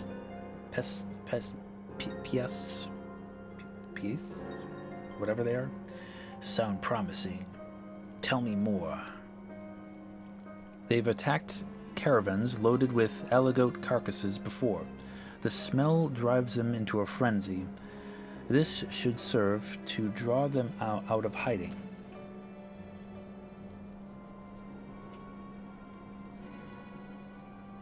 Bat, I'll always be grateful for what you did. These young ones were on the verge of making a terrible mistake, so consumed with anger that I hastened to act, even though I saw it burning within them, as I see it burning within you now. You seek the darkness within. I will not claim to understand your meaning, but I wish you well in your training. Let's go.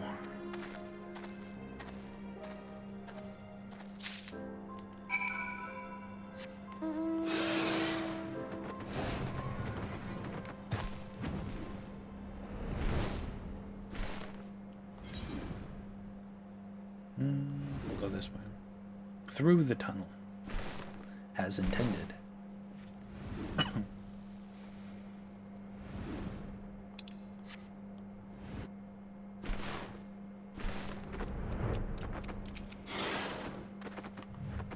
Ah, they're close. I can feel their eyes upon us. Well, we're here. Show me who you are, Bat. Show me what you can do. I'm waiting. Alright.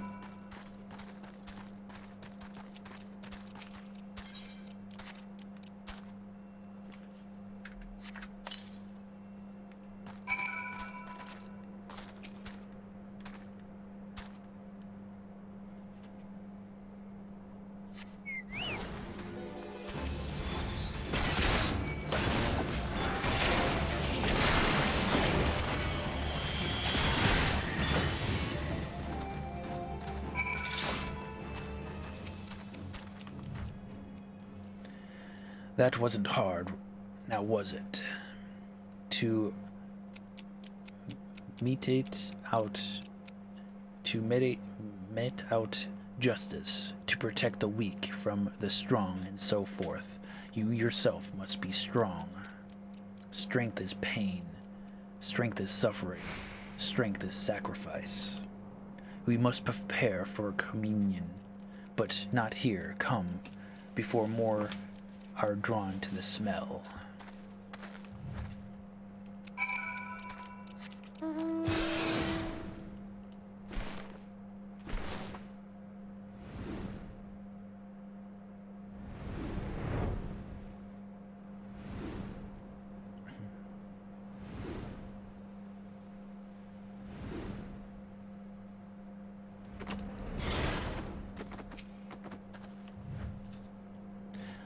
You look ready. Good. Now listen well.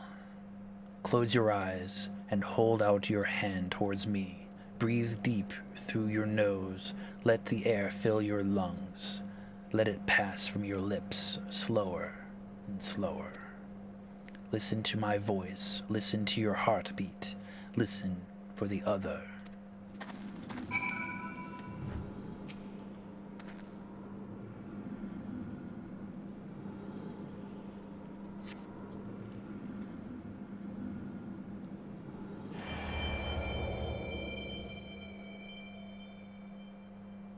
With every breath, you grow lighter and slip further into the abyss.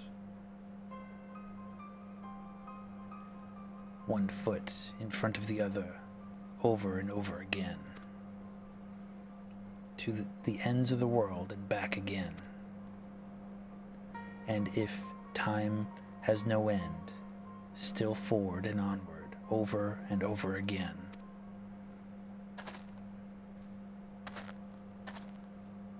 So, what did you hear? Interesting, but not terribly informative. But do not lose heart. That you were able to hear it once more is progress enough. I believe you will come to understand its words, and it will in due time. I should mention that in some instances, the voice is said to be that of another, one whom the dark night is fated to seek out. If that is the case, you may have a long journey ahead of you.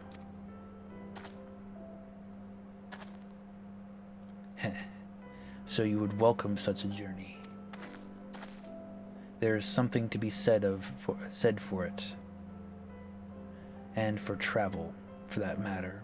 To roam free and help those in need. Yet no good deed goes unpunished, does it? I knew a man once wanted to be a hero, do great things, and so he did. The songs always end there, but life doesn't. Does it? There are temptations more deadly than the dark side, Bat. You should have learned this by now, but you haven't. You will.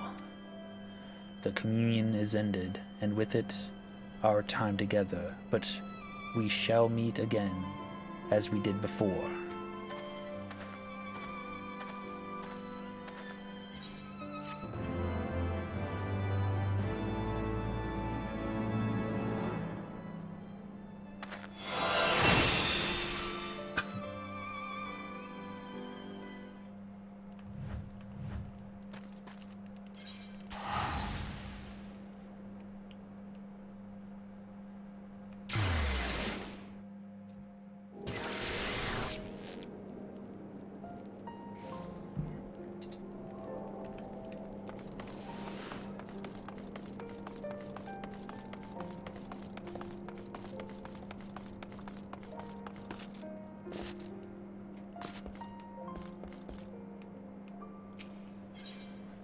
Heroic reprise.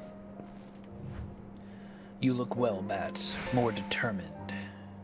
You have not heard the voice since we last spoke, I know, but worry not. If your affinity with your dark side is as strong as I believe, then communion is all you require. Come with me to the burning wall. You know what you must do. I forgot where the burning wall was.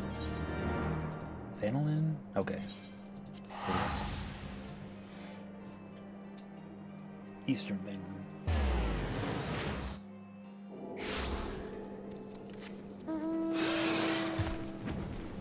Find out if this dark side has cookies.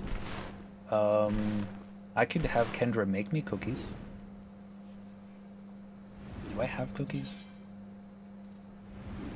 I have haddock dip, antelope steak, bacon broth, triple cream coffee, go figure, and that's it for food, I guess.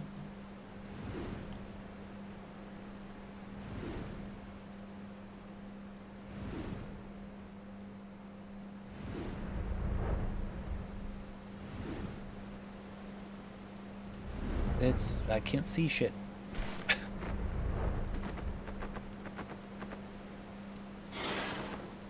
No cookies. This dark side sucks. Well, we've only embraced the dark side so far. This is level 40. This is only level 40. Then they might have cookies at the end. I don't know. Okay.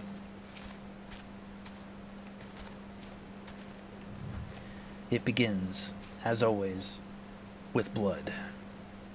A confirmation of your identity.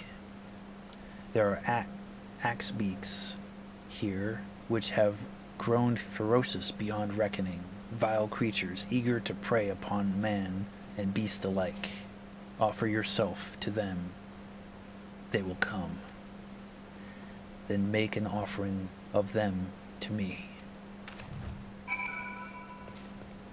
Where is it? Down here? Oh, there it is.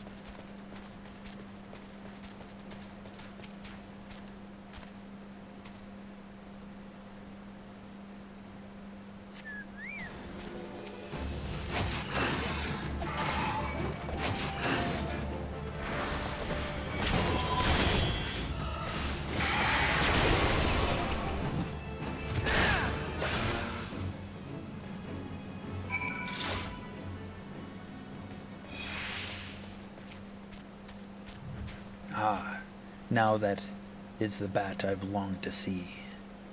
You resent this, don't you? This pointless trial. Perhaps you even resent me for subjecting you to it. Remember this feeling. Treasure it. I want it smoldering within you when we commune at Camp Drybone.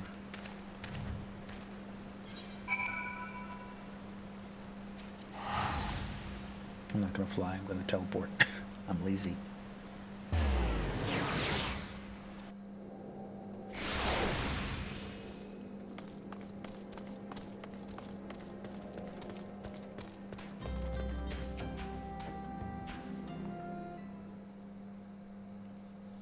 Close your eyes and hold out your hand towards me. Breathe deep through your nose.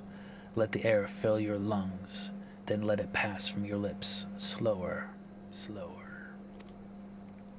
Listen to my voice. Listen to your heartbeat. Listen for the other. Thank the 12. It is you, Bat. Isambard, remember? It must have been ages since we last spoke. To think that you would end up slaying the Lord of the Inferno. When you first came through looking for your missing common folk, I took you for a, but this isn't the time to reminisce. I sought you out because I need your help. Do tell. Not long ago, an Amalja raiding party attacked a caravan on the road and abducted several pilgrims. We reported the incident to both the Brass Blades and the Immortal Flames, but it seems neither is in position to muster forces at the present. Well, it's because the Brass Blades are on the side of the Syndicate, and the Immortal Flames are trying to keep the balance. You know what lies in store should they not be rescued soon. Please, Bat, there's no one else. Really? Charge into an enemy encampment filled with Amalja warriors and free some fools who should have armed themselves? Risk life and limb to do the work of a dozen men all because you bloody asked? Is that it? It's what we do. What choice do we have?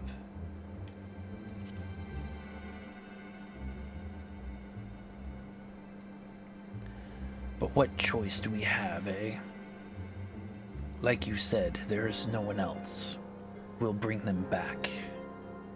I thank you for... They were bound for the encampment to the southeast. Then so are we.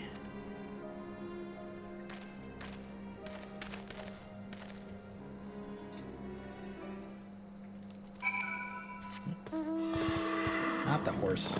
I want the dragon.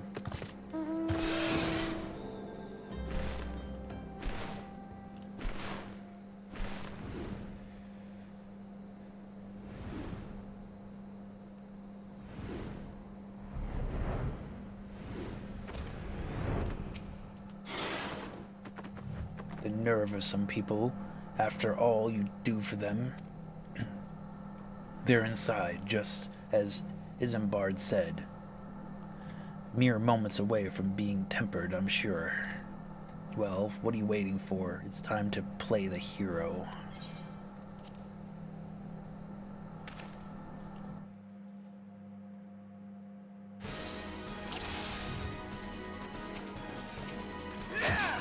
Oh, confidence.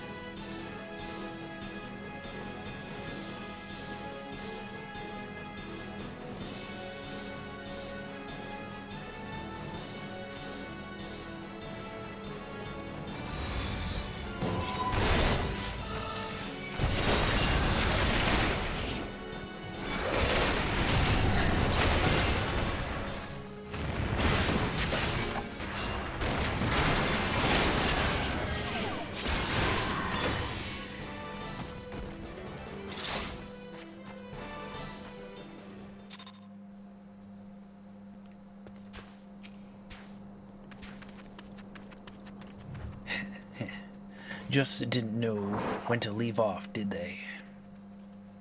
Neither did you, though, eh? I mean, look at yourself. Most of that's not even your blood.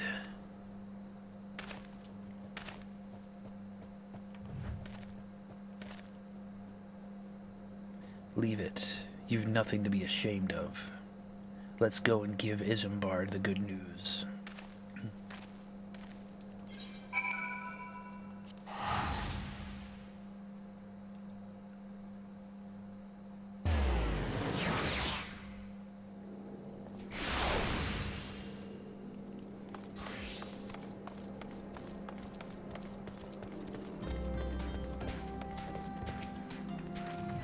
Isambard ought to know what you did. Show him.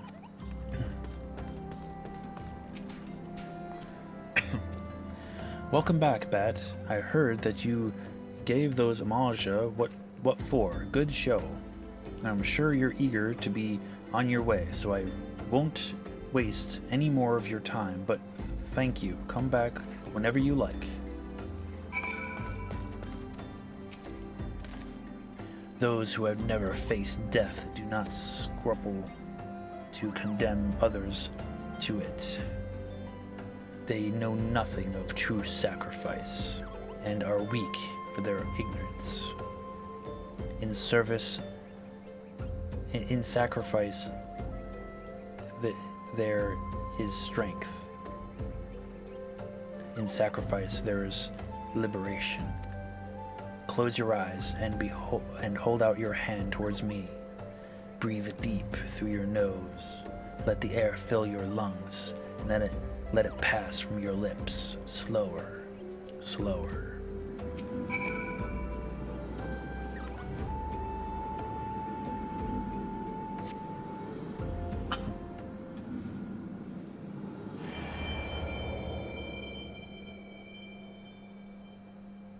With every breath you grow lighter and slip further into the abyss. On the throne of bone he waits. Serve, save, slave, slay. They come to entreat his judgment. Serve, save, slave, slay, one by one, in solemn procession.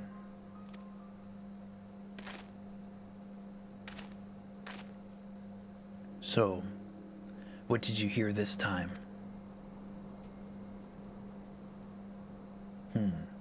And there I was thinking you were on the verge of discerning the truth. Your affinity with your dark side grows stronger by the day, and yet there is a hesitation.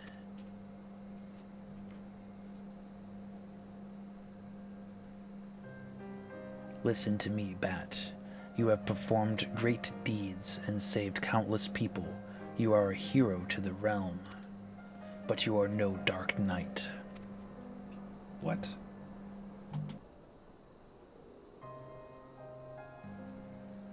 A Dark Knight accepts that he cannot save everyone, that sometimes he is fortunate just to save himself. Sacrifice, Bat, is to renounce that which binds you, to recognize that which matters, and forsake all that does not. At the very least, you must realize that you cannot continue to carry all these burdens unless you wish to die a slave. I'm fine. Just a little tired. The communion is ended, and with it, our time together, but we shall meet again as we did before.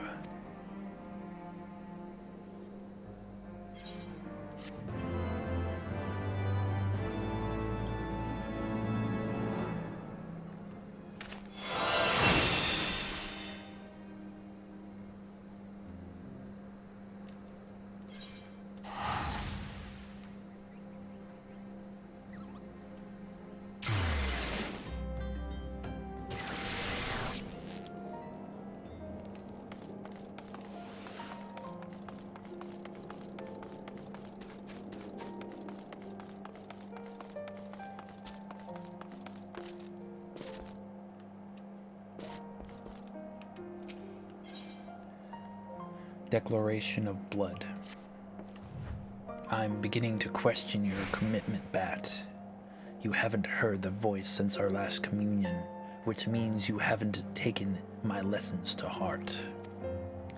You know I'm trying to help you, don't you? All of this is for your benefit.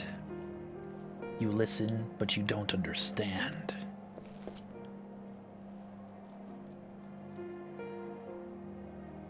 Never mind.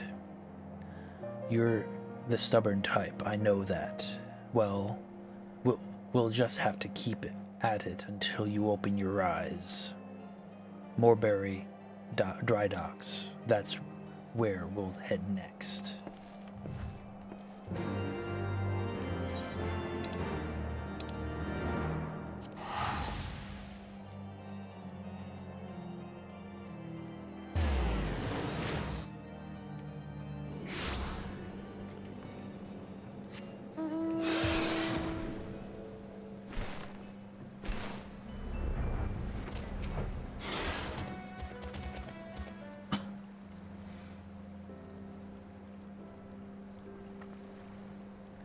Never much cared for the ocean myself. That friend of mine, the one I told you about after our first communion, we came out here together once. Long story short, we ended up doing something ridiculously foolish and were lucky to make it out alive. I tried to talk him out of it, but he just had to get that damn boat. Don't be like that, friend. Isn't the maelstrom supposed to aid the small folk when they're in this spot of trouble? So far as it is possible, yes, but such matters fall within the purview of the Yellow Jackets, and they told me to bugger off. Can you believe that? I'm begging you, Sergeant. Oh, wait, is that you, Bat? It is, the legend himself. Forgive me, sir. I never thanked you properly for your service to Limsa Lumensa. When I first heard Leviathan had been summoned, I feared that... Why, if it isn't the famous adventurer who's been killing primals left and right. Truly, the 12 must be watching over me, because you're just the man I need. I am a victim of a terrible, nay, heinous crime. I was waylaid by Quarquin bandits near the Salt Strand, who left me with not more than the clothes on my back.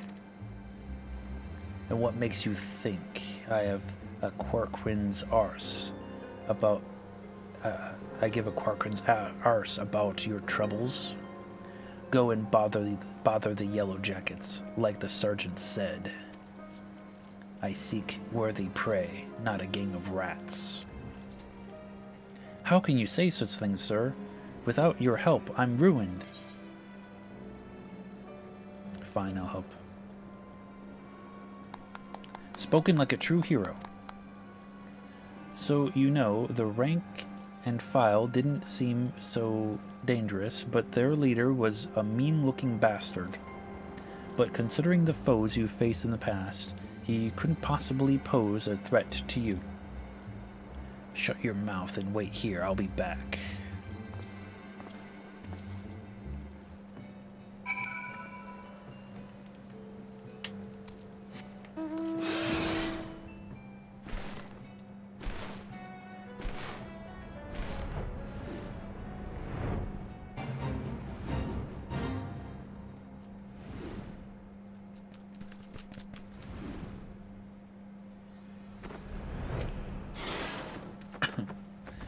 If this Quarquin isn't everything he promised, I'll take it out of his hide.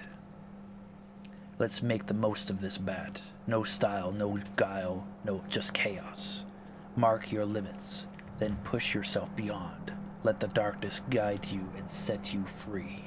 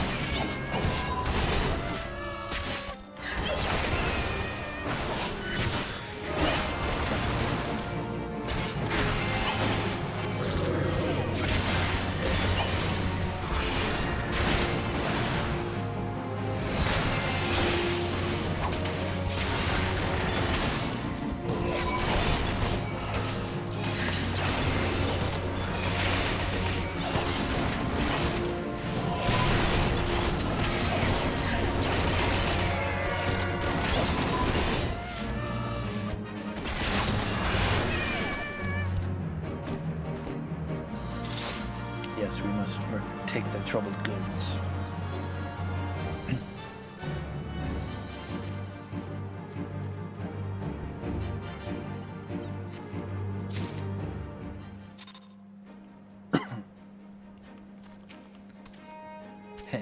You did well. All that's left is to return the goods to the owner. Finish it. Finish what we started.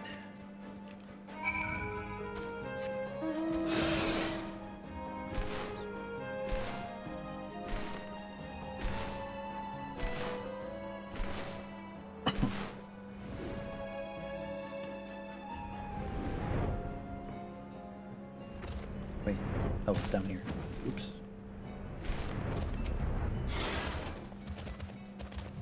Ah, it's you. Were you able to catch up with those bandits? Yep. Yes. That seems to be mine, but...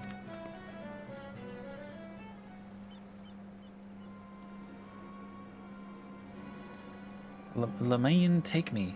I can't sell this. Everything's soaked through with Quarkrin blood. What should you do? Carve one open and leave them to bleed all over my wares? I'm ruined, utterly ruined. Sir, I demand recompense for your reckless destruction of my property. I am a reasonable man, so I will acknowledge that you are not wholly responsible. 50% of the value should suffice. 50%. 50%. I slaughter a gang of Quarkrin bandits for your precious goods, and this is the thanks I receive? You spineless sack of shite. I'll kill your enemies. I'll fetch your things. I do not want you people... I do want what you people can't or won't do yourself. You're hopeless, weak. All you do is what I need. All you do is want and need. I should have left you all to drown in Leviathan's tidal wave. At least then I would have been spared your constant bloody whining. Do not speak to me of this ever again. Pray forgive me, my insolence, sir. Bat, sir, you have every right to be upset, but I think he understands, sir.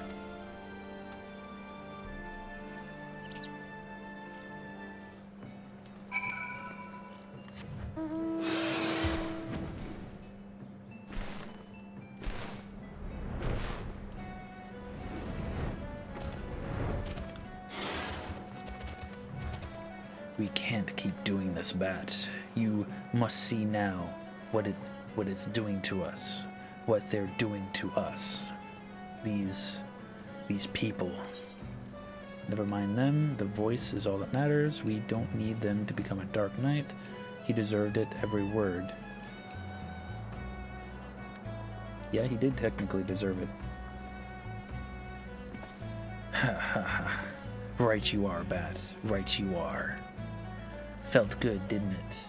Seeing that sniveling wretch tremble, I think he nearly pissed himself. You're finally starting to see them for what they are now, aren't you? Good, good. All that remains is to hearken to the voice, to grasp its words and discover your true calling.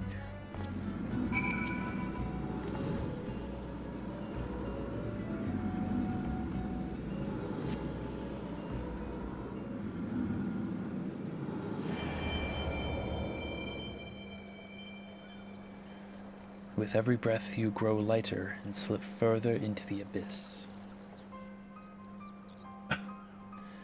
A chorus of voices cries out for a hero, and he comes.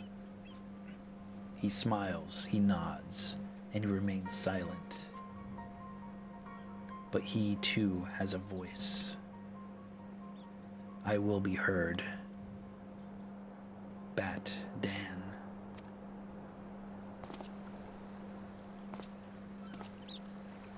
You stand at the precipice, but do not fear the fall.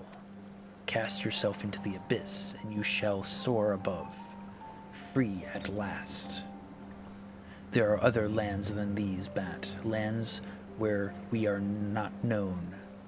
Ask, and we shall quit this place forever.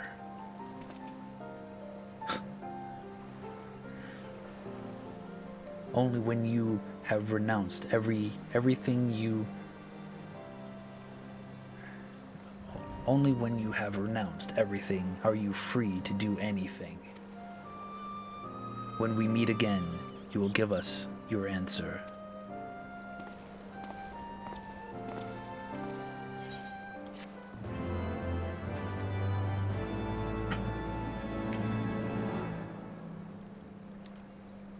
Oh, my foundation teleport is not up yet, so we'll just pay money for it.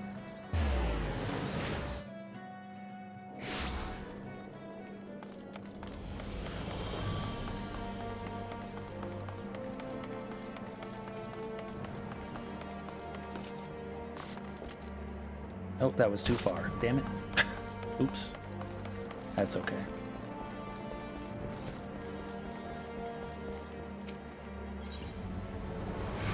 Our answer. I knew you would come to your senses, Bat. Now, let us go.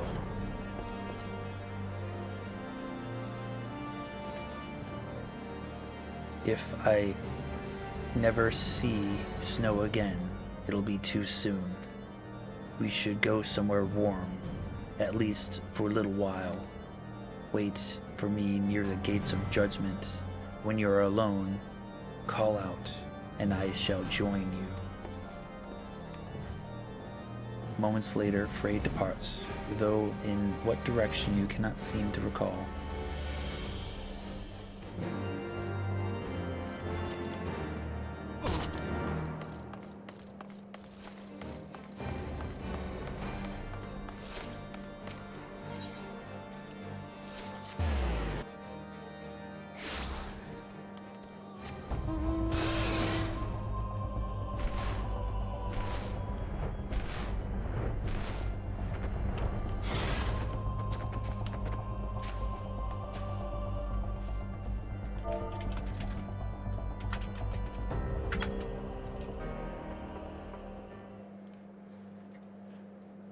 Wait, I know that voice. It's BatDan, the hero of the Scions.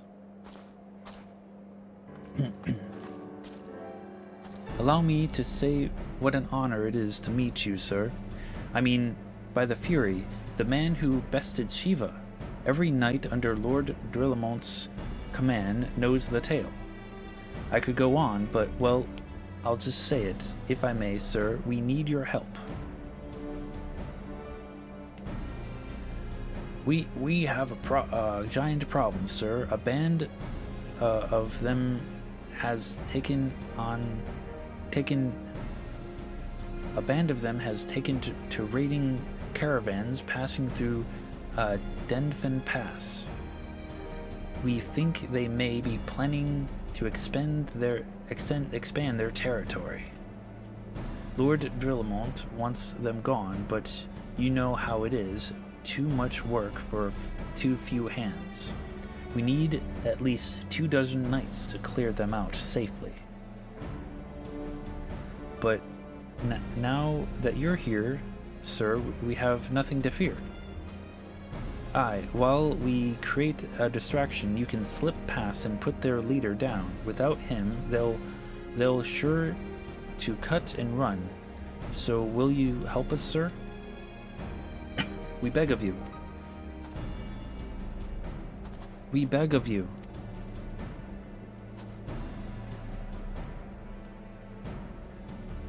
Thank you so much, sir. We won't forget this. Pray accompany me to the pass, sir. We can discuss the finer details of our plan there.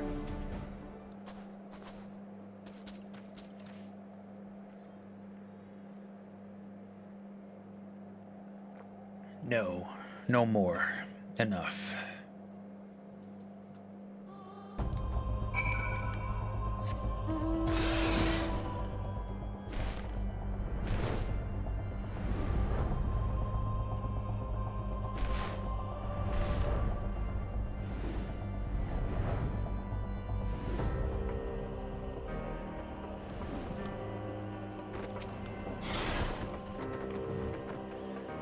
The leader should be somewhere in the tunnels, sir. Once you are in position, we'll launch our attack. If all goes to plan, you should only have to contend with the leader and his guards. May the Fury guide and protect us.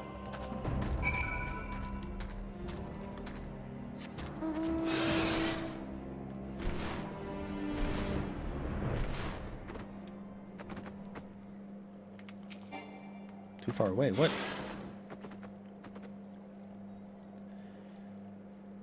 Oh, my chocobo needs some greens.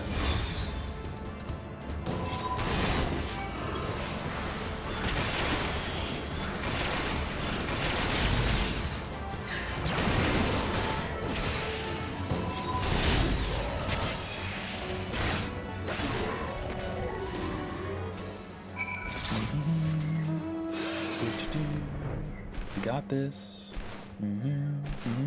Hold on one moment.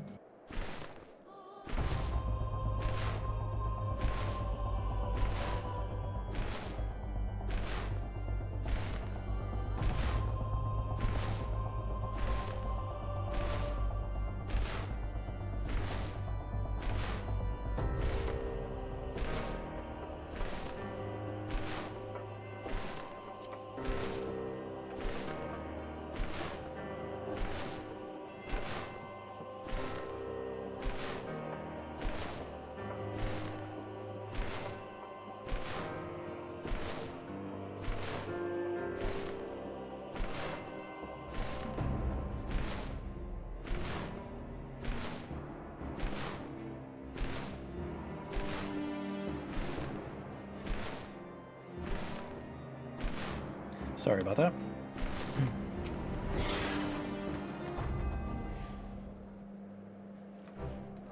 By the Fury, you really did it, and you made it look so easy. As for us, there were some injuries, but nothing serious. It was starting to look rather grim, actually, but the moment he fell, they sounded their retreat. It was an honor to fight with you, sir. You really are everything the bards say. Truth be told, I've been following your deeds for some time now, ever since you first came to White Brim Front. Your martial prowess is widely known, of course, but what I found truly inspirational was your compassion for your common man. How would you risk your how you would risk your life without thought or for fame or fortune. Now the lowest among us could find a friend in you. Sir. Is something wrong? It's Lord Durlamont, sir. He heard we were in the field with Bat, and is demanding he come to White Brim Front at once. Demanding? What is the meaning of this? Certain allegations have been made, sir. It would seem that he was observed conversing with a corpse in the broom.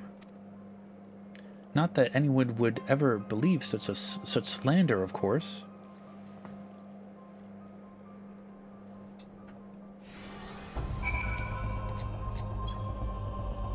Surely there is no need for concern. I mean, conversing with a corpse? What fools do they take us for? I should warn you, sir, that some of these allegations were made by temple knights. You may be asked to surrender your weapon.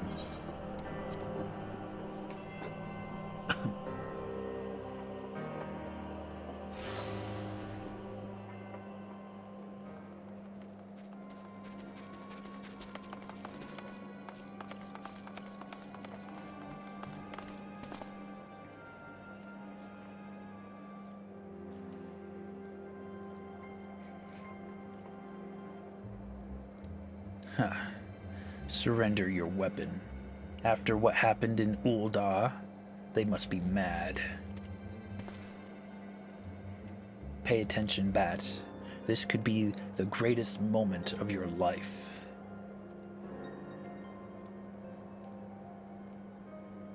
That is, if you could stop denying the truth that's been staring you in the face since the moment we met.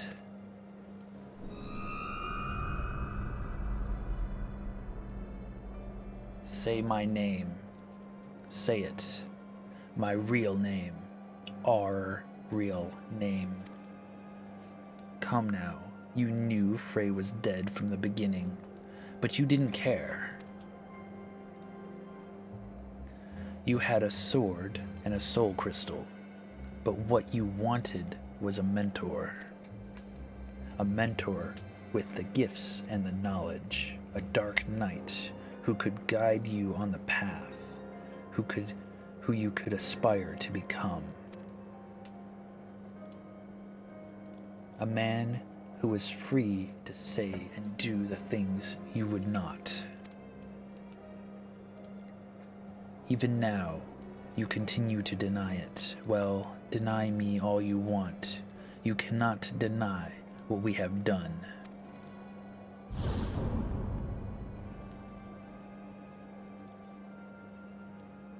Have I not been good to you? Have I not given you everything I promised? Did I not help you to hear the whispers of our very soul? Open your eyes. Look. Do you see now? Do you see?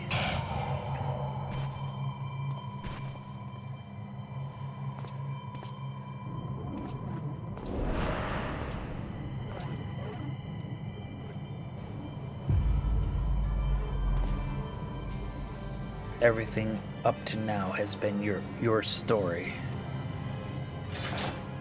And everything after now will be mine.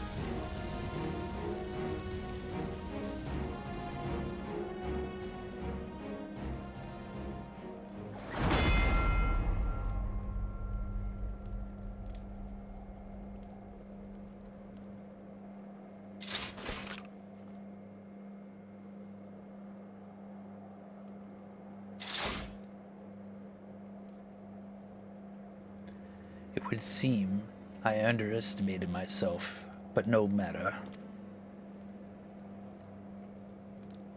They have borne witness to the darkness within us, to what lies beneath the mask.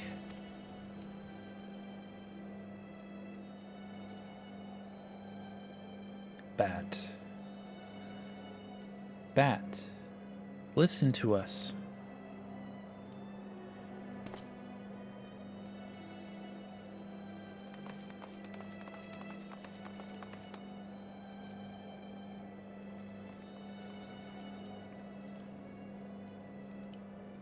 We will never forsake you, no matter what.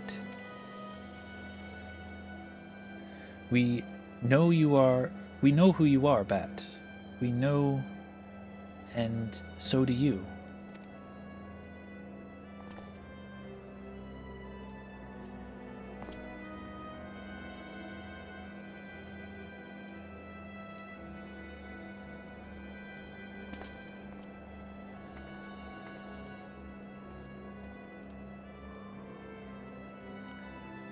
A fantastic display of willful ignorance.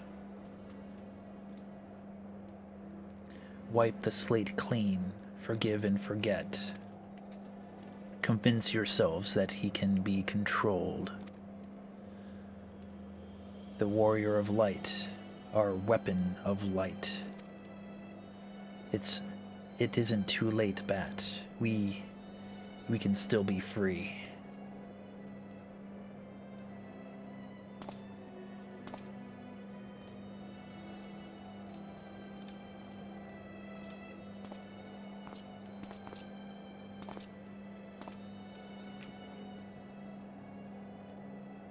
Bat.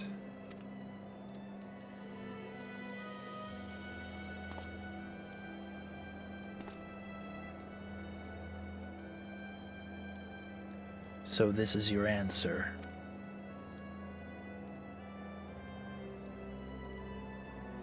Listen to my voice. Listen to our heartbeat. Listen.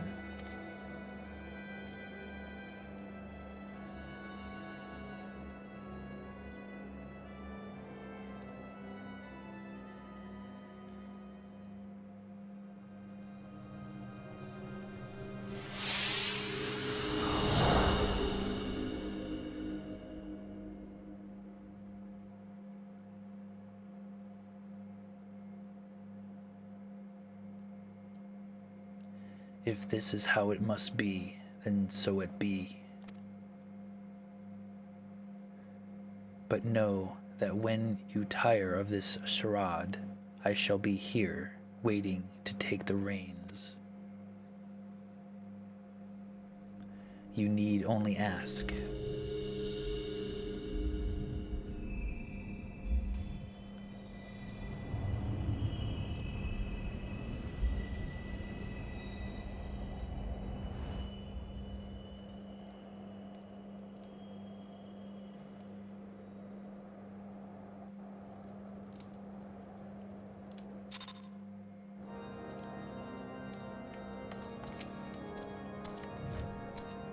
Praise Helon, you're all right, sir. For a moment we feared we'd lost you forever.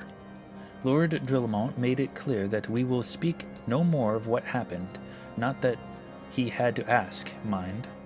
As for your friend, I am told he will be interred with full rites. May his soul rest in peace.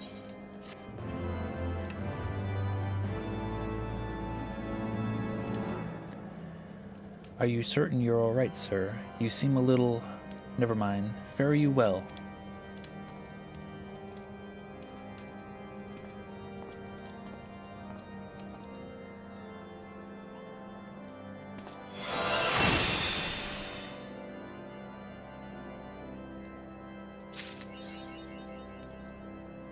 Alright. And that is the Dark Knight quest line until level 50. And then that guy has the remainder up to level 60 quest line. But that is for another time.